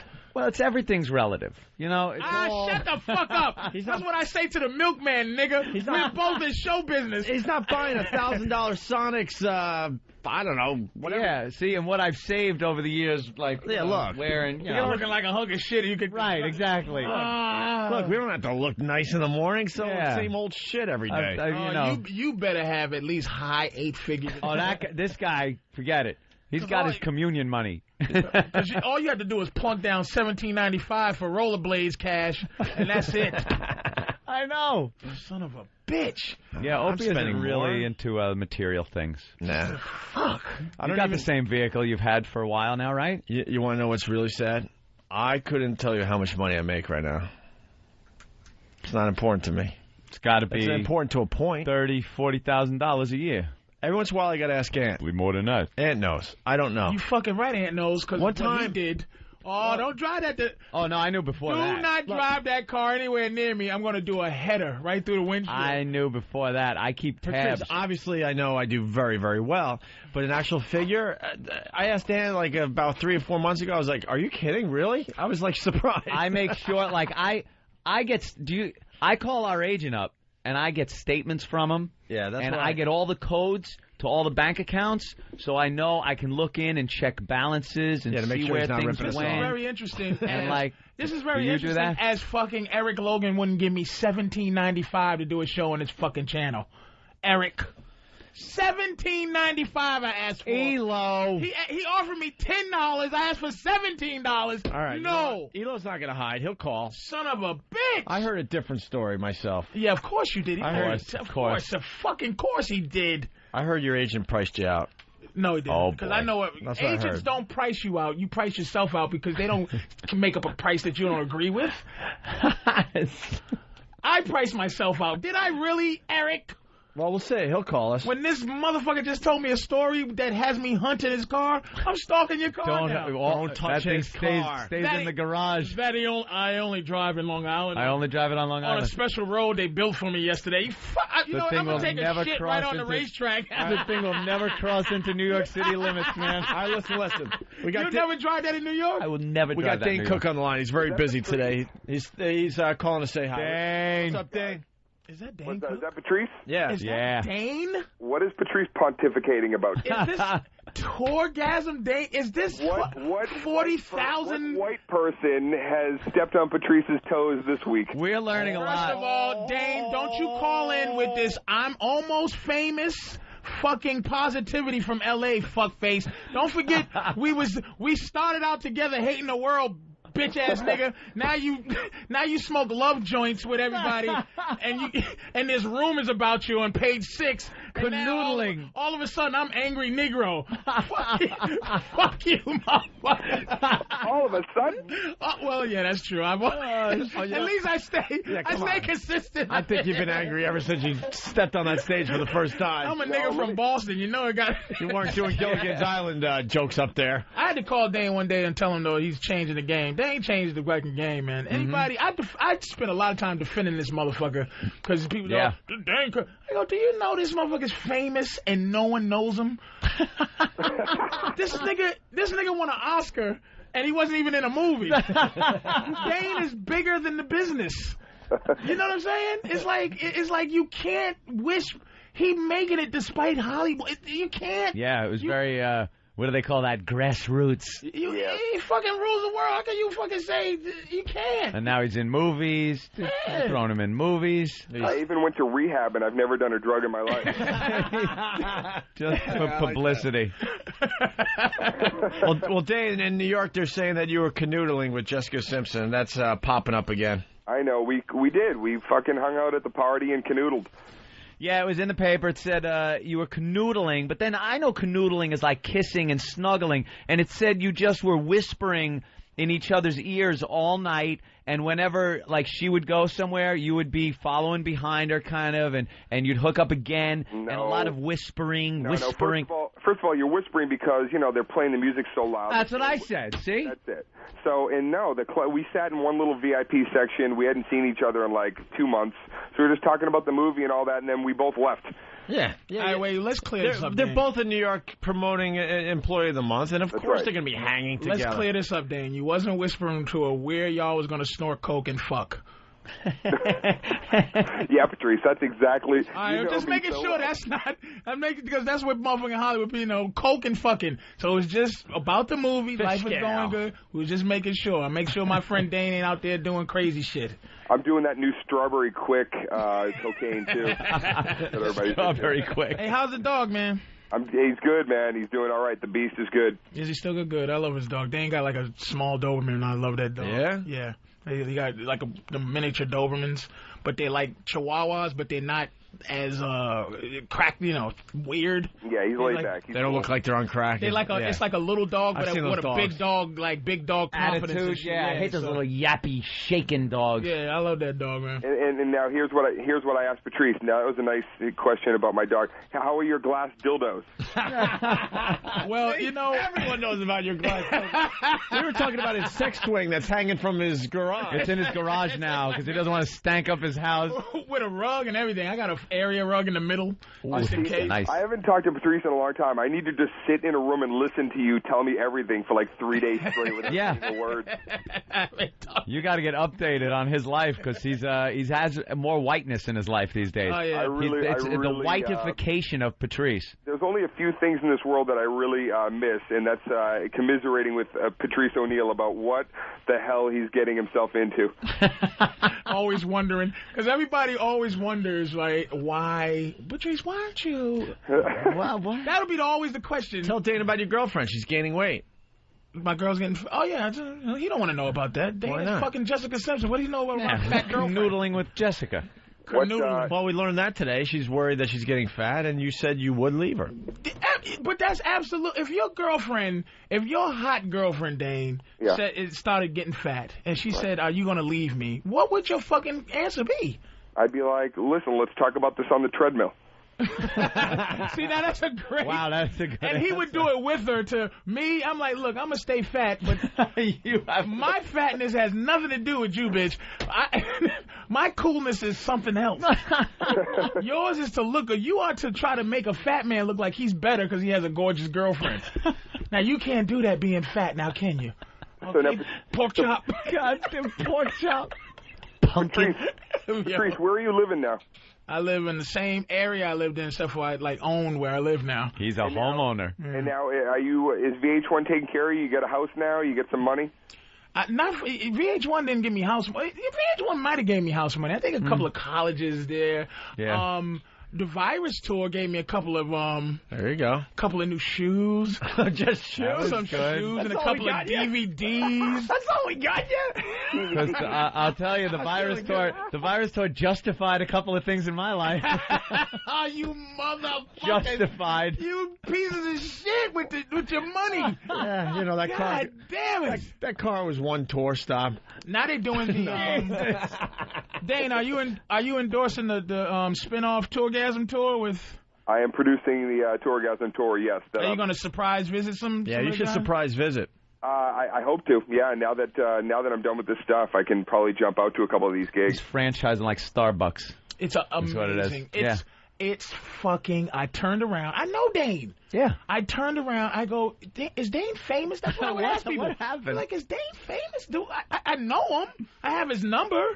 Did this motherfucker, is he a household word? People seem to be talking about him. I turned around and there's a finger that's his super finger, Sufi, that's a conglomerate. It's more money than Viacom. And I'm like, when did this happen? At what set at the Laugh Factory on fucking Sunset Boulevard did this fucking happen? The minute I stepped away from the table at the cellar. That is really. Oh, shit. That really is, and here's the sad thing. That's Bobby, inside, but really good. Yeah, it's There's a lot of bitterness at that back table. It's just when I'm gonna tell you where a lot of this comes from, and it's not from because from Tough Crowd. When Tough Crowd was on, it was me, Norton, Nick. Colin, and we kind of got and Voss. And yeah, he made sure not to forget Voss because that's really you can feel it. And Voss. But we used to sit around and just like you stink, you loser, you this, you that, and a lot of comics are not privy to that shit. Like they don't like that whole loser, you suck, you ain't shit. So it's like let me get away from that and get into some positive thinking. But here's the thing, that's what Dane is positive thinking. Some of the guys that try to subscribe to Dane Cookology are losing, like Fat Boy, like Bobby Kelly, who's starting to look like Emerald Lagasse, oh, Jesus who has to understand he's a fucking loser. He is not to hang out with positive vibes. He's to be with losers and stay with losers, and he'll find success. No one wants to be around this fat balding man who has this evil look in his eyes. These black eyes. Lifeless eyes, like a doll's eyes. Like a doll's eyes. You made one mistake. You said balding. He's actually bald. And I'm telling you, Dane. No more ink. Dane has a lot of guys. It's the side of it's the dark side and it's the light. Now Dane is succeeding on the force. The light side of the force. But there's a lot of guys who think they should be living on the force side. Right. Who aren't living on it. Like Gary is an angry man. Gary Goldman, because he should be on the force side, and it should be his life should be cultivated. But he's mean and mad. And if he accepts that, he could be a Sith Lord. If he accepts his evil, he will be fantastic. Dane is nice. Dane's playing the garden. Of course he is. Dane's playing the garden. It's probably on the way to something else. He's dropping through at the garden. Dropping in, yeah. It's like, you know what? Dane's MySpace send button is like fucking getting ready to launch a missile. Like it's like, all right, Dane, are you sure you want to do Ohio State University? Yes. You sure you want to do the state of Kansas? Dane Cook is performing tonight, one night only. Dane performs in Minneapolis, Minnesota. Where at? In Minneapolis. Where? Nigga. Minneapolis. Wait, he puts out a bulletin on the MySpace, hits send, and all the lights dim. Like all the power. That's why MySpace from the internet is getting soaked up. You're like, oh, Dane must be putting out a bulletin. Me and my 1,700 friends. Oh, shit. Dane's friends can gang rape my friends. Oh. And they couldn't fight it. Oh, that's funny. Because everyone else got involved with the MySpace way too late. They saw what it did. Yeah, for Dane got in like really early. You got to be in early. Dane, who fucking Pyramid told you scheme. about that? Don't even tell me that you were sitting there going, this looks like a good place for me to... I was on Friendster, and a fan wrote me and was like, dude, doesn't this suck? And I was like, yeah. And he goes, you should check this out. So I skipped over to MySpace early on. Do you owe that guy money now? I don't know who that is, man, but you know, that son of a bitch. I jumped over there. Man, he gave you a great tip. You know the guy Tom though, right? The guy that runs it, right? You must. Yeah, those guys. I mean, they made that. Yeah. Yeah, he's worth like $580 million or something. Unbelievable. Dane is slacking though. He only has 1.5 million friends. Oh, that's What's with that, nigga? What's like with country. that, Dane? There are countries that don't have those populations. Dane has India as a friend. Like a country now. Dane has Tibet as his friend. Welcome to Dane. Ha ha ha. Come to Dane. You got a passport? You can't get into Dane. Dane? Unbelievable. Dane Cook. Ladies and gentlemen, I will soon be arriving in Dane. The weather is perfect, of course, as it is every day. So fasten your seatbelts and prepare for landing and enjoy your time in Dane. Patrice O'Neill, you coined it, man. You said the thing though at the back of Nick's one day when everybody was trying to be something they weren't on stage. I remember you looked at me, dude, and you go, "I'll tell you, man, the thing that's going to make you make it." And he goes, "You can't fuck with the truth." And that's all I ever did, man. I was like, all right, fuck it. I'll just be myself. I'm not going to try to bust balls if I don't want to bust balls. And really, Patrice is one of the guys that actually was, he got me. He got me right away. So a lot of comics try to be something they're not. A lot of comics. That's why I tell That's why I know how to make Bobby Kelly famous. See, Dane's fame is different than Bobby's fame. He's not. Like certain people have certain kind of fame, man. I could never be Dane famous. My personality would do something to horrifically fuck up my fan base. Like, I would just tell him, go fuck yourself with your goddamn finger. Stick these 2 Sufis up your fucking cunt whore. Get out of my... You know what? I'm tired of the Madison Square Garden. It'll be 13,000 people going, what? Boo. He's having a nervous breakdown. Hey, get him out of here. Go suck a dick. I know where my bread's buttered. My bread is not buttered. I might make $1 million. Throwing out a heckler in like section 304. But Dane, the thing I tell Dane, because a lot of old school guys hate Dane. Old school motherfuckers hate Dane. There's haters and out I'll there. go, look, let me tell you something, man. This motherfucker, and I say this, and this is not no bullshit, man. You know me, man. No. He's righteous. I say the motherfucker. We had a long talk. It's one of these long time ago. Last long talk we had. And Dane did 2 things. Well, I remember. I said, Dane, look, man, because he told me all this heavy shit about himself. I said, you don't talk about this shit on stage. He goes, I have no interest in it. Maybe in a movie, but I would never talk about that deep down hurting shit on stage. I went, fair enough. And then he proceeded to go, I'm tired of people stealing from me and Jim Carrey. And that's when I wish it was somebody else there for me to look at and go, what? That conversation, that was the last heart-to-heart we had. But that's why I go, that motherfucker's righteous. Whatever he's doing, it's him. Don't do fucking somebody else. Right. Bobby Kelly, I love Bobby. I tell him this all the time. You're not a guy people love. So what is the adjustment that Bobby needs to make then? He needs to stop talking about butter cookies and Cheese Whiz on stage, because Bobby is a deviant problem person. But he can't deal with no laughter. Bobby needs the laughs that Dane get. Bobby needs that. But Bobby needs to learn how to not be funny for a second, so that he can go deep down into what the fuck problems he has. As an ex-good-looking guy.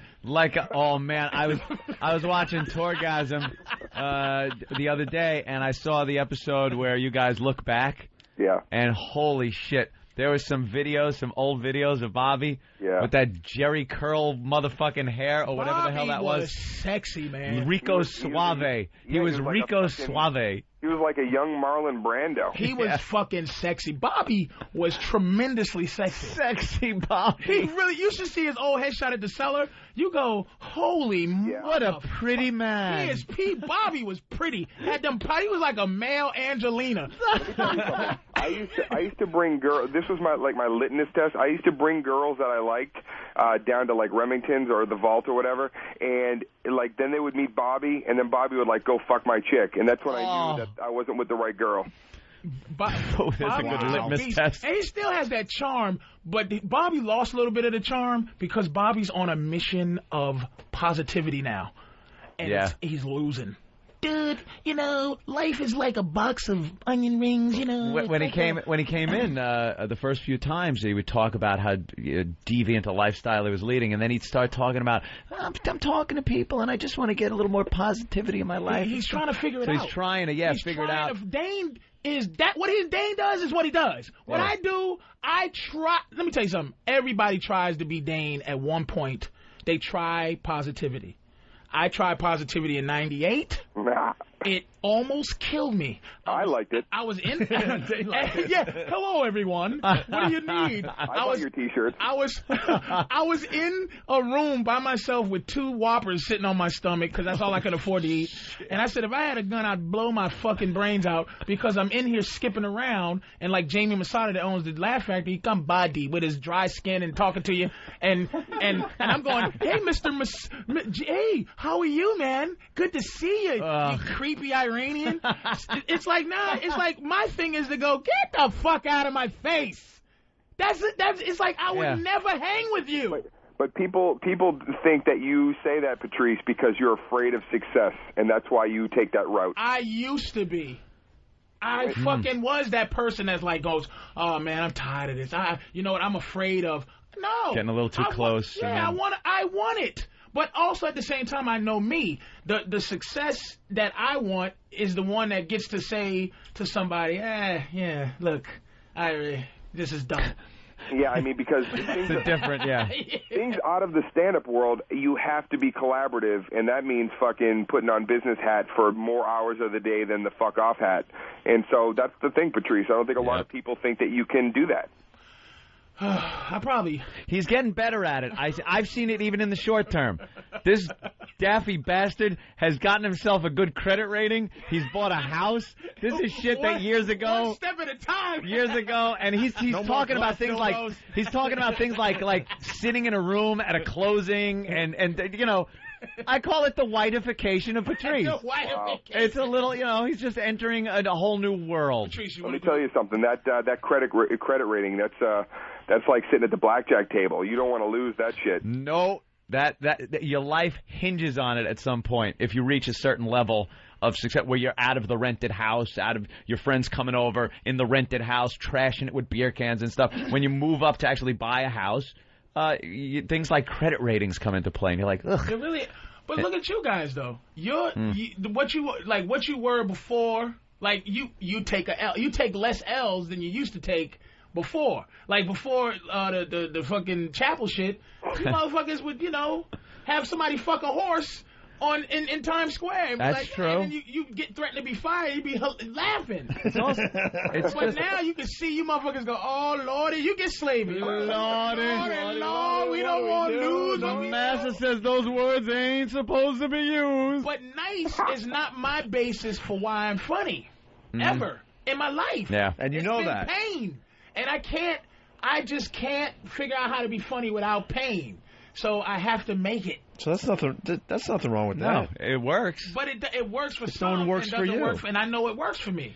And how's Billy Bird doing after that YouTube thing that I watched? They don't know. They won't call. I would love to talk to Billy. I don't know his number. I don't have his number. My cell phone is broke. And you know something? Billy Bird never gave me his phone number, and I never gave Billy my phone number. I don't know what happened. You don't have my phone number. I don't have Patrice's phone number. She calls you here. I got Opie's phone number. Yeah, that's who I have in my contacts.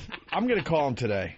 Are you calling? It's Billy? only been 2 weeks. I better call him. You better call him, man. I always say, like, the past couple of weeks, I've been saying, where's Billy? How's he doing? Have you checked out the Bill Burr video yet? I watched the whole thing, man. On YouTube? It's unbelievable. Wow. Wow. Dane, what are you playing in Transformers? I don't think I'm doing it, man, because they wanted to change my scene around, and then I didn't like the new scene that they wrote, so I think I'm out of it. What were you in this? Originally, I wrote a scene. I met with Michael Bay, and he told me to write a scene. He's like, dude, do whatever you want. I go, I'll only do it if I can fight a fucking robot. As who, Dane? No, here's the thing. I was going to do a cameo. I sat down with Michael Bay. He goes, all right, tell me what you want to do. I go, here's the deal. I only want to do a cameo if I can fight, like, Optimus Prime. And he goes, all right, you write the scene. So I wrote a scene out where I'm driving down the street in my car, and my car starts fucking transforming, and my own car beats the shit out of me, and I start fighting my car. Okay. And I had this whole thing set up, and I sent it to them. They're like, good, we'll do it. We'll shoot it in 2 days.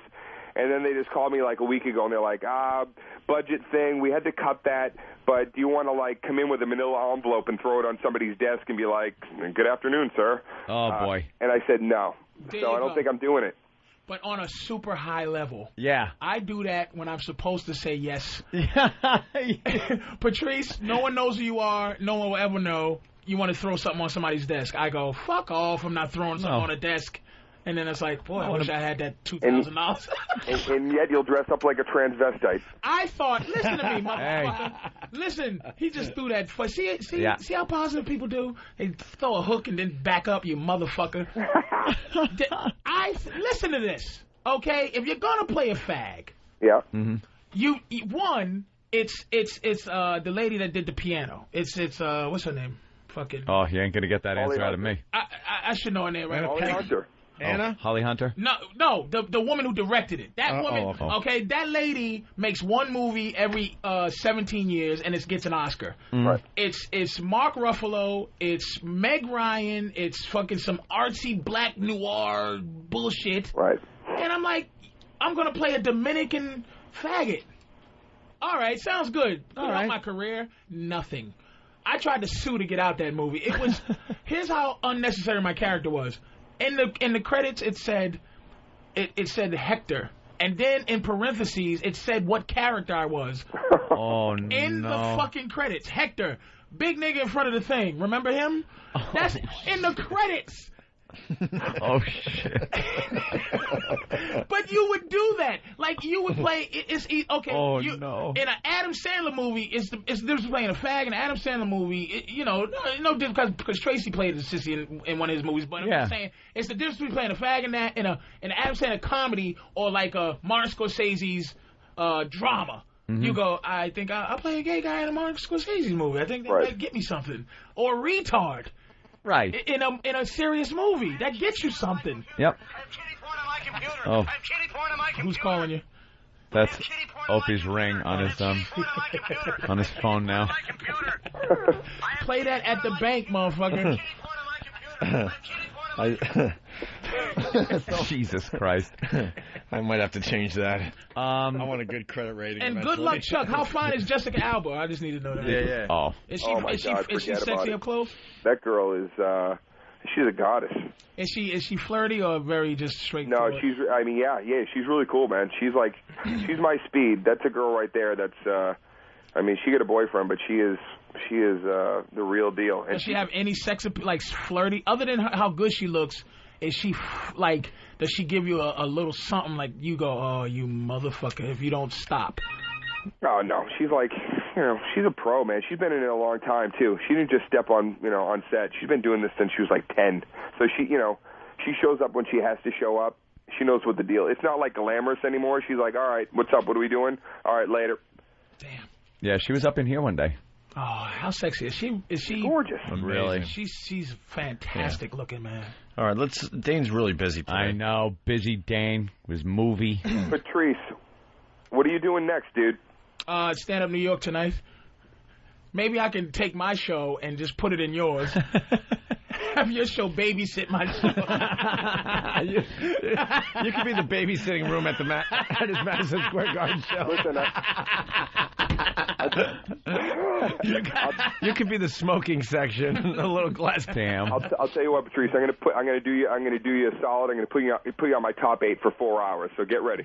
Oh man. Get my 8,000 man, you're gonna get a lot of friends. First Sufi I see on my page, I'm getting them off. I'm gonna write him a letter. Go fuck yourself. That's what I love about Patrice. His whole system, no goals. Yeah. It must be so nice to go through life like that. How great is that? So whatever happens good, you're surprised about it. Somebody no call. Goals. You want to do what? Yeah. Right. No goals. They call me for web junk. Want to do That's that? your HBO I ain't doing nothing. right there. No goals. No goals. No goals. Bridge burner. Bridge burner.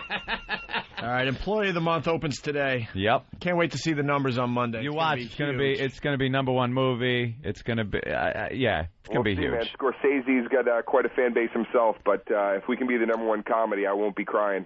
Yeah, well, you'll definitely get that. Yeah, you got that. Jeez, you got that. The trailer looked great. I saw it during Jackass. Yeah, the reviews from last night are rolling in because they had screenings starting at midnight, and that's the thing is people get online and hide behind a screen name, and then they'll say anything. Really? But so far, everybody's saying that they dug it and that people are laughing. And here's how famous Dane is before we all go. Yeah. Let you know. Because this will be the last time we talk to him. This is it. Yeah. I'm going to tell you why Dane is now officially famous. Yeah. Dane has a small gut, but he's on the cover of Men's Health magazine. Dane is out of shape, and he's on the cover of Men's Health magazine. Let's just say that is fame. You insane. Dane has a little pudge. I am in the best shape of my week. Dane's on the cover of Fitness Illustrated with a saggy booty. Unbelievable. I'm fucking amazed by that. Patrice Patrice is on the cover of White Man's Magazine. That's how. I swear to God, I want to be cigar aficionado. That's my goal. Patrice on the cover of Cigar Dane, I'm gonna set a goal right now. I'm gonna be on cigar aficionado. Patrice O'Neill, How to Make It from Bed. And Dane Cook, your tickets for Madison Square Garden go on sale Monday at 10 a.m. through Ticketmaster.com. Yeah, it goes on to the public. I think pre-sale. We're already almost halfway sold out, so it should be going up. How many did you sell pre-sale? Pre-sale, we've already sold, I think, over 10,000 in 48 hours. And it's only how many seats there? Like 12,000? I said half. It's over, go for Johnny. Like 19, 20,000 at the Garden. 12,000? Yeah. There you go. All right, Dane. Go fuck yourself. All right, hey, you're not one of the haters, I thought. I'm going to throw an egg right at his fucking head. I'm a hater now. You're a hater. Cock-sucking mother. Fuck you, bastard. All right, Dane. Thank you so much. Happy anniversary to you guys. Yeah. Thanks a lot, man. Yeah. You got it, fellas. All right, Dane. Dane Cook, everyone. Later. Employee of the Dane month. Cook. That guy is so fucking famous now. Just Men's so Health Magazine. fucking famous. Men's Health Magazine. It's been fun watching you today, man. You were great. Stand Up New York. Yeah. Tonight and tomorrow. Yeah. Wednesday, Salem State University. That's right. And next Thursday is Vinny's Club, the Stress Factory. That's one I'm going to. 12, 13, and 14. Yeah. Anthony will be there. Okay.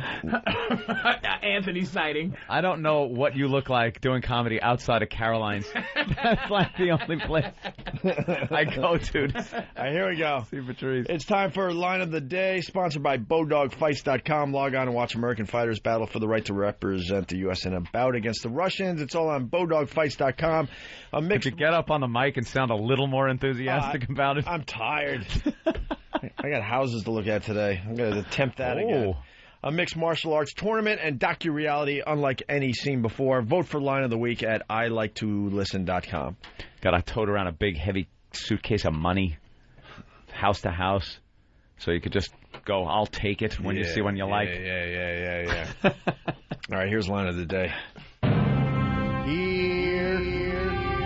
comes Line of the Day, Line of the Day.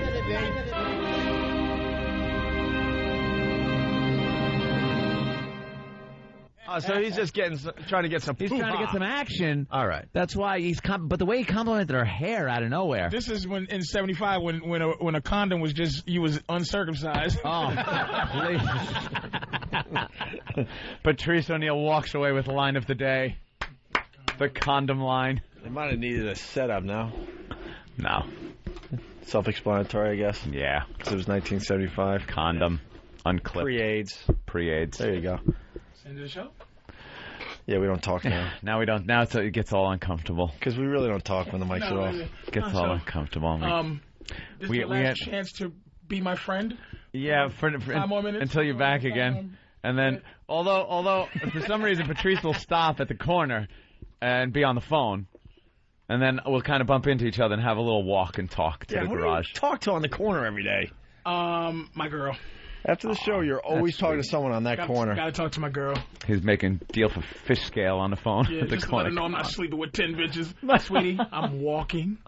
Listen outside. There's people here. I'm not in a brothel. Take video, motherfucker. Email me video. He's going to have to walk around on Pal Talk 24 hours a day. Patrice, always a pleasure. Thanks, man. Always. All right. Great job. We had a lot of fun this week. Thanks, Patrice. Hell yeah. Is it over? Oh, no. Good week. We're still on mic. It's still going out over, but yeah, we're done. Oh, yeah, the actual show is over. The show is over. No, it just, that's it. Like anything that could be even slightly entertaining has stopped coming out of the radios right now, but they're still on.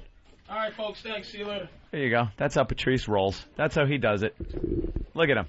He gets to leave on the high note, gave his plugs, boom, he's gone. It's a pretty good strategy. I see you're using it right now, too, standing up and leaving. I'm beat. Yeah. I am tired today. That was a good show, though. It was a good week. Good week of radio. Yeah. Except for our stupid anniversary show. I hated that. Fucking blew. No more anniversary shows. We'll be replaying that, I'm sure. I'm sure E-Rock's already got it scheduled for a fucking replay. Dude, why? No, why? It was great. What? I thought you liked. Why are you anxious to just sit there and hang? You're the one usually leaving already. I'm not anxious to sit here and hang. I'm a responsible broadcaster, and I see that... we don't have to be responsible. It's after 11. That's true. All right. Go fuck yourselves. I'm done. Hey, guys, have a great weekend. Thanks for the support. We'll see you on Monday. On Monday. Well, we got some audio from the Tonight Show appearance.